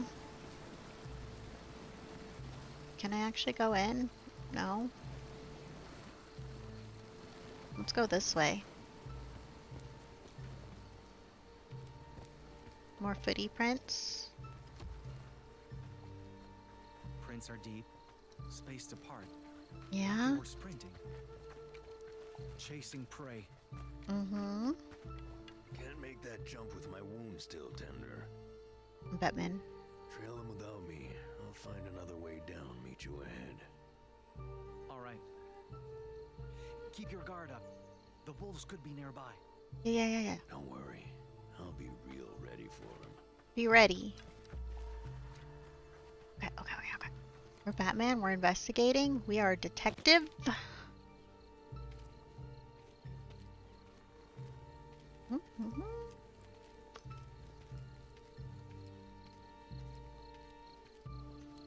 There's going this way.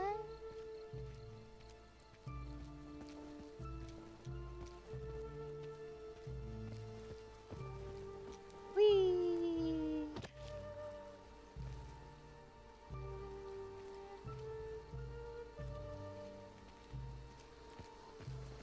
Oh, it's getting cold over here. On the paw pacing, wolves do land with the paws really close like that. What's all this?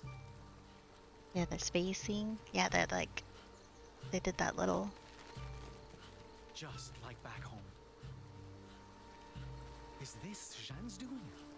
Does this mean she's close? Oh, there's blood down there.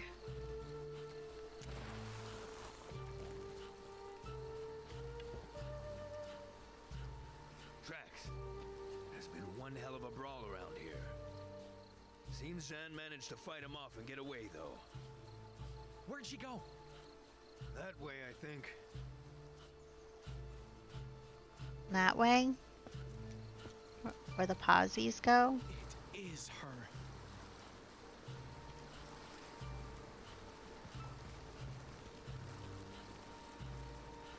Still fresh.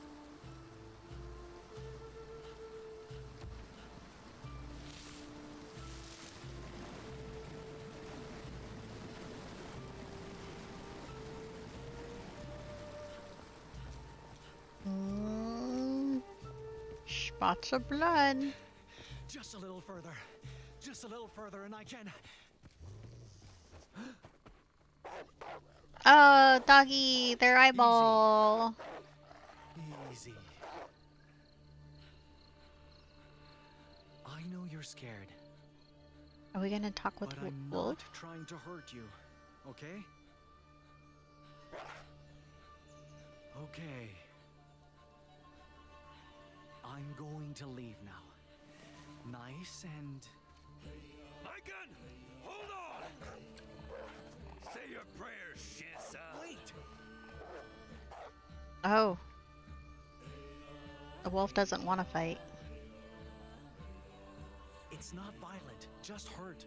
And afraid we'll hurt it more. Fine. What's the plan?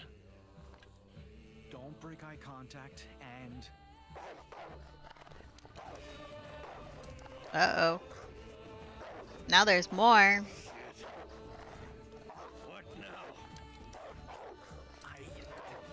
Give me a second to... You don't have a second! Oh. God damn it! Stop! You'll make the spirit... Maikan! Get down! No! Uh-oh. Uh-oh.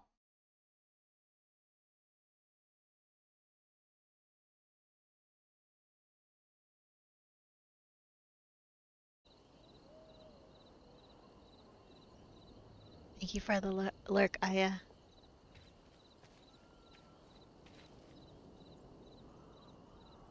Hello, Capitaine.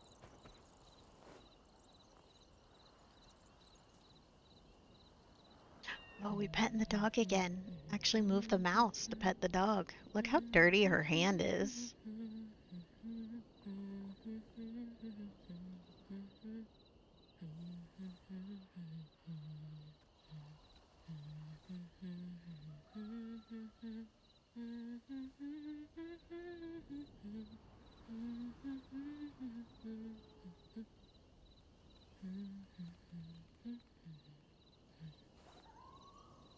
I'm petting doggo.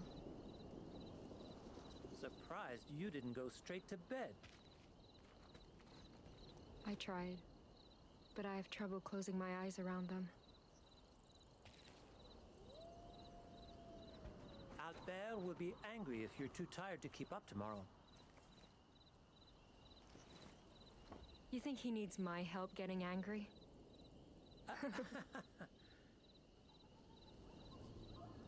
Listen, Tehan. I wanted to apologize. Mm-hmm.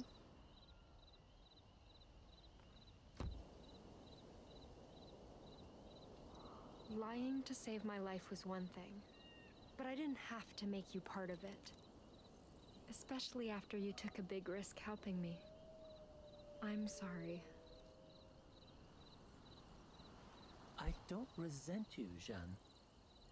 Those three were out of line long before you were. And they would never try apologizing like this either. But pretending to be a nun isn't the issue. That is. My Bible. The men of God I've met all carry that same book. And if owning one makes you anything like them, helping you was a mistake. What? Mm-hmm.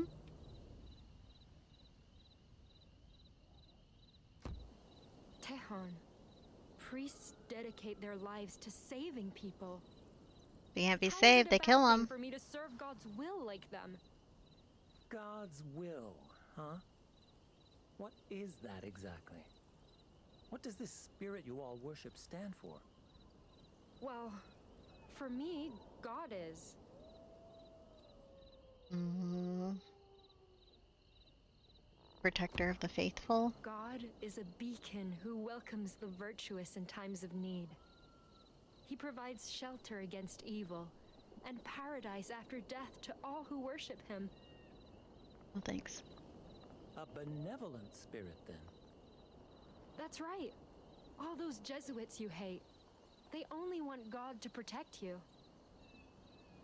Against who? Protect us? The only thing Wendat need protection from are people like them. What do you mean by that? These men of God are not what you think they are.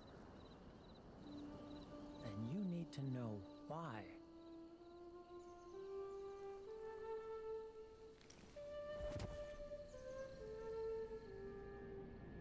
Oh.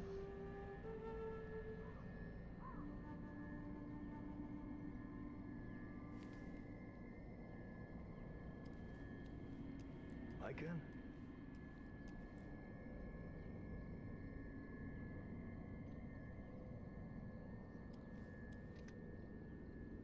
Oh, we can't turn around. We just walk forward. Maikan!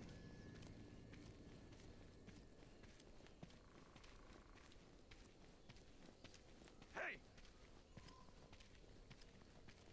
The hell you doing? We gotta move. You go on without me. I'll catch up once I've taken care of the body. Are you out of your... Kid, we have no damn clue how far Jeanne got, or if she's alive. And the longer we wait, the worse our odds of finding her get. I don't care. I'm not going to sit here and let the life you ended amount to nothing more than rot. Jesus Christ. Maikan, you're not being realistic. Realistic?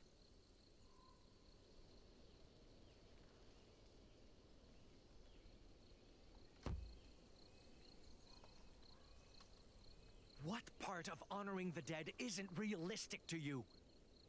The part that puts our necks on the line. What if those wolves come back for us, huh? What if something worse comes? We'll die, the girl will die, and so will your goddamn people. Look, I killed that thing to save your life. It's a wolf, not a Now, thing. you can use that life to come with me, find Jeanne, and get your pelt back. Or you can waste it here, coddling a corpse. A waste of life? That's what you call this? Hypocrite. What if that were me, Pierre? Beg pardon? You heard me. What if you missed the wolf and killed me instead? Would you bother digging me a grave? Or would that be a waste too? That's not the same. No? Then let's swap roles. What if I shot you? Would you prefer I just leave you there, or treat you with respect? If you can't answer, you have no right to judge what I'm doing. Because I'm not wasting anyone's life. I'm giving meaning to it. And I was hoping you, of all people, would understand that. Hmm. Get in there. How much wood do we need?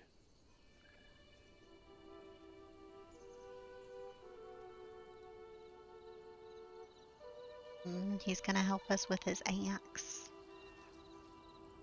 Jesuits came to our land bearing messages of peace. We welcomed them at first, shared our languages and customs, brokered alliances. But peace was never their goal. They only sought to convert my people to Christian faith, no matter what the cost. Granted, some Wendat embraced God by choice. Others chose to preserve traditions. Yet all of us paid the price. Jesuits sowed malcontent among our ranks, fostering division. They fought to replace our leaders, hoping to control our very lives. When that failed, they spread plagues we had no cures for. And disease does not discriminate based on belief. We buried thousands because of them, Jeanne. Thousands.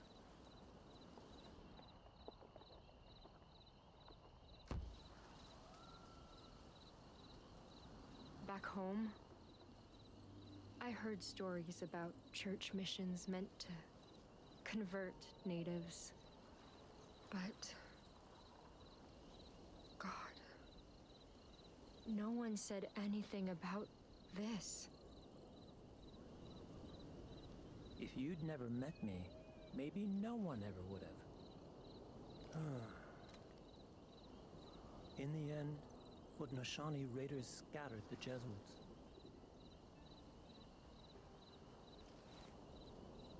Then, despite death, despite division, the Wendat stood tall. We rebuilt what could be salvaged, found new ways to move forward. But now, more than ever, we need to make peace with the past, learn to coexist. To do that, both our peoples must foster fair trade and understanding. Augustin, the priest who runs the trading post, agrees. And I want to believe he's better than the others. That together, we can heal from all this loss and pain.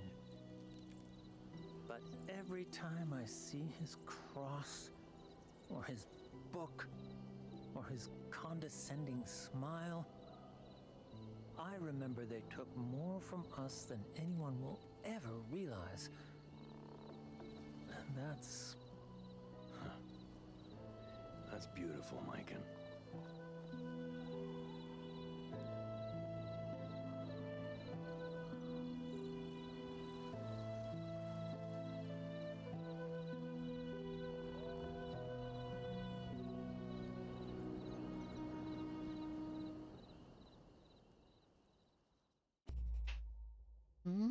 Honoring animals. One thing white men can't seem to understand is that this land does not belong to anyone, we belong to it. The reason Innu live in harmony with nature and the reason nature continues to offer us so many resources because we treasure every part of it. We've read this part. This is why the poacher's actions were so heartless, hacking apart an animal only to leave the corpse lying there teeming with maggots. Yeah, we did that. So historical facts part must be new.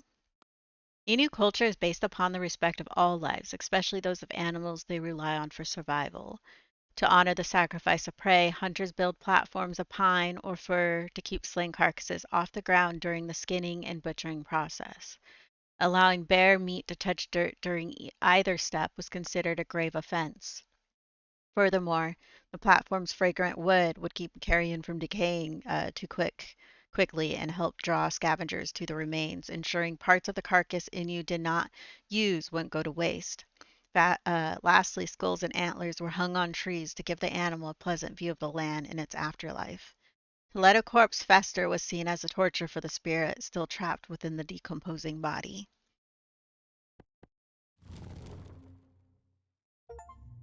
Ooh, we're on to episode 5.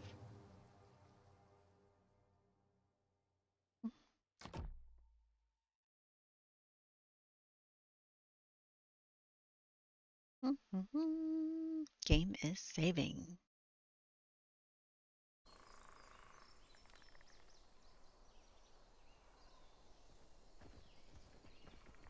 Don't go falling behind, girlie. I won't.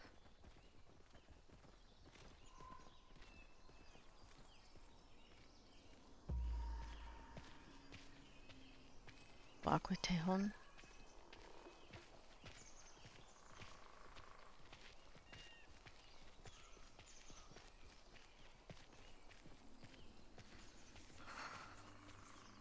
Are you ill? You didn't sleep much after our talk last night. Just cold. And looking forward to a real bed. Good thing we're close then.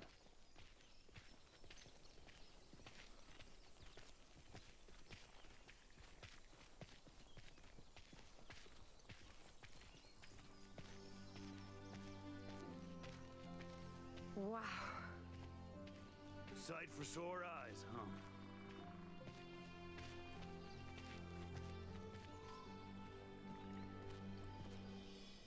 Albert, why was this area clean cut? Augustin promised to leave trees for Wendat. Beats me. Must have been short on firewood. But why take the ones we need for shelters? He could have just... Hey, don't ask me. Ask him. He's the one out there dealing with the natives. They're still here? Tejon? What's wrong? Who's here? The Wendat. Come to hunt and trade. But something must have happened. They were supposed to be gone by now. I hope Augustin has nothing to do with it.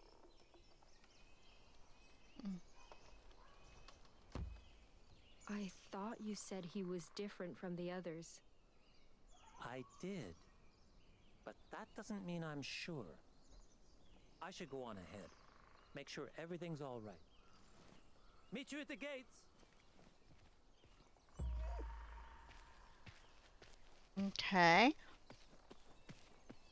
I'm curious what's going on, but I already know it's going to be a tragedy. uh, mm,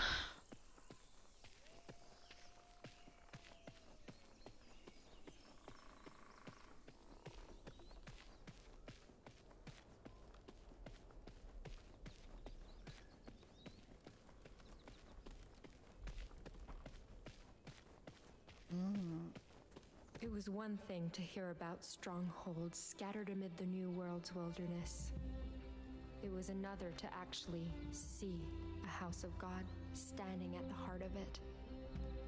The people who built that trading post didn't survive nature. They conquered it. What did it take to build something like this?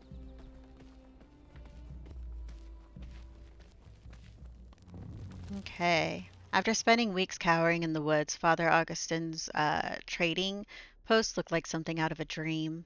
They knew French colonists had built settlements like this all across the New World, but seeing one with my own eyes made me realize the dedication it took to make those settlements a reality. These men felled trees, weathered harsh weather in harsher wilderness, hunted beasts, bartered with hospitable natives, and warred with hostile ones for months until they turned nothing into this, a shelter, a source of wealth, maybe even a home for some. May not have liked those traders, but I couldn't help admire what their combined wills had accomplished. In Nouvelle-France, trading posts were small, fortified camps established by fur trade companies in key locations. To facilitate licensed commerce between colonists and the indigenous people, French traders would return to them after expeditions with fur acquired through trade in tow, using the area as a stockpile before exporting them to France. Natives, meanwhile, would visit the posts in groups to acquire rare goods like firearms.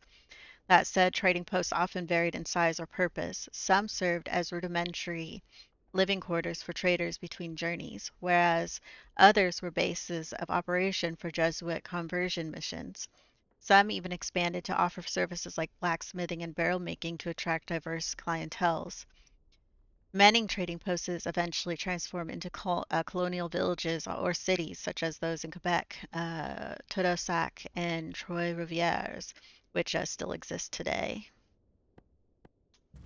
I've never been to any of those places. I haven't been to many places in the States, though, so not saying much. Not what was promised. What do you expect them to do now? Tehon, please. If all your kinsmen seek is shelter, God will always welcome those in need. Perhaps we can discuss the matter after I consult my associates.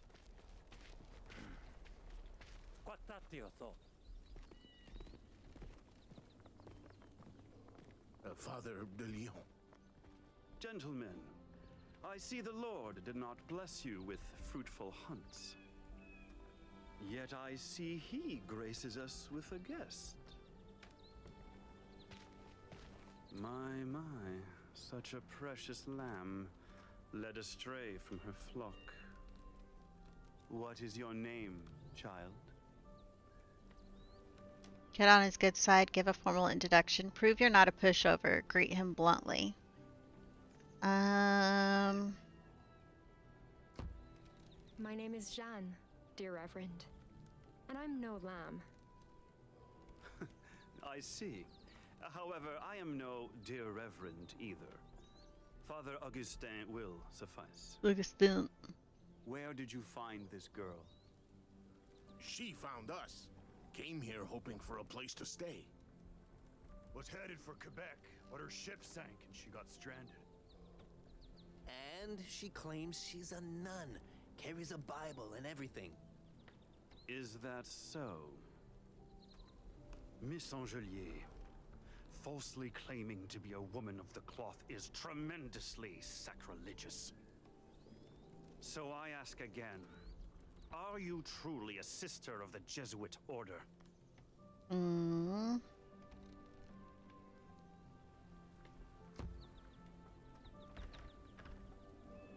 I'm not, Father. And I pray God will forgive me for my slander. Little bitch! I knew you were lying from the... Enough! My child, you have sinned. But confessing sin is the first step towards forgiveness. The second is to serve penance. And should you be willing to aid those most in need, I can provide that path toward atonement. Agree to do my bidding, to help foster peaceful relations with these unlucky Wendat, and I will gladly provide you room and board. One condition? Promise not to repeat the mistakes of past Jesuits, and I'll agree. You have my word. Do not let your men lay a finger on this girl. She is to serve Christ alongside me. Sir, with all due respect, that harlot's a... Albert, did I request your opinion or obedience? Tehon, show Miss Angelier to her quarters.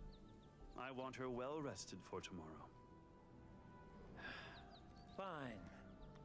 But if you take advantage of this woman, or use her to take advantage of us...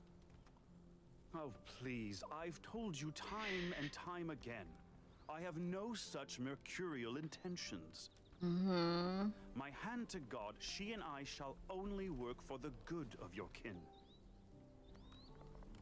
Come with me.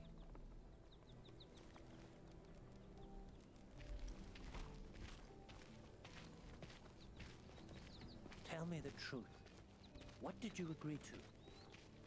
It's fine. He just wants me to work for him.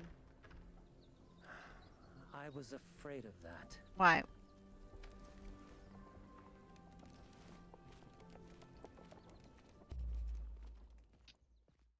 August. Father Augustine feels like a saint plucked from the pages of my Bible. He is fearlessly devoted to the Lord, but has palpable, boundless kindness too. No wonder the nuns at my convent call Jesuits the soldiers of God. Jesuits serve the Society of Jesus, traveling the globe to spread the word of Lord to all. They endure countless hardships, aiding, educating, and converting foreigners in need for the sake of making our world a better place. Back home, I would have considered him a hero, but after hearing what these heroes did to Tejon and his people, I don't know if it's so easy to believe that anymore. hmm Wendat. The Wendat who came to the trading post are here for the sake of their families, to collect provisions for winter and barter for goods. But despite those pure intentions, I'm ashamed to admit they scare me. They look like the kind of evil warriors I heard about in horror stories back in Europe. Tejon taught me what their names mean so I can get to know them better, though none of them are very talkative, least of all in French. Uh, was it Stawahoni means he sees clearly and is a skilled tracker. Wahoan means mighty current and gestures a lot when he speaks. Serenhes means great tree and builds most of their shelters.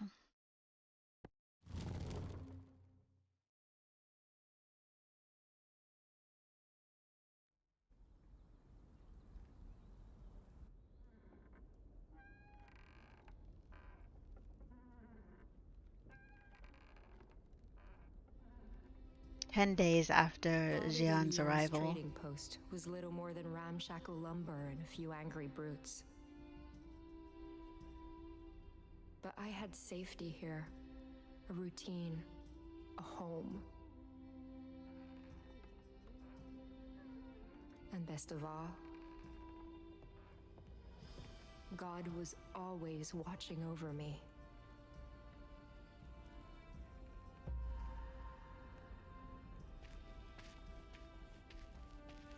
Explore the trading post. So many furs. I know it's their job, but how many animals died for this? Too many.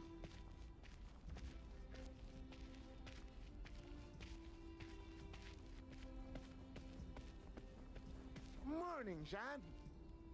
You free to play dice? I want payback for last night. Sorry, Florent, not now. Father Augustin has work for me. Of course he does.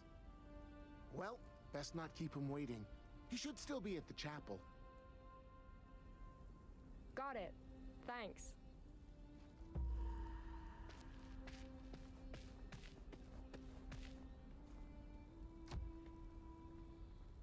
Pet the doggy, pet the doggy.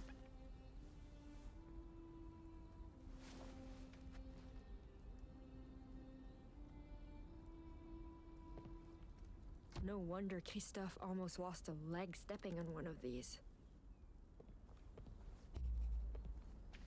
Bear traps.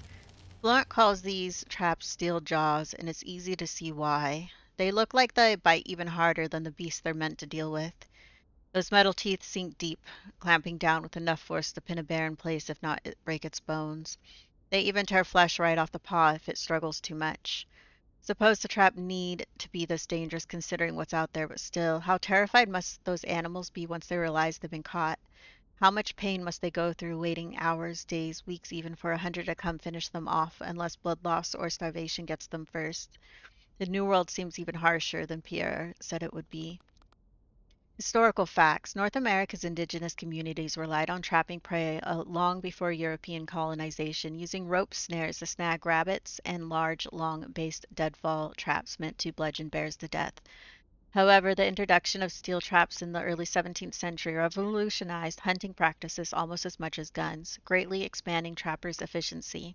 Moreover, these tools proved indispensable for French settlements who sought to protect farms and livestock from wolves, wildcats, or worse. Many of these traps were refined and redesigned over time, using traditional native techniques as their foundation, leading to the development of the trigger-based leg cuff bear trap in the mid 1800s. Members of the Oneida, Oneida, Oneida Nation near New York proved integral to its creation, and their companies produced hundreds of thousands of finely crafted traps per year, allowing them to financially support their communities. Nowadays, most bear traps are illegal across Canada due to animal cruelty concerns. Wait, do you have something left here I didn't read?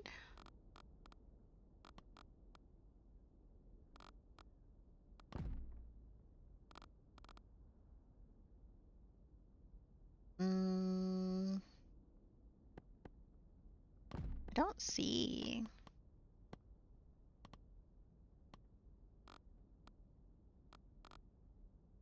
Oh well.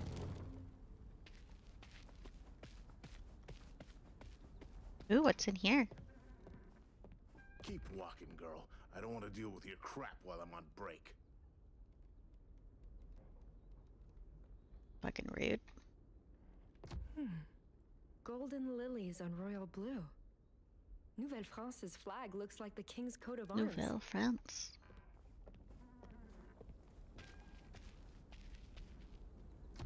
What awful handwriting. Must be Albert's. Albert, your writing sucks. Must be hard to make wood bend like that without breaking. Toboggans. Tahone seemed annoyed when I asked why the Wendat and Father Augustine's men keep these toys around. He called these sleighs important tools for commerce, as they're one of his people's only option for carrying furs over long distance during winter. And granted, richer folk in France use horse-drawn sleighs to transport goods like that too, but small ones like these and only used for children for playtime. Honestly, if I wasn't afraid of Tahone's reaction or potential carnivore hiding nearby, I'd love to take one outside and slide around the snow. Maybe Capitaine would be strong enough to pull me like a horse. Derived from an Algonquin word meaning sled, toboggans were used by almost all of northern Canada's indigenous communities to transport vast amounts of cargo over deep snow. Flat-bottomed toboggans were best suited to powdered snow and were built by latching bent boards of still green larch or birch wood to form an arch-like curve, which was then steamed to retain its shape. Native nations in the far north, like the Inuit, built sleds with runners underneath, called komutik, komutik? Which were better suited to wet snow or icy terrain. They also used domesticated canids to build their sleds, which eventually evolved into the modern-day sleigh racing. Likewise, after colonists popularized tobogganing as a recreational activity in North America and Europe alike, Switzerland developed the team sport of bobsledding in the 1800s using a modified steering-based design of North American toboggans.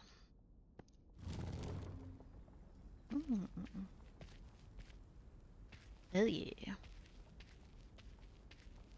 Tehan, is everything all right? No. Oh, endure, Jeanne. Just tired of negotiations going nowhere. Early winters make business complicated. But we'll handle it. We always do. Okay. Good luck.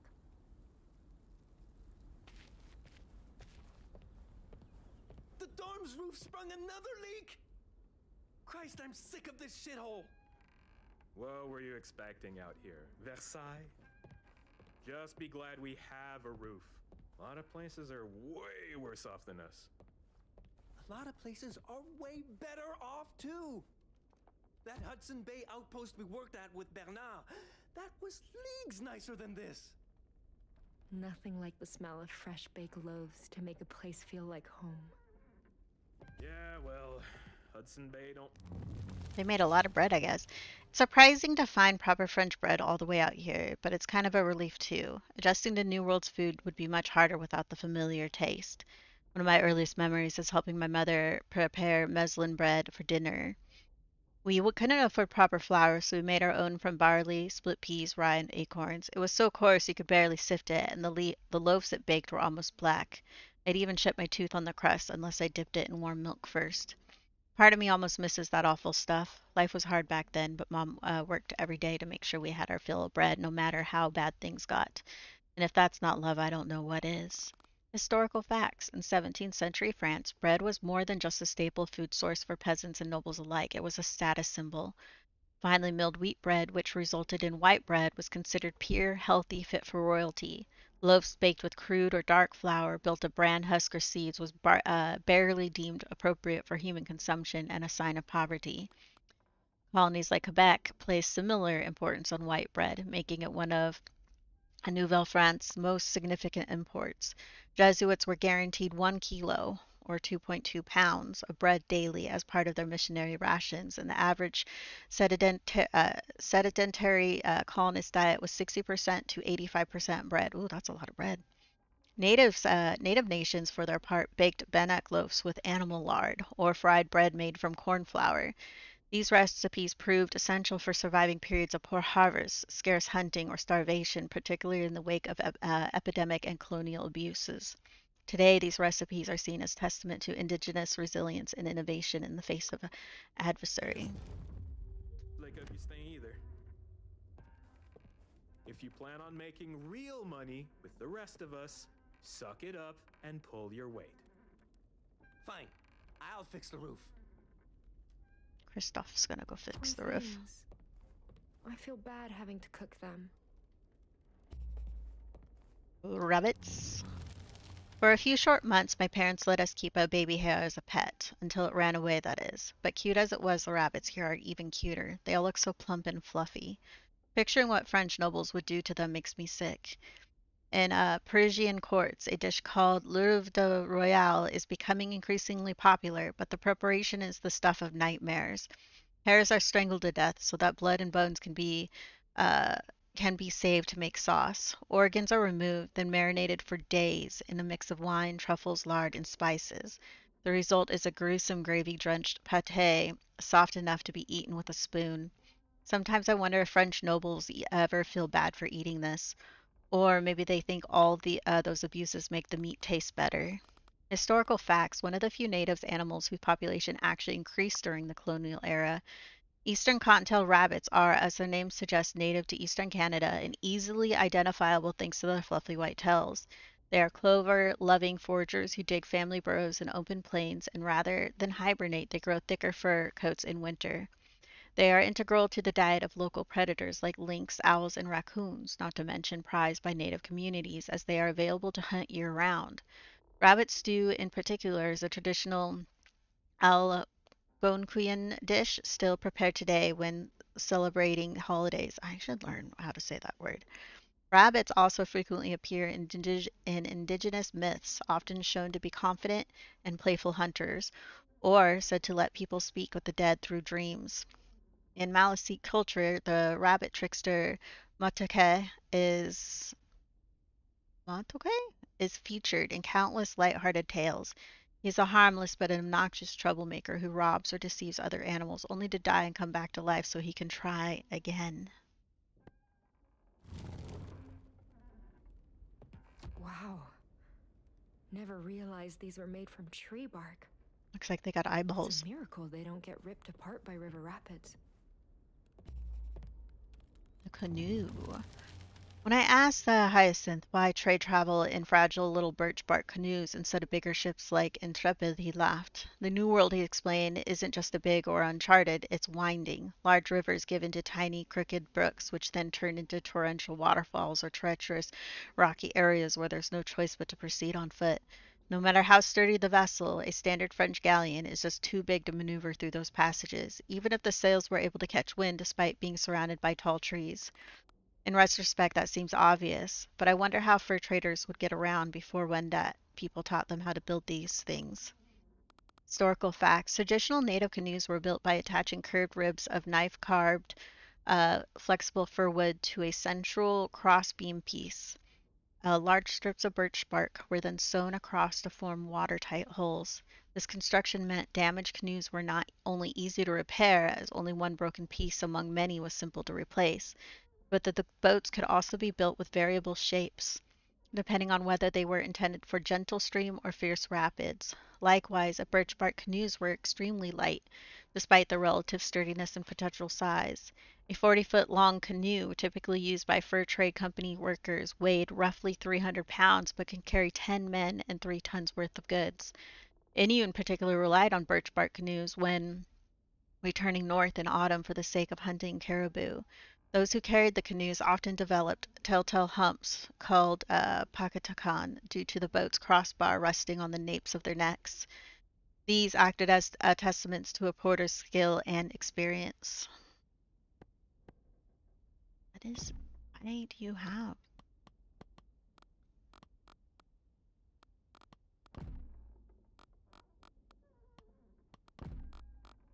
It's like showing a thing. Winter Spirit. Yeah, we've read that. We've read all of these. But I'm like getting a symbol. Oh. Oh, the mouse turned. Oh, can't go that way. Fine. We read everything in there. Oh, did we read this? 1 beaver skin for 2 axes. 6 beaver skins for a musket? Never realized how much furs were worth. That haul must be worth a fortune.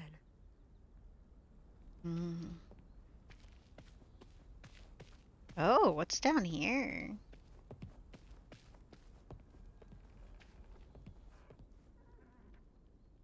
Squashes? Is Tehan sure these are edible? Doesn't look like any fruit I've ever seen. Pumpkins, pumpkins, pumpkins. How do Albert and the others expect me to cook something like this? I've never seen vegetables that even remotely look like these before. They have hard shells, almost like tree nuts, but when you cut them open, the flesh has the texture of a soft turnip. But that still doesn't explain their carrot-like color, let alone why they're hollow in the middle or chock full of pointy seeds. Tejon says it's his favorite food, uses this plant in some kind of stew, and Florent swears he's seen some grow to the size of breeding bulls. Pumpkins. I honestly can't tell which one of these stories I have the hardest time believing. Botanically part of the berry family and capable of weighing over 2,000 pounds, pumpkins, as well as squash and other gourds, are native to North America, not to mention essential to indigenous agriculture. These plants are culinary versatile, able to roasted, mashed, candied, and more, but also thrive in autumnal conditions, making them integral to most communities' seasonal harvest. Some nations even treasured pumpkins for their medicinal purpose, with seeds used to treat stomach infection and vine flowers for tea infusion. As alongside beans and corn, gourds were considered one of the 3 sister foods by the Wendat, named after the Sky Mother's daughters who nourished humanity. In addition, the 3 vegetables are known to grow much more smoothly and healthy if they are planted close together. A meal which combines these ingredients, known as Three Sister Soup, is still prepared and celebrated among multiple Native communities today. Honestly, this sounds delicious. Beans, corn, gourd. Bean, corn, gourd. Do it. Let's do it. Bean, corn, gourd. I need to look up a bean, corn, gourd recipes. But I love me I love a gourd. I love a squash. I think I know someone who might like this. We can go give a dog a bone. Let's go give a dog a bone.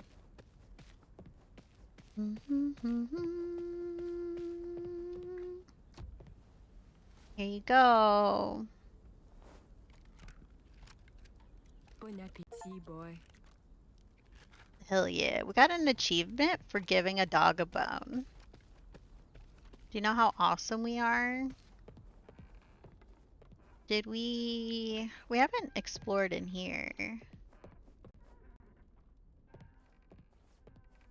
I know, right? Honestly, that's probably the best achievement is there's an achievement for petting the dog and an achievement for giving a dog a bone. So I think we're awesome. Father Augustin's cabin. But it's way Augustin's. nicer to sleep there than the dorms.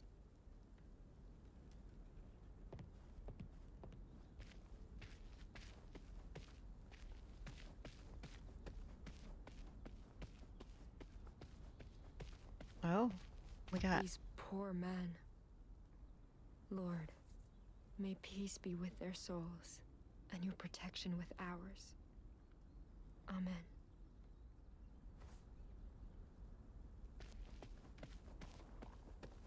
Ooh. What's up here? What's up here?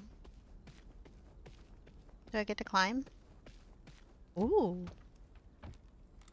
I wasn't expecting to actually, like, let me climb up here. Just you wait, you fucking Iroquois.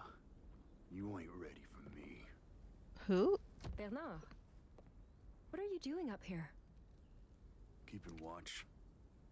Iroquois warbands have been attacking settlements a lot lately. The Iroquois? But they won't get the drop on us again.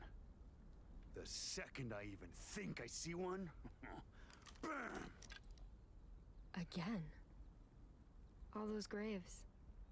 They're from Iroquois raids? Yeah. Some trading posts have it even worse. So until we get backup from the King's armies, I'm Iroquois. Most horror stories I heard in France concerned the Iroquois. Everyone said they were merciless raiders who trained their men to feel no pain. That they howled like beasts when they attacked our colonies, wielding fire and arrows. That the prisoners they took faced far worse fates than the people they slaughtered. And all of them swore they refused to make peace because their only purpose in life was to vanquish their enemies. At least that's what all those dramatic retellings would claim. But after hearing Tahin's accounts of the situation, something tells me the Iroquois see us as monsters, much in the same way we see them. Why does the truth always have to be so complicated?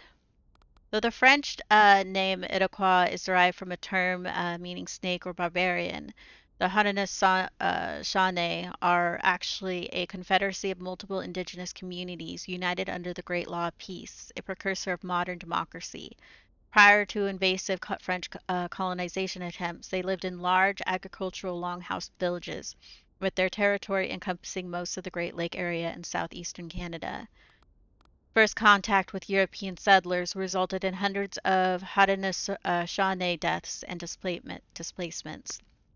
Furthermore, Nouvelle-France allied with the Wendat and Innu nations, which were Haudenosaunee's enemies at the time. As a result, the Confederacy engaged in relentless war against French colonies, and their raid only grew more brutal after partnering with British settlers, fellow adversaries of France who provided them with guns. In the 17th century, the Haudenosaunee were at the height of their power. Historian Pekka Hamalainen claims no other native nation ever reached so far, conducted such ambitious foreign policy, nor commanded such fear and respect. keeping an eye open. Is that why you guys got rid of all the trees? So you could see further?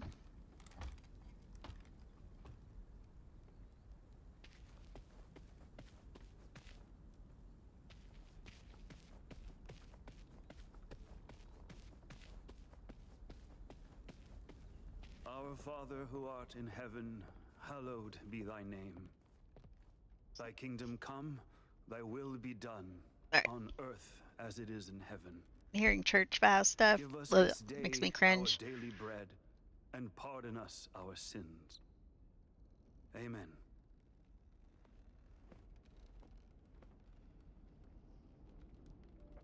Ah, good morning, Jeanne. Peace be with you on this fine day. Mm-hmm. Thank you, Father.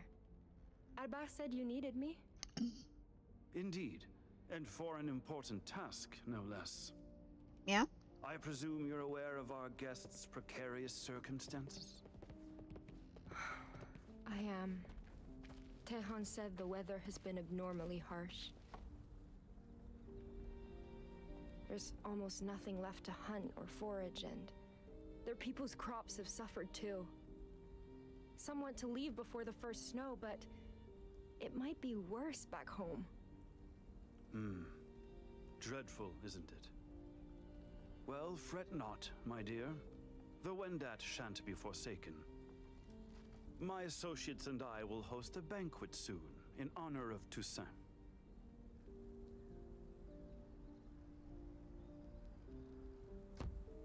We have enough food left for that? Of course.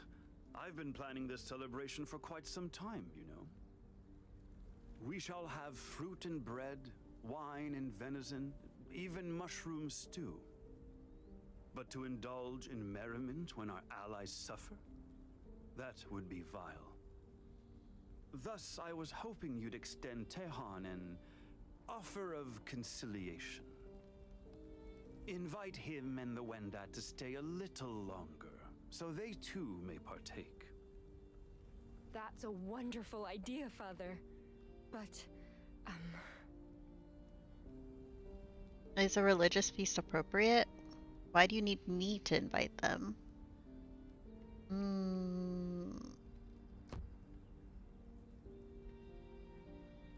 I mean no disrespect, but why not ask yourself, Father? You've seen how unreasonable Tehan can be with me. No matter how benevolent my intent or delicate my wording, I fear he'll misinterpret my generosity as callous or conniving. I think it is, though. But you, my child, you he will listen to and trust. Should you sway him, we may finally begin mending the rift between Frenchmen and Wendat. All right. Anyone who talks like him You is never setting do. off red flags. Just be sure to extend our invitation sooner than later. Go outside once you're done exploring.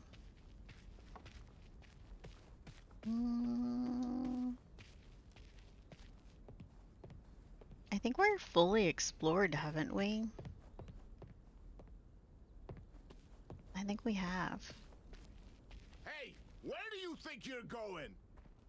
You're supposed to be sweeping the goddamn dorms, so get to work.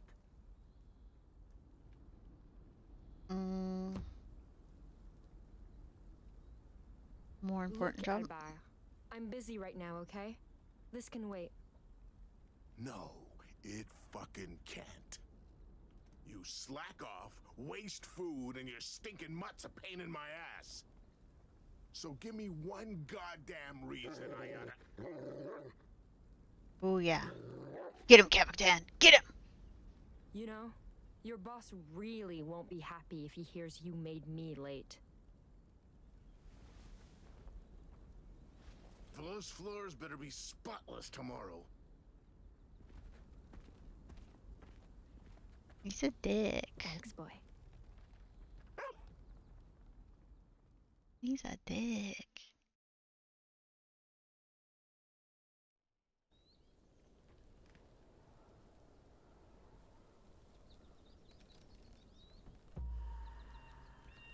Okay.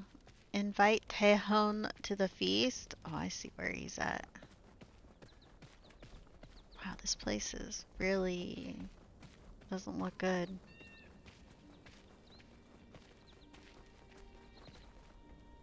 Did they all used to, like...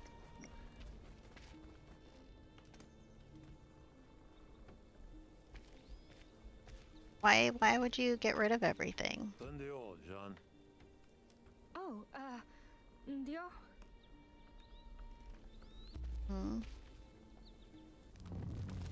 What's this? Named Huron by the French, old word meaning both ruffian and boar's head in reference to the warrior's hairstyle. The Wendat were Nouvelle-France's most significant trade partners, exchanging fur and food for previously inaccessible goods. Formerly occupying a vast territory known as Wendake, the Wendat population once exceeded 20,000 members. They lived in large agricultural villages made of communal longhouses, harvesting squash, beans, and corn, relying on hunters and fishermen come winter. In the mid-1600s, following extended contact with colonists, devastating epidemic and Haudenosaunee raids killed over 10,000 Wendat, forcing survivors to disperse. Some consolidated further alliances with the French, while others formed traditionalist factions fleeing to join the Tati or Odawa nation. These deaths and the resulting rift between former communities erased centuries of oral tradition. Today, the Wendat number roughly 5,000 members, many of which still reside in Wendake area, striving to preserve surviving practices or reconstruct once lost languages.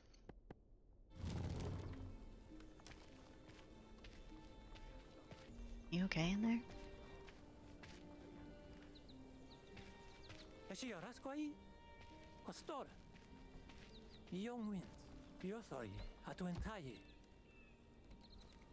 Oh, Jeanne! Hi. Oh, what brings you here? I was supposed to deliver a message, but... Tehan, since when have things been like this? Longer than I care to admit. We're managing now, but it is becoming colder. Unless trades or hunts improve soon, things will get worse before they get better. I'm so sorry. If I'd known it was this bad, I would... Come, we should talk elsewhere. Give him a chance to rest. Overhunting? For all that fur trade? Now, what's all this about a message? Well, it's good news, actually. If you say so. Father de Lyon wants to invite you and the others to a feast. A feast? For what occasion? Religious. Religious. Toussaint. A day where we celebrate the life and death of God's saints. If the Wendat stay a few more days, I think they might benefit from... Absolutely not. This is another Jesuit scheme, and I want nothing to do with it. It's not like that. He only wants to help. What? By watching my people freeze and starve? All he wants is to endanger them. Make us reliant on salvation. Nothing else. Mm-hmm. Look, Tehan. You have every right not to trust me. But...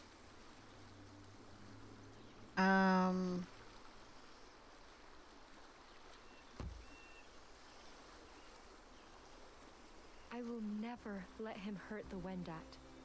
So just this once, let me help you.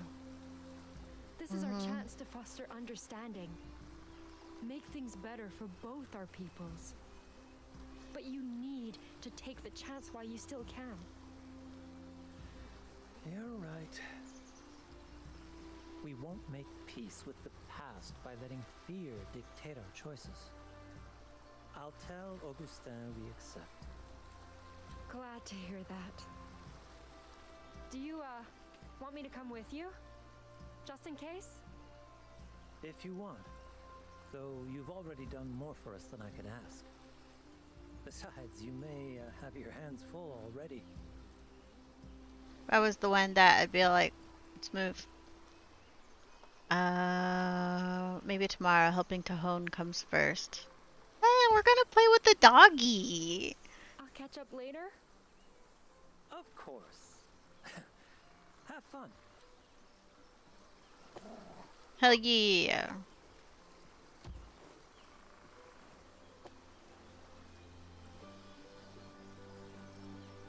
All right, boy. Ready? Go get it. That's how I like to remember those days. As a peaceful river by the woods, where I could pretend things would be all right.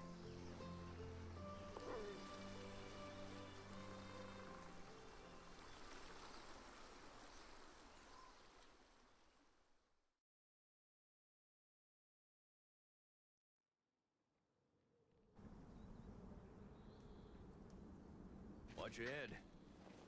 Thanks. I don't understand.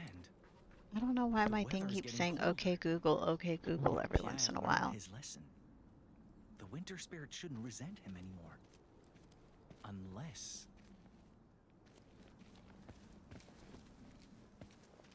Everything all right? You're muttering again. Mm-hmm. Sorry, I just... I keep worrying we're already too late.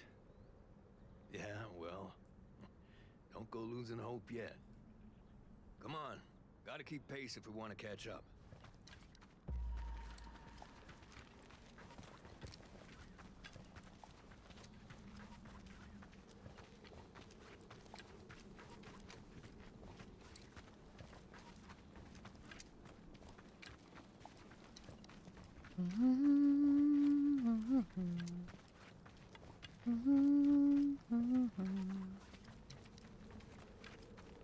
By the way, what's a poste de traite like, exactly? You don't know? Thought there was one by Totiskak. Oh, there is, but... Back in the day, I was too young to visit with our traders. And once, most of them came back poisoned by alcohol or dying from disease. Great-grandfather warned us to stay away until things got better. Christ. That explains a few things.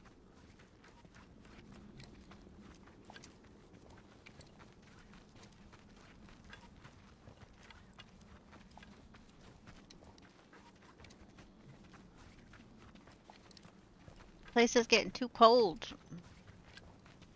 They should have moved on.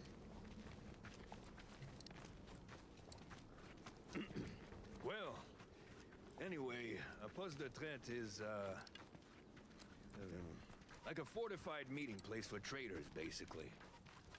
Natives bring furs, Frenchmen pay with goods, and both sides go home richer. That actually sounds nice. In theory, at least. Does, doesn't it? Watch your step. Ice here's slick as shit. So, what makes this poste de traite special? Well, apparently, a missionary runs it. Mm-hmm. Missionary? Like those men in black robes? That's what I heard. They say he don't care much about making money either. Maybe the guy's just a saint looking to help folks in need, but still, it's pretty odd. Pretty odd. And you're sure Jeanne will be there? Nope, but her trail's gone cold. We don't exactly have other leads. My guess is she struck a deal to get shelter for the winter. Or she stocked up on supplies before heading for Quebec. I just hope she hasn't sold the fur. Epic.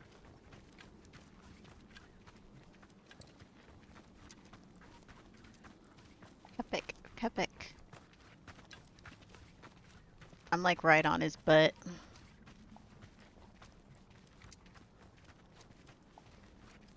Christ, I'm sick of walking uphill.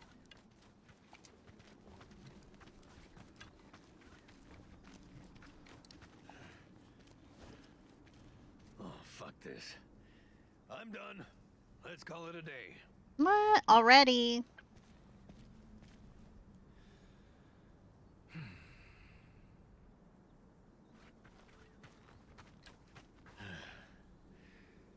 What's on your mind? I'm not looking forward to being surrounded by white men again. You'll be fine. We've been speaking more French than Innu lately, haven't we? I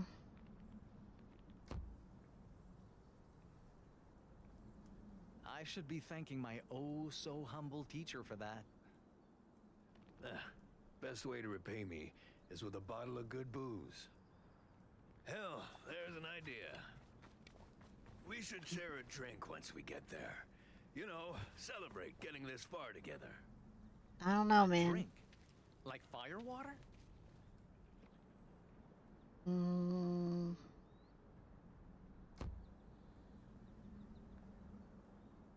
I appreciate the thought, although I don't think I'd be comfortable doing that. Oh, right. Guess you wouldn't be. Well, I'll think of something else. Still gotta celebrate somehow. I'll go get firewood. Firewood time? Every now and then, Pierre did things that made... Eau de vie. We used to trade with outsiders years ago, exchanging fur and crafts against metal, tools, or cloth. But when our traders started coming back with bottles of strange drink instead, great-grandfather warned our leaders that the trades had to stop. Nothing, he said, is more dangerous than a poison that cripples a man's reason and his values, especially if it makes him desperate to poison himself further. The strange thing is alcohol looks so harmless, clear as water from a stream, yet it burns the throat like flame, reeks of fruit gone bad, a trustworthy guise to hide its foul nature. No different than the white men who tricked us into drinking it, I suppose. Literally translating to water of life. Eau de vie is a French liquor made by mashing, fermenting, and distilling fruits like pears or cherries. This yields faintly sweet, colorless, and extremely potent brandy, ranging from 44% to 80%, 6% of alcohol content. Nouvelle-France, the drink, was extremely popular due to its taste and rumored medicinal properties, circa 1730. The average Quebec citizen consumed 20 liters per year, the equivalent of a shot per day. Eau de vivre was also used as a bargaining chip by unscrupulous traders during commerce with natives in order to propose exorbitant prices in exchange for alcohol, or getting indigenous merchants drunk to facilitate scams.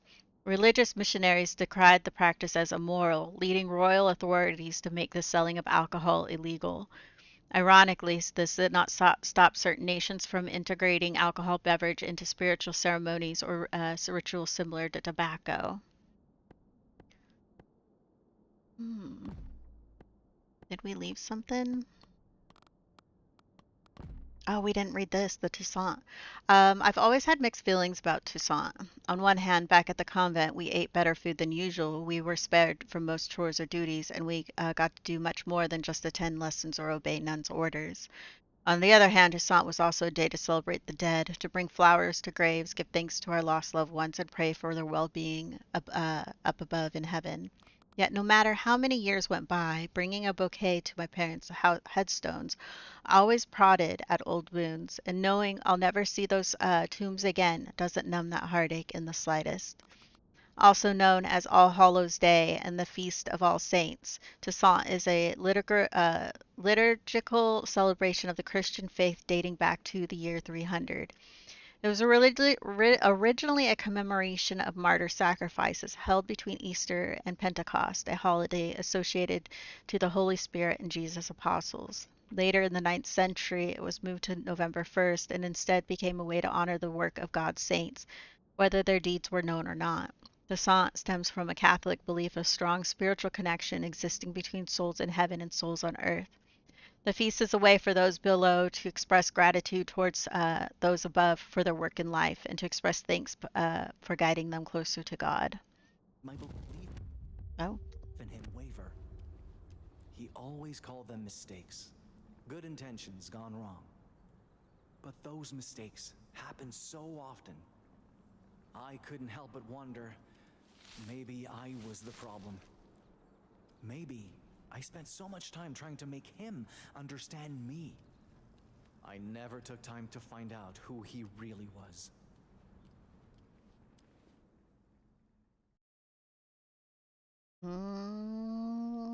Foreshadowing.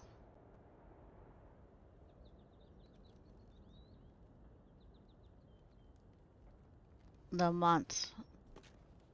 Red Boof Trading Post. Toussaint Morning.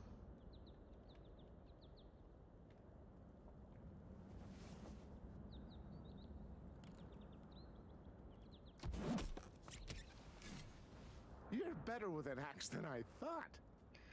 Sure you don't want a break? I'm fine. Keep them coming. You're the boss.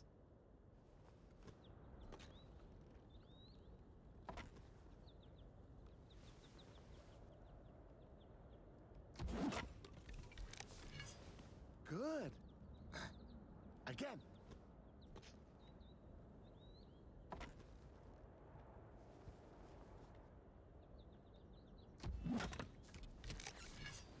Gonna have enough wood for that Toussaint bonfire in no time.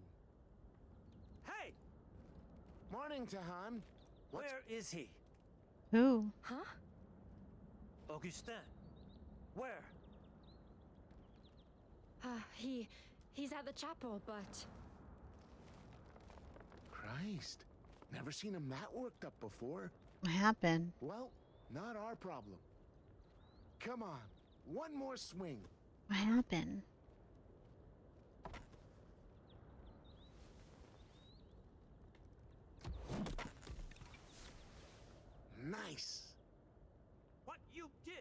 traitor! All right, next one, Jeanne. Chop, chop. On second thought, I'll take you up on that break. Fair enough. Don't take too long, all right? We gonna go see what's going on up there? Oh, enlighten me then. Calmly. You must not yell in the house. Do not give me orders! They told me what you did. Your chants, your holy water. What gives you any right to do that behind my back? You're being unreasonable. I only offered prayers to the ill. Where's the harm in... Don't you dare lie! I know this feast is just another ploy. But I will not let Jesuits hurt my people again, no matter what I have to do. Tehan, I gave you my word. I will not force the Wendat into anything. If they come to me seeking God, it will be of their own free will. You!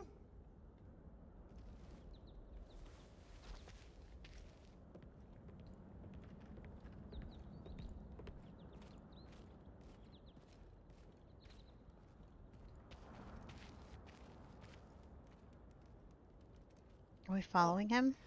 Good day, Miss Angelier. How go preparations? Everything's on schedule. Wonderful. What now?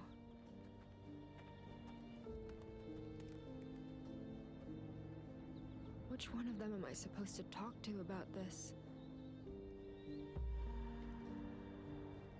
Well, I'm not gonna talk. She may be super religious, but honestly, makes me cringe.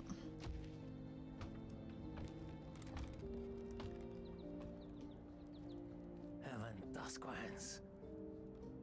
Tehan? Now's not a good time. Please. I want to talk about what happened in the chapel. There's nothing to tell. I just lost my temper. Yeah?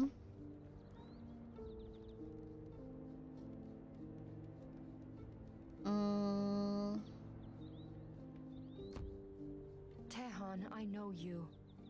And you never get that angry. Not without a reason. Look, you can see our shelters from up here. Yeah.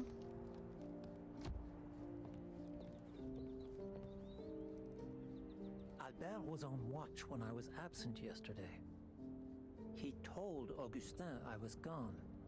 And then Augustin did something to my people. He claims it was nothing but prayers for the sick, but the truth is rarely what white men claim it is.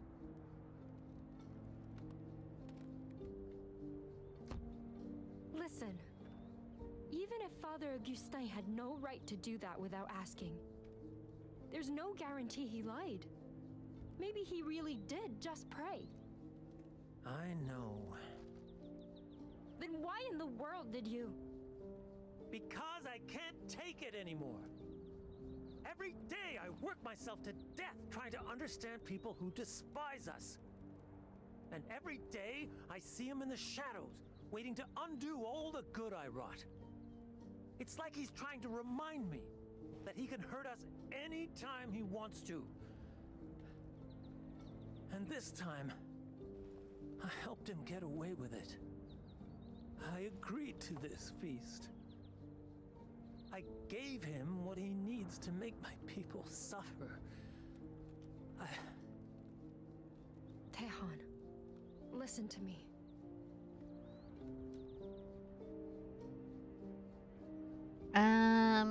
We're gonna try to promise? We're broken promise?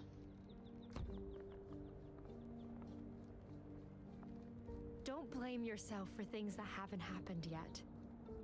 Besides, you did this to protect them, and I promised to help. I know, but I've been trying so hard for so long to do what's right for my people. And it is never enough. We're still grieving what's been lost. Still fighting to be in control of our lives. And for them, And they've, I I'm think, recently just lost so tired of it. half their.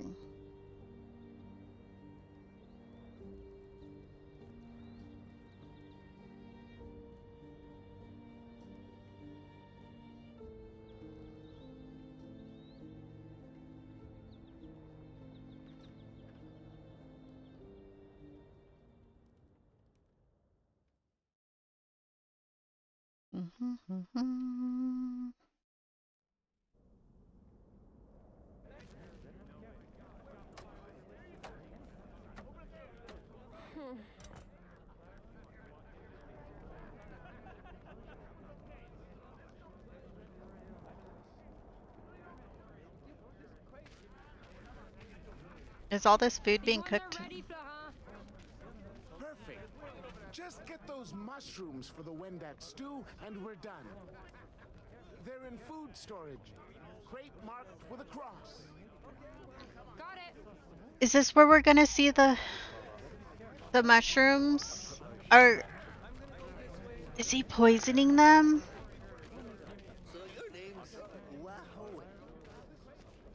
You okay, Wendat? Or Tihon? Dio, Jeanne. How's everything going? Better than expected, despite the language barrier. All we're really missing is you. That's sweet of you. But taking part in this feast would mean supporting the faith it celebrates. And I cannot give Augustin that satisfaction. I understand. Well, if you change your mind... You'll be the first to know, I promise.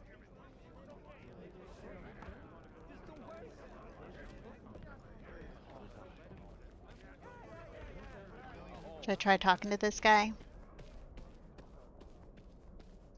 Ah, Miss Angelier.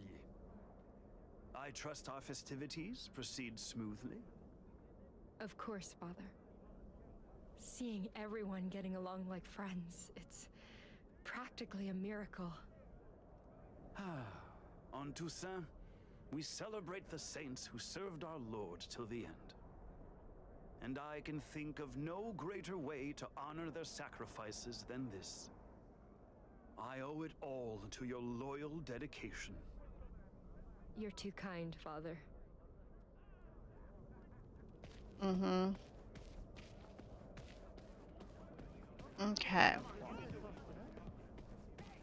Let's see. Is this gonna be the poison mushrooms? These must be the mushrooms. They're poisonous. Wait. Why are they? Those ain't chanterelles. You see that glow? That means they're toxic. So don't eat them, unless you want to beg God to end the bloodiest runs of your life. No, no, no, no!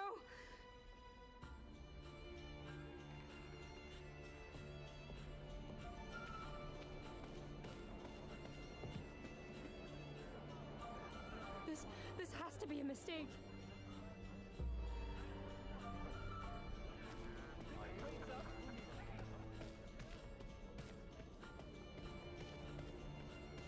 Our Father who art in heaven, hallowed be thy name.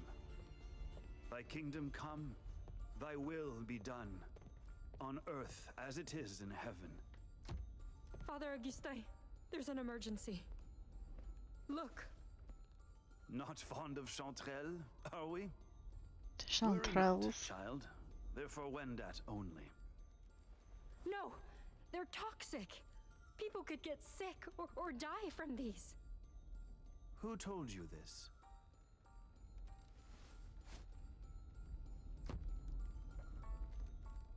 Mm-hmm. The man I traveled with, Pierre, he told me... Wait. Who told me? You knew!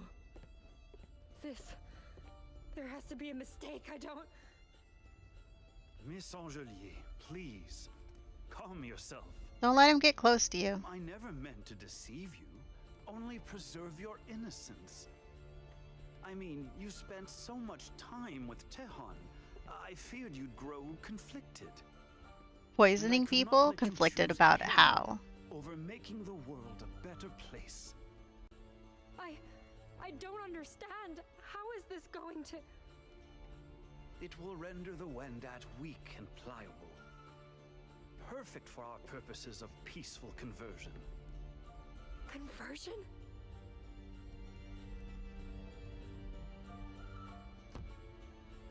How could you? The Wendat needed you! Indeed. And once they fall ill from eating these, they'll need me more than ever. However, He's so only good. those who accept Christ as Savior will receive aid, of course. We're in the nasty part of history. That's inhuman! Perhaps. But they've rejected salvation so often, drastic measures have become necessary. He's down there. After all. Here, we'll pause the nastiness of religion and poisoning people to get them to convert to God. Been lurking, waiting for my moment. Hello, Harry. Over there on YouTube. Hello, hello.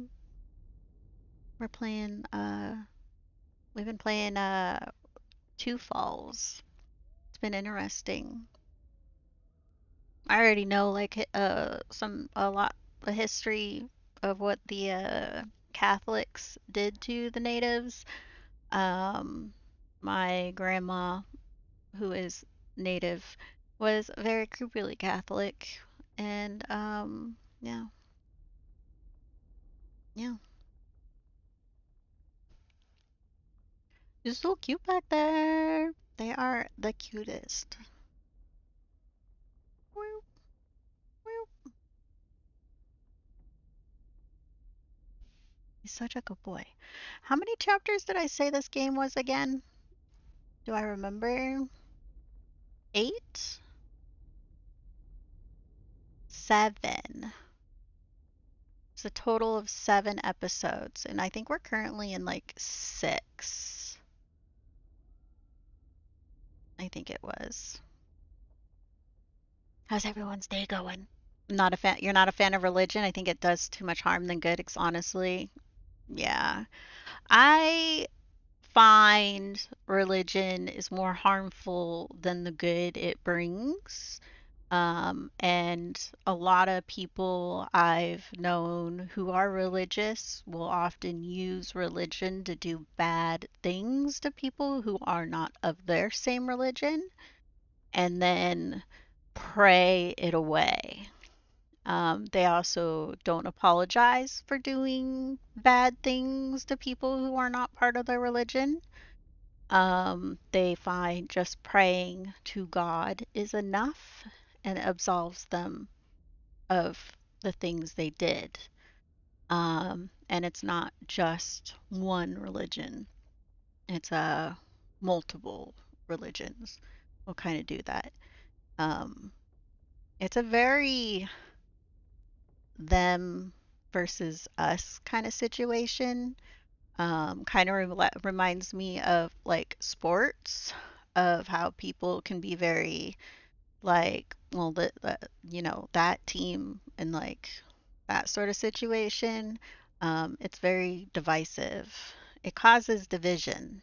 I feel religion causes division and not include like doesn't bring people together. It only brings people together that are within that religion and separates you from the rest. Um, it's division. It's not inclusive. Um, yeah. Praying will help you. If you're going to hell, you're going to hell. Your soul's rotten if you believe in that. Yeah, but they feel like if they pray to God and they confess or whatever part of whatever religion, that it absolves them of that badness they did, and that sort of stuff.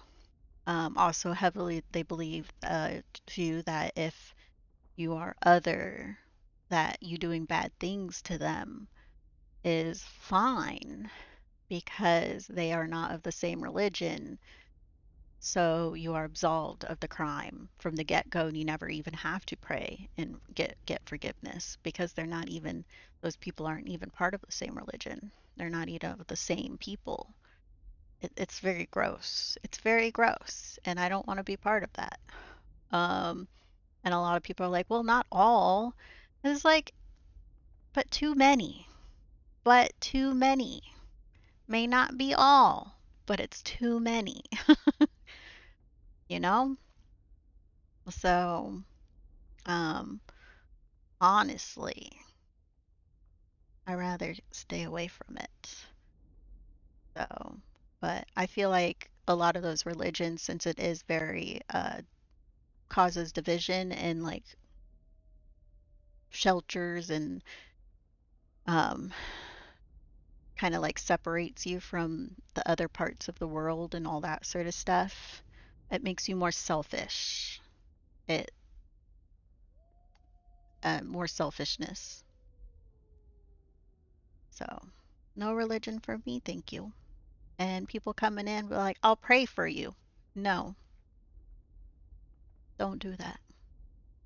I don't want your praise. I don't want them. Don't do it. So, but yet, a lot of people will be offended by me telling them not to pray for me. Like, like I don't consent to it. And then they'll be deeply offended that I won't let them, that I won't take it. And it's like, I don't want it. Keep it to yourself. So, but yeah, um, I kind of knew where this was kind of going because I know of a little bit of the history of natives with Catholic and my grandma being so traumatized Catholic. She didn't push it on us or anything, but her area, but I think based off her bringing my dad and my aunt to the States when they were so young, I think I understand why. Um, so, yeah. A lot of natives died due to the Catholic Church, boarding schools, and all that. Or I don't think they were quite, but yeah, they would take the children away once they were old enough. They would take children away from their families and stuff. I don't think my grandma wanted that. But yeah, she was creepy Catholic, deeply Catholic. But I just remember, yeah, she was a nice lady and everything, but she did try to teach me some things like from the native language and all of that. But um she had arthritis so bad that she had to go eventually be moved into a home because she couldn't even like walk and move and do things on her own. Her hands were like full like this, like completely, and like you've seen the arthritis when it's so bad like the hands like are like that. Couldn't even open her fingers.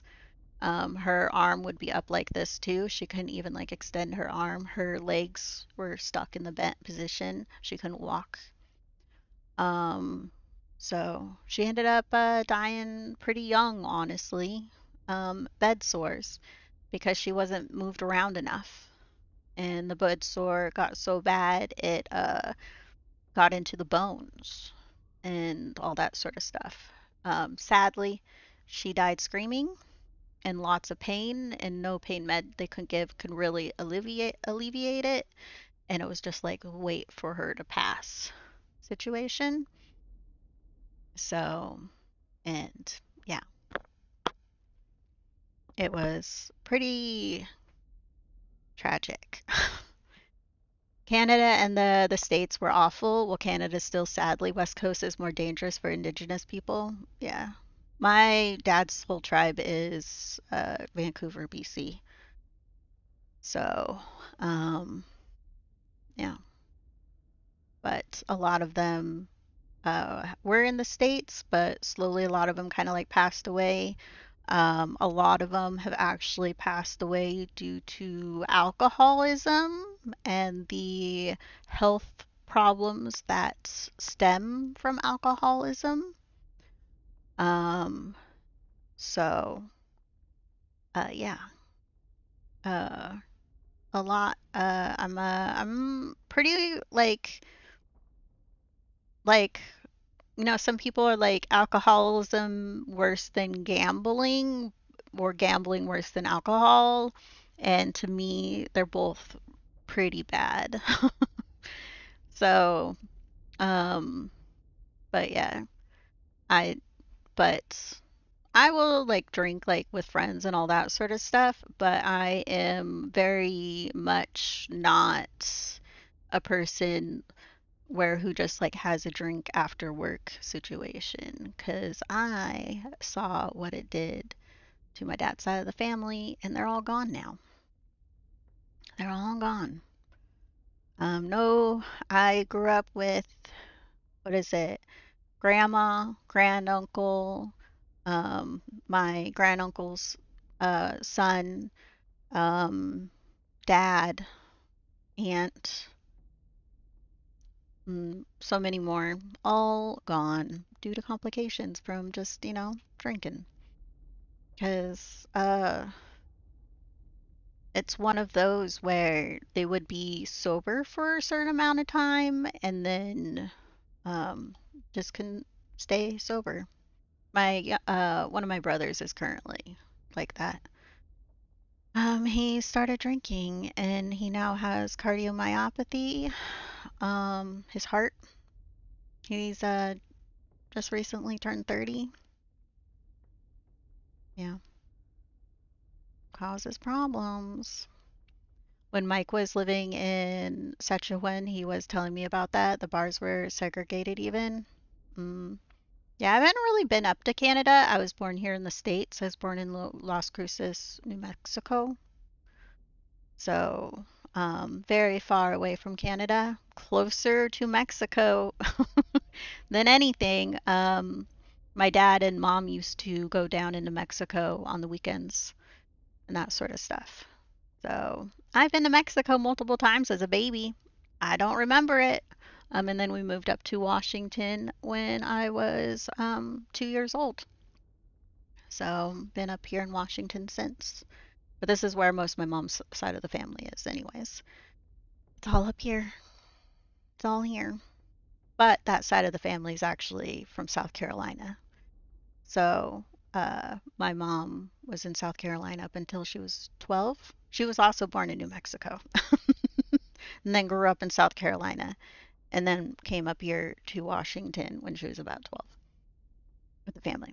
She's been places. So, Southern accent. So sometimes it'll pop out because there's a little bit of it from my mom's side. Still haven't been to Mexico? You'd love to? Hmm.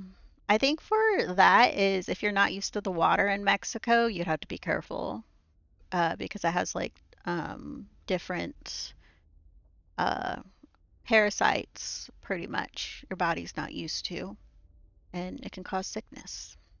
So it's just like, I guess not really parasites, just like things like, you know, yeah, Pete's like, don't drink the water. Yeah, if your body's not used to it, it has no defense against it and it'll cause you to poop your brains out. Don't. You learn your lesson in Cuba? Yeah. Honestly, I don't recommend whenever you're traveling to drink tap water anywhere because you don't know what's in the water that you can, like, yeah. Yeah, even Mexicans don't drink the water without filtering it. Yeah. You and your ex were trading bathrooms. Don't even brush your teeth with it. Yeah. No, it's, yeah. Here, where I live, I drink tap water. I drink tap water every day. That's what, whenever I go and I refill my thing, I'm refilling it with tap water. Honestly, perfectly fine. If you come to Washington and you're in Western Washington and you go to like, you can pretty, Tap water's fine. Um, honestly, it tastes fine. I've been to Kentucky, um, and New Orleans and stuff. Don't drink their tap water. Tastes doesn't taste good. People say water doesn't have a taste. Water does have a taste. I don't know what you're talking about, but Kentucky water literally tastes like pool water. Tastes like pool water. I was like, what the fuck is this? So, like, I took a sip and was like, and I was all like, nope, not drinking tap water here. It tasted like straight from a pool. I thought I was like drinking chlorine or something. Don't know how people do it. And on Ontario, we are good. Still use my Brita filter. Yeah, I don't really have been using filters. If the water came out like orange or like a funny color, I would probably filter it. But um, I don't know. The filtration here in our state is usually it's pretty good. Depending on the minerals and how they clean it. Could be. Dude, I swear, like the water I drank in Kentucky, it tasted like it was just flat like chlorinated water. Like it came directly from a heavily chlorinated pool. I do not understand. It was kind of the same when I was in New Orleans. It was kind of chlorinated also. Um, which I drink water here, tap water. I At no point do I feel like I'm drinking pool water. Like, no point. It's water. Um, One of my aunts lives out in the middle of nowhere pretty much. Um, and it takes like about an hour to get up to their place. I don't know, 40 minutes up to their place once you're off the main road. And they have like well water. I've drank that. That's been fine. Um, but uh, yeah, I'll drink like water's fine. I drink water. But if I travel anywhere, I'm pretty leery. Pretty leery if I'm going anywhere outside of Washington State and go to drink water. I'm like, or Western Washington mainly. Eastern Washington, their water can still be kind of um, tastes funny to me, so I usually don't drink it. I'll just get some bottled water. um, what other places? I've been to New York, and I did not. I don't think I tried New York's tap water. I don't think I tried New York's tap water. California was fine. I've been to California a couple times. Their water is fine. New York, though, I don't remember if I've even drank like tap water when I was there. Because I've been to New York a couple times for work related stuff. I was at New York Comic Con. Uh, New York Comic Con, the one that was pre-pandemic, and then the New York Comic Con that was post. I like quotation post because we're still dealing with COVID. It's not, but the very first New York Comic Con after when they like finally came back. So I was at the pre and the after. So they were like a couple of years apart. I think it was like 2 years apart. But I went to the convention, stayed in New York those 2 years. So New York food's pretty good though in some places. hmm Um, Probably if you're walking around by yourself, if you're not confident in defending yourself, you might, like any other city, um, probably stay with other people. Me though, I'm fine. I don't care. I go to Seattle 2 in the morning, walking around on streets. I'm fine. People, I guess if you walk with confidence and like all that sort, they leave you alone. New York though, this one guy though, he walks up to me when we're at like the crosswalk, and and I'm like eating a skewer. Probably why, like, he maybe thought I was like easy, like, because it's all like no one eats like cart food off like the corner on the freaking, like, it's like I do it in Seattle too. I don't give two shits. Give me a food. I want to taste it. So I was eating some meat off a skewer. Honestly, I don't even know what kind of meat it was, but I'm just like chewing on meat, holding a skewer, and the guy comes up, gets right up in my face, like right here, and he's like, "Give me your wallet," and like that sort of stuff. I glance down at my skewer, glance back up at him, and I point the skewer towards his face. He like backed up and he was like, "I'm sorry." And I'm like, and then I like just walked. And then I crossed the street. Dude, we were surrounded by people. Surrounded by people. And he's like literally got right up in my face and was like, "Give me your wallet." I was like, "I got a fucking skewer, sir." What? Just pointed my skewer at him. Like it was missing meat on like the first hat, like this part of it. If I stabbed him with that skewer, it was going in a good distance. It's pointy. Use your eyes. What the fuck? That was my New York experience the first time I was there. And then I went back again. Boston's okay? You think you drank out of the fountain? Yeah, and I'm only like 5 foot. I'm like only 5 foot. Like I literally have no extra inches. I'm just 5 foot. But if you have that look and a posture, people just leave you alone. People just leave you alone. Who cares? Dude, I could have skewered his eyeball. Like, get right up into my face. Like, what the fuck, sir?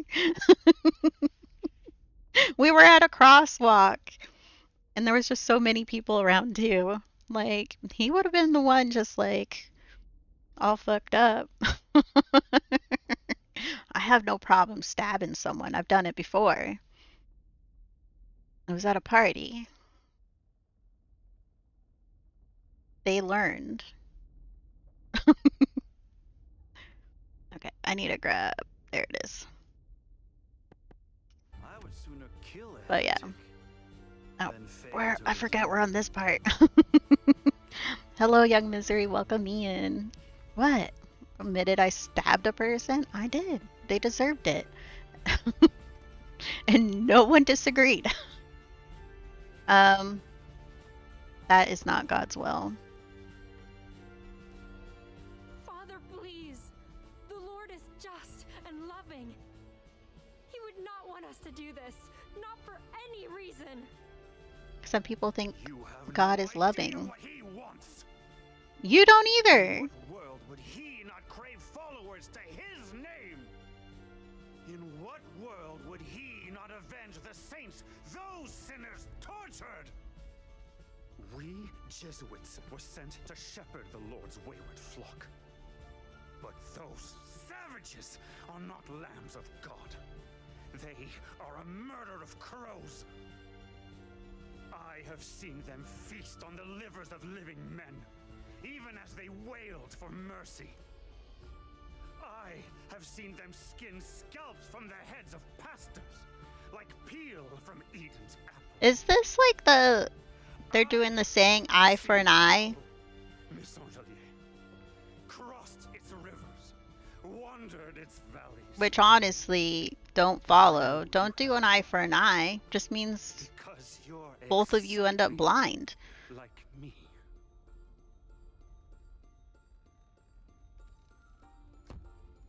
We are not the same. I'd never resort to blasphemy like this. Mm-hmm. Oh, but you already have, my dear. What do you mean? From the moment we first met, you confessed to lying. You pretended to be a servant of God, all to abuse our kindness and resources.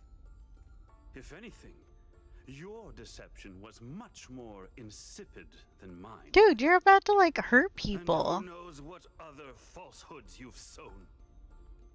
You are a wicked creature, child. But do as I say, and God will forgive you. Do you hate that hand Refuse, gesture as much as and me? I will When they're banish like, you in his do the name steepled fingers? back Do into as I those say. wicked wilds.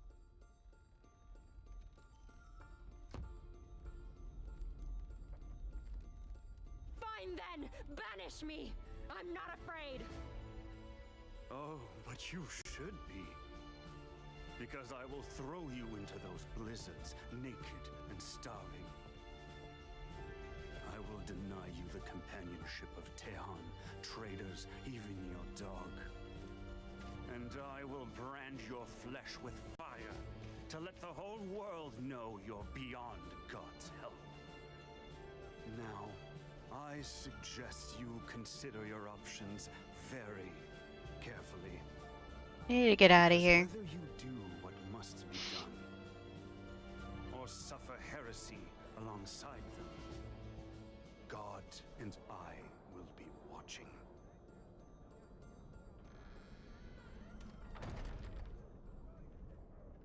Oh, and he closes himself up in the church?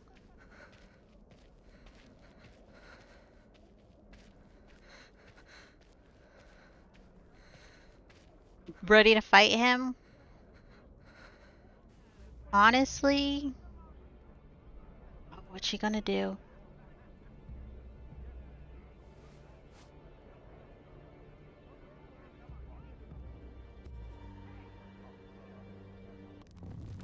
Like, this person here, I'm wondering, I don't know if it's like based on like a real person.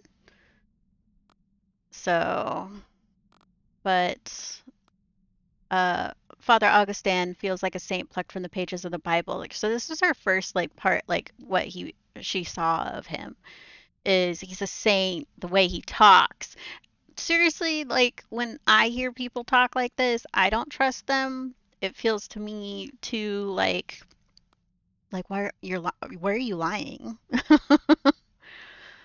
Back home, I would have considered him a hero. But yeah, historical facts. In the 1600s, Jesuit missionaries established the settlement of Sainte Marie in Wendat territory, where they spread Christian faith to allied indigenous nations. During this time, they evangelized many non-believers, but also spread devastating epidemics that resulted in incalculable fatalities.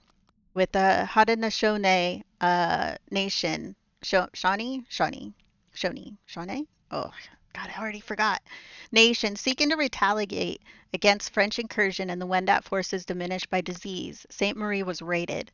Many Jesuit were captured and over the course of several years, 8 were ritually tortured to death by their captors.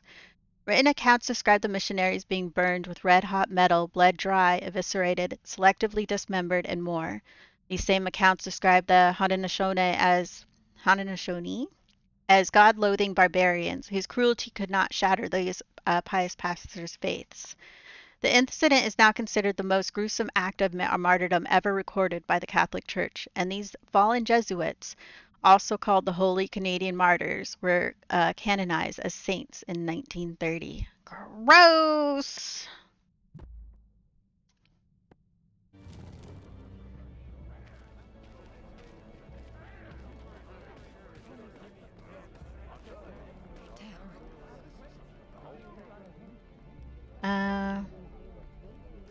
We're gonna warn him. Jeanne?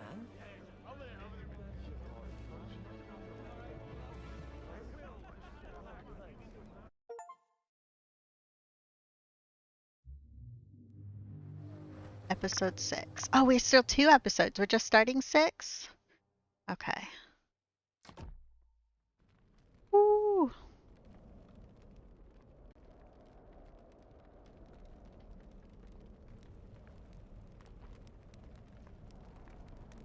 It's Toussaint Day. Moments after telling Tejon Wastata. Why can I like? Calm down. Hey, keep in line. Is this what it come to, Pasta. Augustin? We don't bend the knee so you have us poisoned?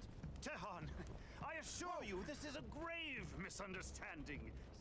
Nothing more. Tell your men to calm down. Takuatshina! I am through hearing you pretend to be innocent, you murderer! Jeanne told us everything! She what? Do you realize what you've done? What God will do to you for betraying me? Do you know what God's gonna do to you?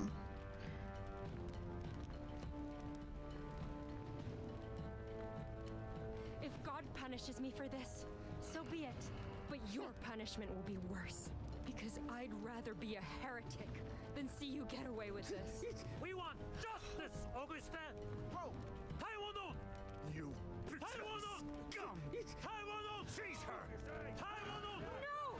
Put me down! Jeanne! Oh, Let her go! I bet. Let me go. Stay out of this, Theon. This ain't your problem. This is between her and... Did the dog get him? Get his nuts! Get his nuts! Oh, let go of my doggy. Oh, I better not see something. Oh, no, no, no, no, no, no, no, no.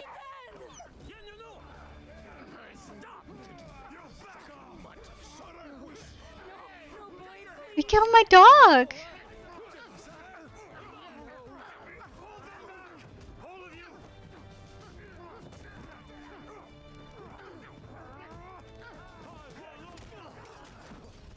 What the hell?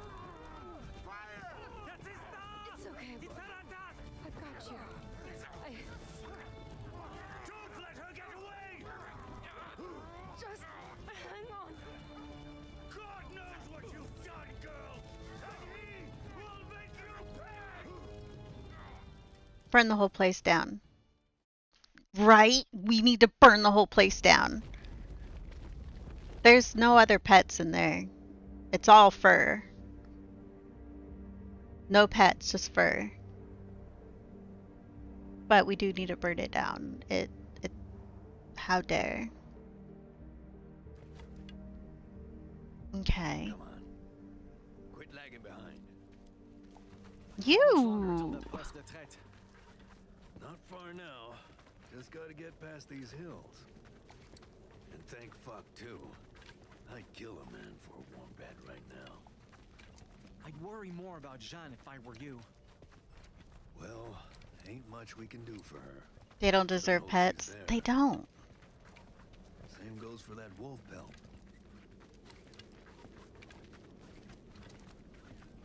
Wait. Is that the winter spirit? Hey, where you going? We're looking at things closer. I'll catch up. Investigate the area. Ooh, look at it.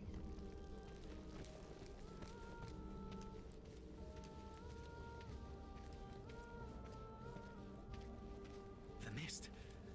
Is it guiding me?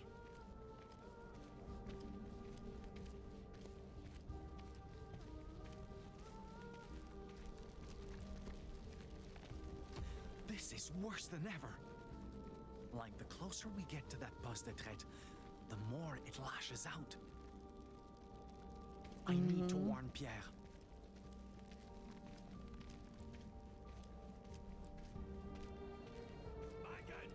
Get the fuck over here! Is it because the place is on fire? Place is on fire. It better be. It deserves to be. Hell yeah, you deserve it! What in the... How did this happen? Who cares? If Jeanne's in there with the fur. Burn it down. Look! Outside the camp! Survivors? People running, yeah. We need to get down there and help. Fast! Oh yeah. Right. Lead the way. Okay.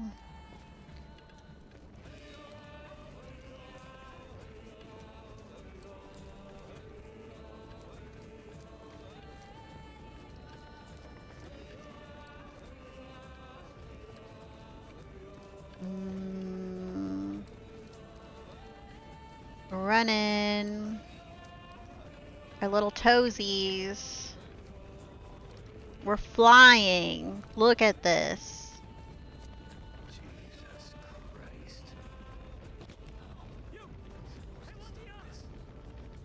Hey, we need... Micah! Is that you?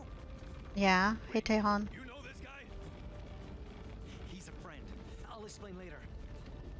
Right now, we need to put out that fire. No, it's too late for that. Just gather survivors and tend to wounded. I can't handle them alone. Yeah, no shit. I'll take care of the traitors. You two, help the Wendat!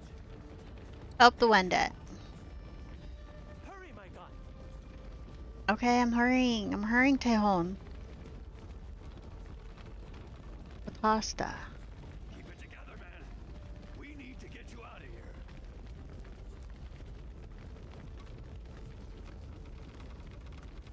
I'm here. I'm here. I'm here. What's wrong with him? I'm not sure. He was running a fever before getting these burns. But when we put snow on them... You were trained by a medicine man, right? Tell us what to do. Do I know? I don't know. I think he's in thermal shock, but great-grandfather never taught me how to handle this. If I make a mistake, I could kill him. Doing nothing kills him too. No mistakes, then. Got it. It's too dangerous to try. Dude, we gotta help someone. I don't even know what we're doing. And mash red berries with bear lard. That should help with fever and infection. You mix the rest with beaver oil and crushed fur. Apply it like salt once his burns are clean, and hope for the best. I can't guarantee it'll work, but Oh, he has like 3rd-degree burns then. Bad burns. Oh, is that the Jesus person? The Jesuit? Dude, that's the fucking priest. Do we have to you? Let him die. Be a martyr.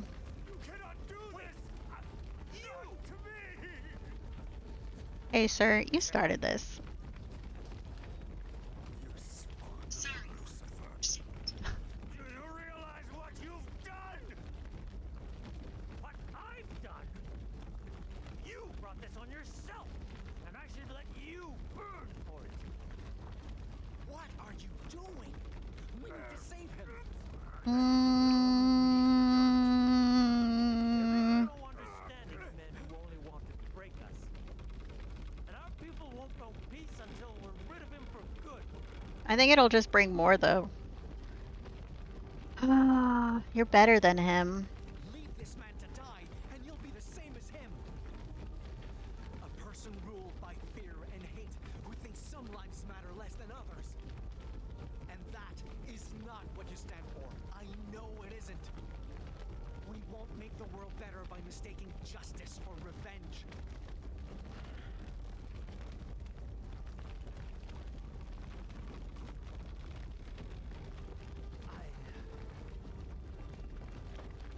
I'll lift the beam. You drag him out. Right. What are you doing? Get away! I don't want your pity! I don't want to show him my cross.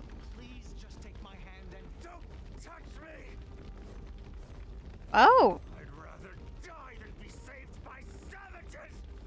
okay. And I'd sooner kill a heretic than fail to redeem one! Get out of there! I mean, if we saved him and showed him the cross instead of let him die, would he have changed his ways? I learned a hard lesson that night. Yeah. No matter how hard I try, no matter how good my intentions, some people cannot be saved by understanding alone. Gross.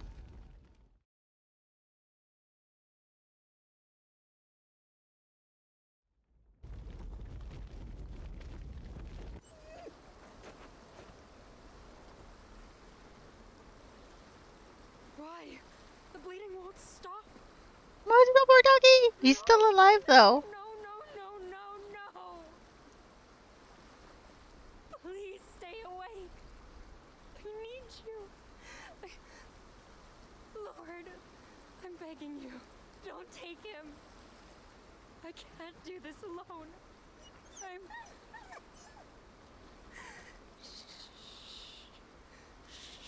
I'm here, boy. It's okay. I'll be here. Till the end. What's that? I tried. But they won't save him. Just Oh. breathe.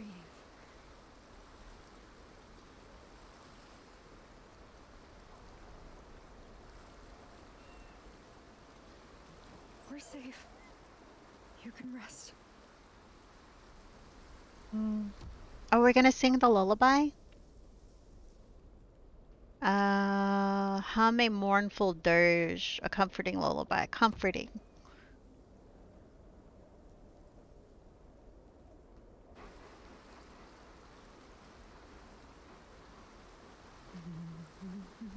We get to pet the dog.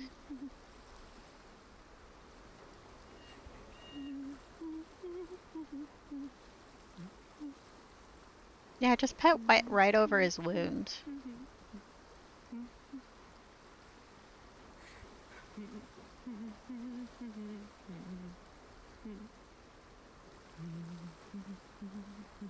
I wonder what she cuts her nails with, because I don't think there was nail clippers back then.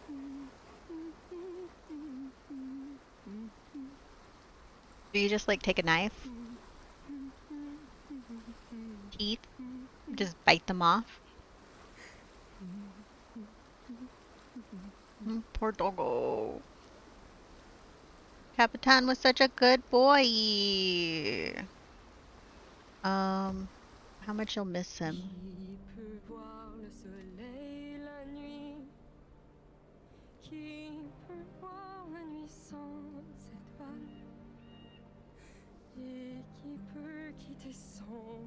No. Sans verser de larmes, je peux voir le soleil la nuit. Je peux voir la nuit sans étoiles, mais ne peux quitter mon ami sans verser de larmes. Je peux faire de la voile sans vent. Je peux ramer sans rame, mais ne peux quitter mon ami sans verser de larmes.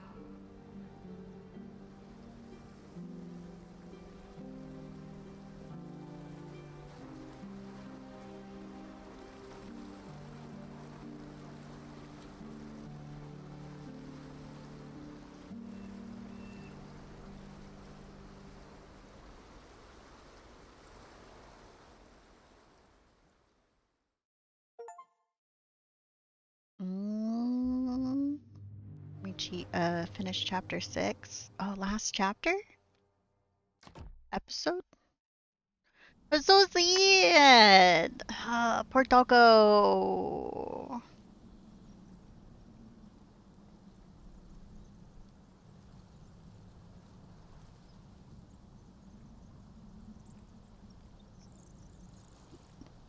Okay. Or Maikan again. She didn't even have Capitaine that long. It's probably only like really since like the boat to everything. It's probably like a few months or so. What now? Man, that's so sad. In life for such a short amount of time. Animals are too pure for us.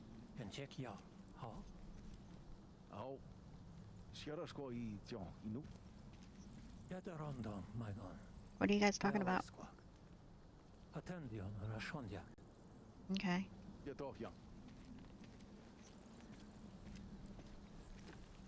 They're gonna do some stuff. I don't think there's anything over there. Are we just leaving? Is this seriously all that's left? Yeah. Christ. You deserved it. Albert, you fucking killed the dog. You stabbed him. You motherfucker. And Wendat closer together than ever before. I hope the peace would last this time. I'm sorry I couldn't kill Albert. He deserves death. I hope he never finds peace in life. What's going on here? The remains of their settlement didn't look like a lost home, but the bones of a beast that fed on greed. I hope he never has peace in his life, ever. And if he asks why, he gets flashes of doggo. He wanted to be a dad, Flora, more than anything in the world. Oh, isn't this But the... all I did was call him a drunk. And now, God damn it. Pourquoi lui? It's not your fault, Christophe. He's in a better place now. The sick Wendat, Saranes. He died from his injuries overnight. Oh, you tried your I best. just hope my attempted remedy did something to ease the pain. We'll bury you properly soon. May your journey back to Mando be safe. Yeah. Are we gonna look at that hat too? Indigenous funeral rites. We Innu are not only born from the womb of our mothers, but the womb of Mother Earth, and in death we return to her. To honor our dead, we wrap their remains in birch bark while our elders chant ritual songs. We dig them graves lined with spruce to protect their spirits from harm and curl them into fetal positions as they were before birth. We make sure they face west, for that is where they'll journey to reach this world of spirits, and we bury them with belongings to exist on that journey, like hunting knives or tea. We all make the journey eventually, but I'm afraid to return home and realize my people have set off without me. The records of French missionary Jeanne de Brebeuf describe Wendat funeral customs in great detail, citing their mutual reverence for the fallen as integral for building bridges with Europeans. When Wendat were on the verge of expiring, festive farewell feasts were held in their honor. The soon-to-die would deliver speeches to display courage and express love, sometimes singing death chants if they were warriors. After death occurred, mourners would work themselves into a collective frenzy, evacuating as much anguish as possible before elders declared the mourning done. The body was then wrapped in beaver hide and set atop high platforms. Months later, when remains were mostly bones, the dead were cleaned and prepared for burial. Families were given chances to grieve more intimately, and fellow Wendat offered parting gifts.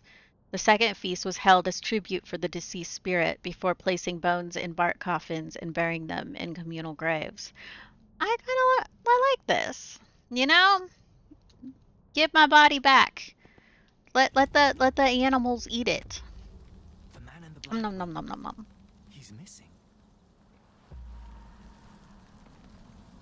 Find out what happened to the Jesuit corpse. How do you want me to do that? Ask questions? Wait, it's dragged off? Someone dragged it.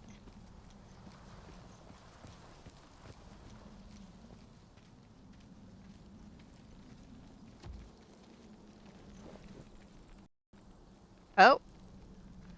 We had a fatal error.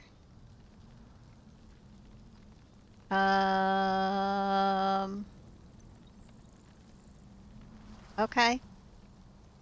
Give me my mouse so I can click OK. Give me my mouse so I can click OK. Get rid of you. Okay. I'm going over here then.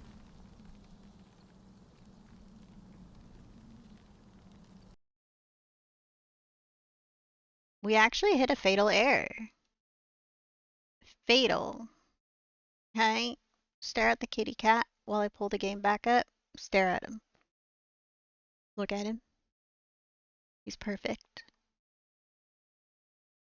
We're reopening the game. I do not want to see Doggo death again, though, so I'm hoping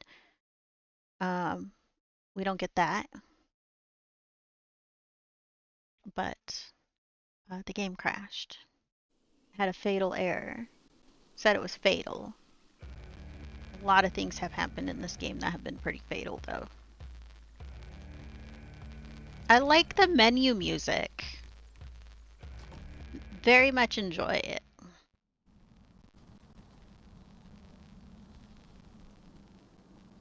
Okay, I think we're back to listening to people talk. That was the first time the game crashed, though. Took up last chapter, last episode.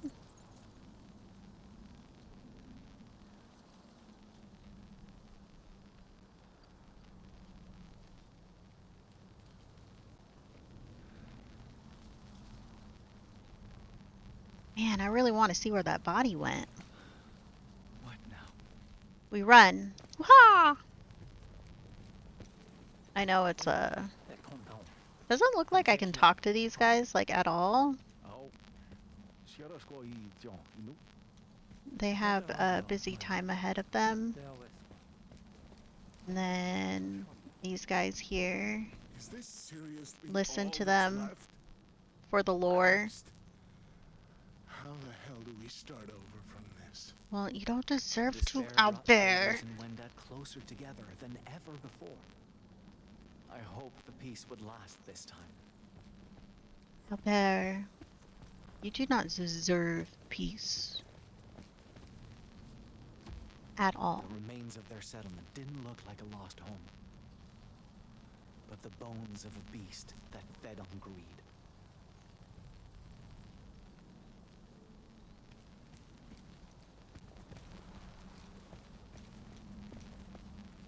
He wanted to be a dad, Flora, more than anything in the world. The sick Wenda, Saranes. He died from his injuries overnight. I just hope my attempted remedy did something to ease the pain. We'll bury you properly soon. May your journey back to Mandu be safe.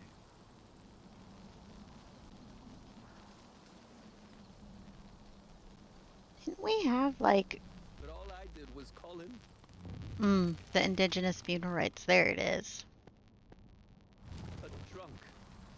The man in the black And boat. now He's missing. God damn it. This is one of your friends? It's not your fault, Christophe. He's in a better place now. Okay. Let's figure out where this body went. Hopefully we don't get a crash again right at this spot. Well, it didn't. So I think it's doing good. Someone there.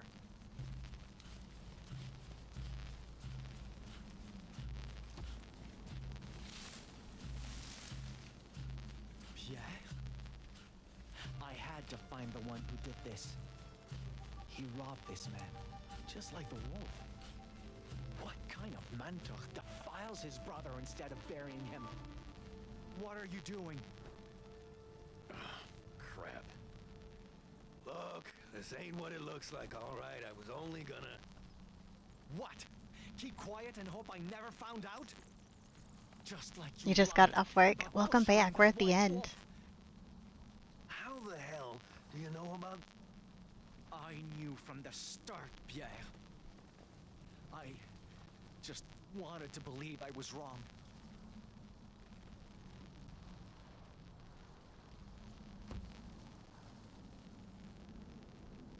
How can you disgrace the remains of your own kind? Disgrace anyone's remains? And why did you hide? What happened to Bear and Breakfast? Well, we're going to play some more of that tomorrow, but we're playing Two Falls today. And we're at the end. And some wild stuff has happened. If you know anything about history with like the Catholics and the Jesuits and all of them and the natives, the indigenous people and like that sort of stuff, crazy stuff. You know, our I don't know if I want to tell you about what just happened. It's very sad. Uh, nah, I'll be playing a little bit more tomorrow for the bear and breakfast. Um, Yesterday I keep finding more and more quests, and honestly, there's caves, and I need a key. So we need to figure out how to get into the caves with a key. Until we figure that out, the game's not done. Bear and breakfast is not done. Okay, there's caves. We need keys. I cannot not explore caves. But yeah. How long do my streams usually go for? Usually on average around 7 hours, maybe. I usually don't go any later than about 9:30, and that is about almost 2 hours from now. An hour and 45 minutes or less. Oh, time, man. Oh, thinking. Hour and 15. 2 hours. Million minutes, 45. Did I do the math right? I didn't even think about it. Now I'm second guessing myself. Time, man. It's 7:45 right now for me. 'Cause I knew you'd react this way. Is Pierre about to show his bad side? Am I supposed to react? Are we about to see the I tried nasties? so hard to make you understand us. I taught you stories, principles, the value of life. And now what? You throw those teachings away because they're inconvenient? You're goddamn right I am. First up, you shouldn't care what happens to this filthy hustler. He I'm is. doing this because I need to, not because I want to.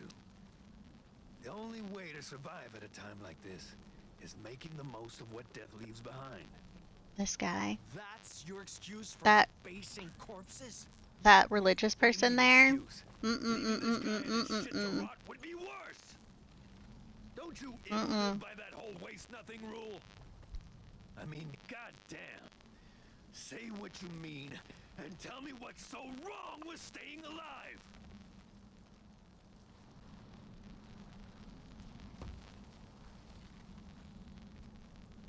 Survival is not the issue here. This is Aristotle. It's the fact you do so without any respect for the fallen. He has to come give us cuddles. Well, respect ain't worth squat if it kills you. Excuse me? In a perfect world, we'd be treating every stinking corpse like the second coming of Christ. But fact is, if you die caring for the dead, you can't do sweet fuck all for the living. So, you better face reality and get your priorities straight. Or you'll be burying Innu instead of saving him. Now piss off and let me work. Oh, you're just drooled all over my arm. Protecting our people means learning to understand, not learning to fight. At home. You can still get through to him. You cannot change him. Find the white fur instead. I'm sorry, Pierre. I just wanted There's you so to much understand me. drool. But I'm the one who never tried understanding you. The hell you on about? All this time, I fought to make you see the world the way I see it. To teach you the role you play in protecting the land. To treasure it like an Innu would. But it's clear that was a pointless thing to try. Then why'd you try in the first place?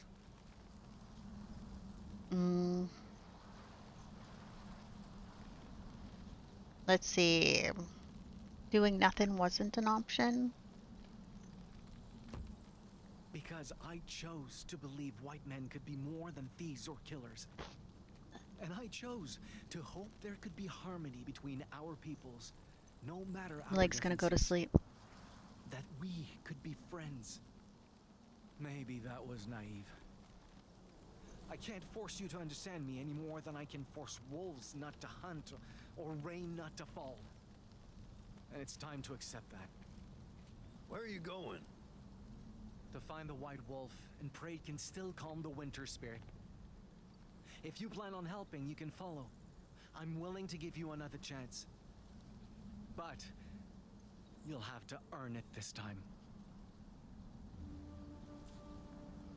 Oh, this is gonna be awkward. I don't regret leaving Pierre behind. Why are we walking into But some... nothing. Okay, we'll go in this direction. Would still wait me into the skak if I went back empty-handed. And odds were the wolfskin I needed was nothing more than embers. But somehow... What is this? Yeah, what is that?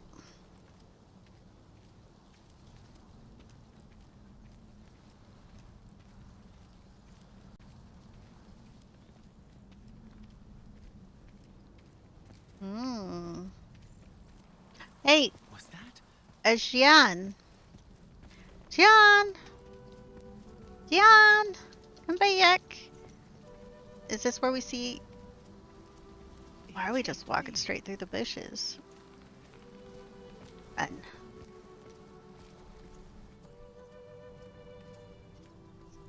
They finally meet. The two people. Very religious. And very spiritual.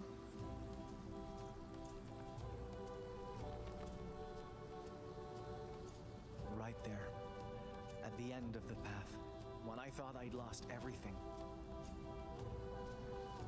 That's how I met you. The winter spirit? Let's read about that. Oh, the historical part. We've already read the top part, so the bottom.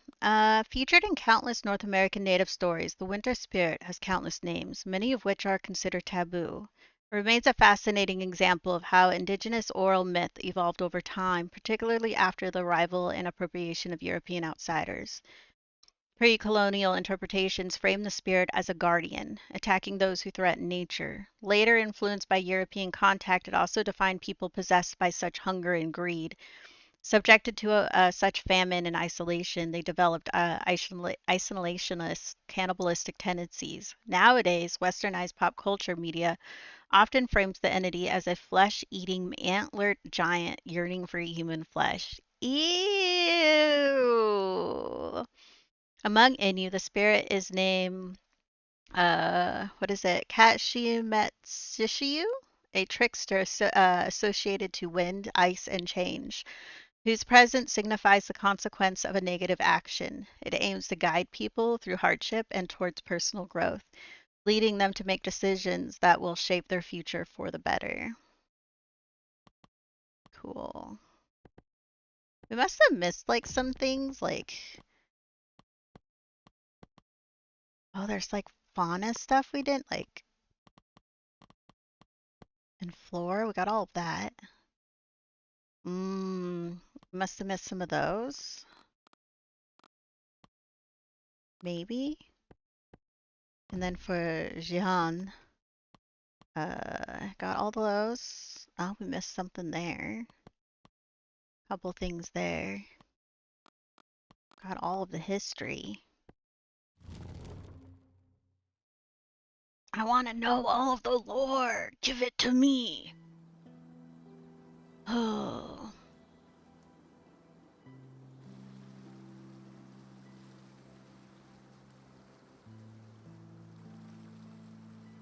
Just at my YouTube channel and can't wait to watch more. We play a lot of horror games on the weekend. I'm the one who should be apologizing. I mean, my YouTube was mostly just horror for like over a year. So that's where I played all my horror only. But now I've been dual streaming what I play over on Twitch to YouTube and what I play on YouTube to Twitch. You did what you had to do. We both did. I just wish I knew what we had to do now. Isn't this the wolf you've been chasing?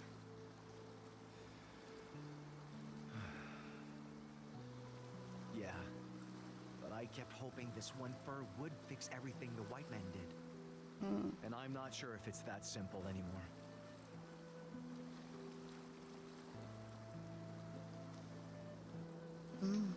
Bible? I'm surprised you kept it all this time.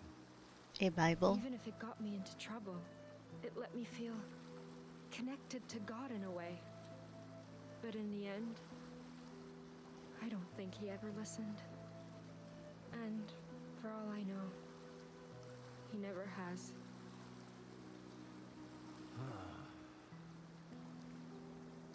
I wish you two could have met. Aww. He sounded like a good friend.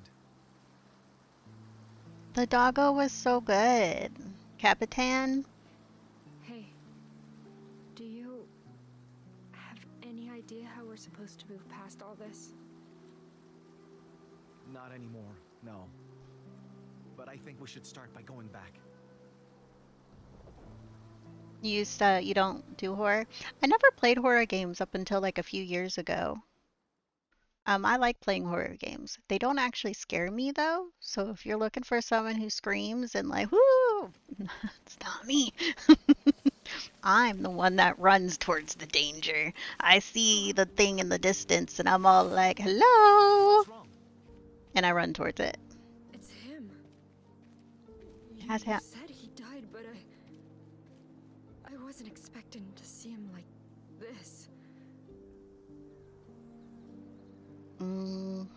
He brought it upon himself.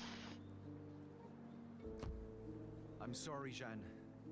I swear I did what I could, but I couldn't help a man who refused to meet me halfway. No, it's not that. I almost killed people because of him. I couldn't just sit there and let Tehan suffer, but what if he was right? What if this really is God's punishment for my betrayal? No. No. Maybe. I never should have had faith to begin with. In him or in God.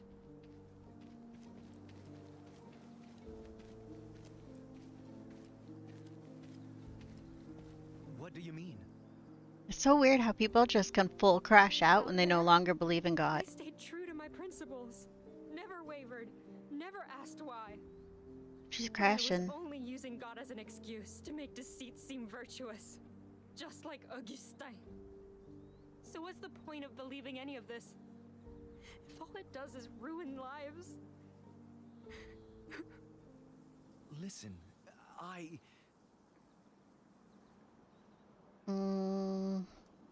Here. Share struggles? My people pass their beliefs on to me as well. And I treasure those beliefs dearly. So I know how hard it can be to stay true to them when they're put to the test.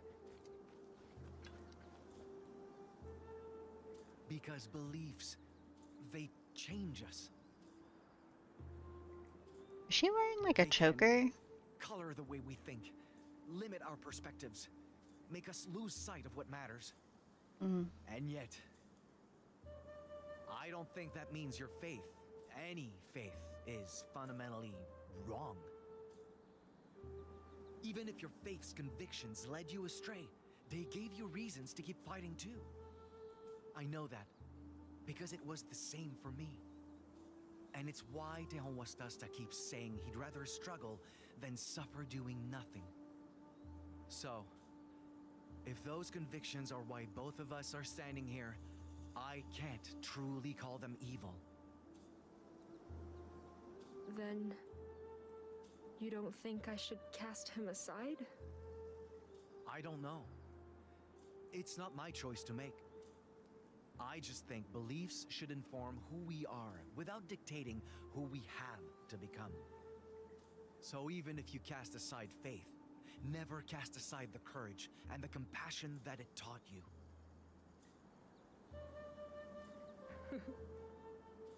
I really wish Father Augustin had been more like you.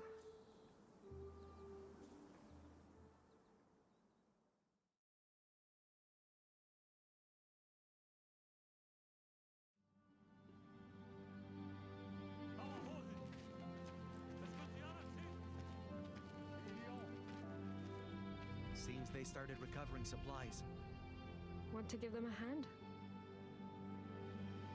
No offense, but I don't think I'll be comfortable around that many outsiders. No? Is that because you think we're irredeemable or something? Worse, I think you're complicated. Every time we're about to see eye to eye, or realize we're not so different, something seems to go wrong. And I'm left wondering if understanding is just some naive dream. But maybe I'm the reason things feel that way. Hey, yes, quit dicking around and help us. I just can't get over the Albert, fact everything is shush. changing You because killed my dog. Fuck off, Albert. I know they're here to stay. That we need to learn from each other, find new ways to coexist. But how do we move past this, when every new path we've tried so far keeps ending in failure? I'm not sure I'm the right person to answer that. But you may already have an answer, standing right in front of you. Europe, whose understanding can be reached. Tejon's efforts forge thriving partnerships. It might be hard to believe, after everything that happened. But the Wendat can keep prospering because of what people like Tejon do. He's living proof our peoples can find common ground. And if you choose to do what he does, maybe... Tejon Wastasta didn't choose anything. He did this because he had to. Someday, I'll need to make the same sacrifices he did for the Innu's sake. I keep wishing that I'd never chased the White Wolf's killer. Maybe then, I could keep believing an open mind is all it takes, instead of realizing how powerless I really am. I know how you feel. Part of me still regrets boarding that ship back in La Rochelle. But regret can find you on both sides of the ocean. And staying behind would have only made things worse for both of us.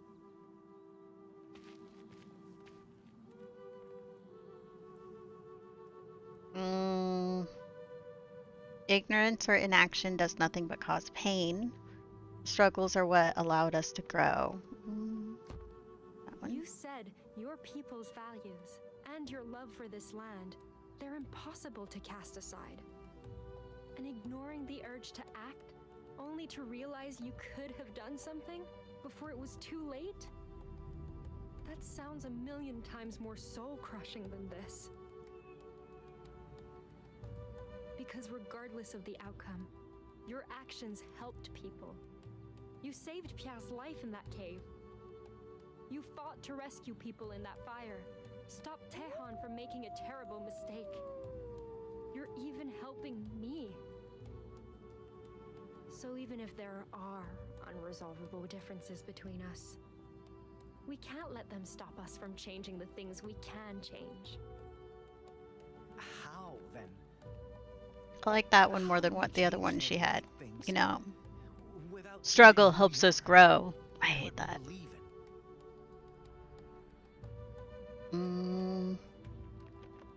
Don't fear change, embrace it. Out there, everyone has to adapt if they want to survive.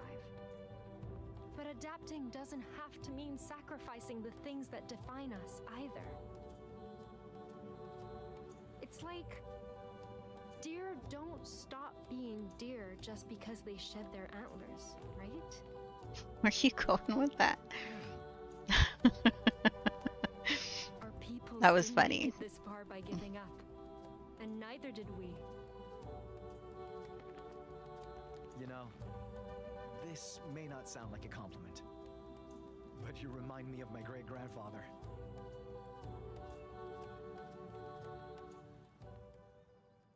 You have to get up early tomorrow, so you're gonna hop off. Have a good night. Yeah, thanks for stopping in. We'll see you around. Is my camera flickering?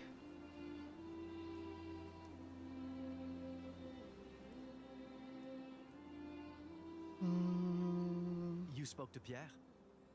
Yeah. He agreed to take me to Quebec, just like he promised. Ooh, going to Quebec. It'll be nice to travel with him again, I think. Besides, he knows I'm more than dead weight by now. Let's How go. about you? Back to Totuskak? Mm-hmm. First, I helped the Homostasta's group with reparations, and then, well, I'll admit, We're playing Two Falls. the Winter Spirit's grudge. We're at the very end of the game. But I won't But let welcome that stop me in. from finding a way forward. For all of us. Everything's burned down. Look at it. Hey, if this is goodbye, then I think you should take it with you. But that's... I don't know how I could repay you for... You already have. I can't begin to tell you how much this means to me. So, I just hope this somehow makes for a It's fair our trade. rosary! You kept it. All this time. I know you might not believe in what this symbol represents anymore. But I have faith you'll find your way out there, no matter which path you choose to take. So, promise me you won't be afraid of change either, all right? I promise. I may not be religious or anything, but some rosaries can be really pretty.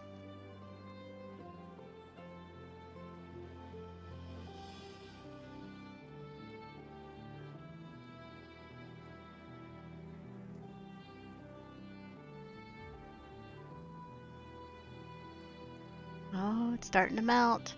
Throughout history, Indigenous nations across Canada have been subjected to countless colonial abuse and cultural genocide from the European outsiders. The ripples of these atrocities can still be felt today. However, hopes to achieve true reconciliation persist, with activists enacting meaningful change upon our world. This project was made possible thanks to the collaboration between Indigenous voices and creators from outside cultures. We hope it will encourage others to communicate. And I didn't read the last three words. Thank you for playing. Is it Tashina Shikumitan? Innu word for thanks.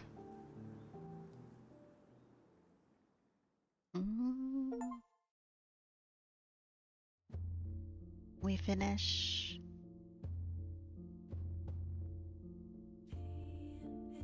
Takuatshina? Nishu Takuatshina?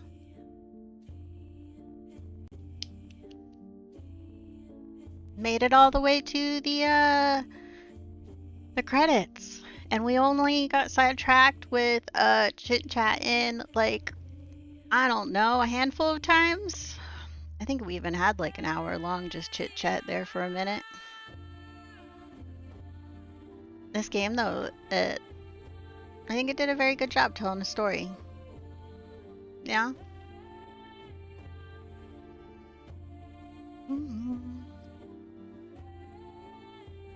But yeah.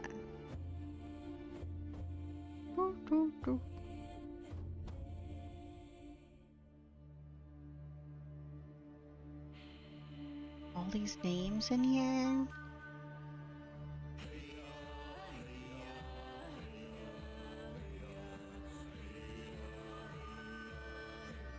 Do you think there's anything after the credits?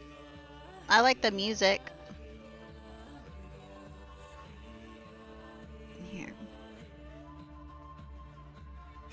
End of game kitty treats.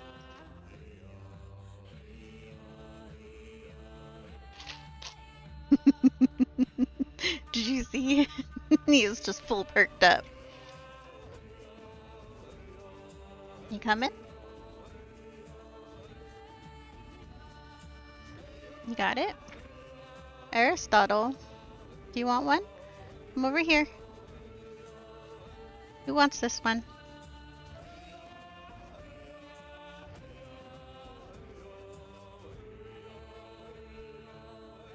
You want this one?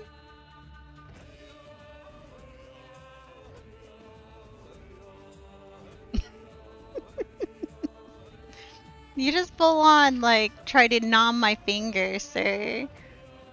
Is that it? Is that all you guys want? Another one?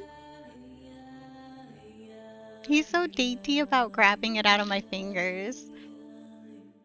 Charming, like, full on, like, bites my fingers. Aristotle here is like...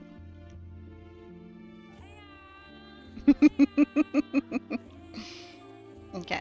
You've had enough. Do you want to lick my fingers clean? That was a gentle, bite.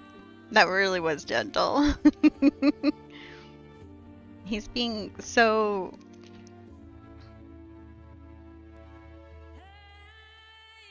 You're funny, you know that, sir. Okay, I'll give you one more, because I think Charming often has more treats than you. Go get it. It dropped.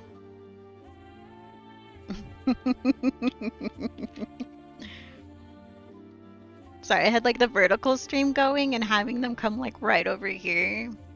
I'll still try to get them all on the vertical stream too. They're such good boys. But it was really hilarious how like Charming's head just goes, what? What? And it's like, yeah. Anyways, I deeply enjoyed playing this game. I really liked it. And it looks like they really tried to keep to what they know of the history that happened in the 17th and all that sort of stuff. And I know a lot of like history can be like changed, or stories can kind of morph and change based off what the survivors say, and like that sort of stuff. So I think though. Oh, it was Unreal Engine. That's why the game crashed. We had one game crashed, a fatal error. I think it's the Unreal Engine. Anytime I get a fatal error crash, it's always the Unreal Engine that caused it. You know? So. But yeah. What do you all think? I think it was good. I think it was good. Yeah. I don't think there was like anything else in the codex. Does it show me the things I missed? No. We missed some things.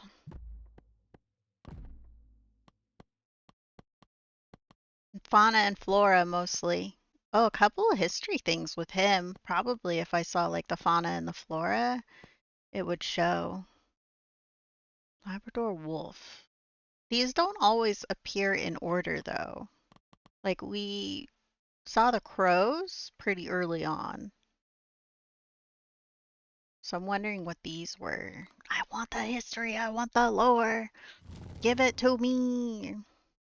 Anyways, let's exit out of the game. I like the menu music. The menu music is pretty dope. Pretty dope.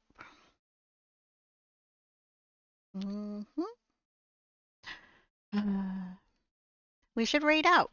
Let's go see who all's out there, what they're doing, and thank you anyone who stopped in today and stayed through the story and all of that, even if you came later, and then you had to leave to go do other things. Just stopping in. That's real nice and all.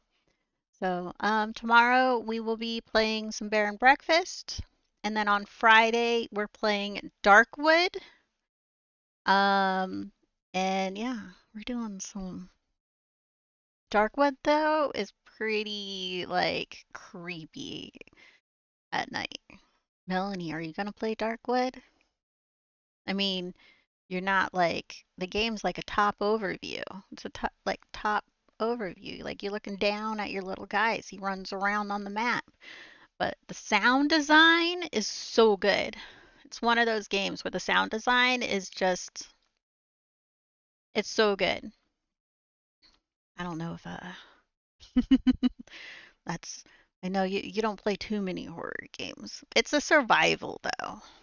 It's a survival kind of horror. But you don't actually need to eat any food, so it's not that survival. But um, you kind of need planks. You need lots of planks. So, Fall, great game. I liked it. And thank you, unreliable narrator, for letting me play it and all that sort of stuff. You know, you just too good for me. Just too good for me. Okay, so let's see who's all on right now. Ooh, more Enshrouded. Enshrouded had a new update. What time is it? It's a Tuesday. Oh, it's only 8 p.m. Why did I feel like it's like super, super late? It's only 8 p.m. Who's on right now? Oh my God. So many. Why? But Enshrouded has like an update, and I think I need to go see what that update is, okay? I don't know. Have you all played Enshrouded before? Anyways, we're gonna go check out Nethercloud. They're currently playing Enshrouded, and Enshrouded is honestly a pretty fun game. If you haven't played it, you honestly are behind on times. So Nether is cool too. Yeah. So we're gonna go check out to see what's going on in the Enshrouded world and that sort of stuff. Thank you all for being here, and I will see you all around. But yeah, thanks for being here. More Baron Breakfast tomorrow. Let's do it. Hi, Aristotle. He wants to say goodbye. Here, we got a few seconds, right? Just a few seconds. Here. You wanted to say goodbye? Yeah? That's why you came over here, right? Mm-hmm. Yeah? Okay. He's here. He's here for it. He came right up and was like, he knew. He knew. See you all around. Thanks for being here. Bye.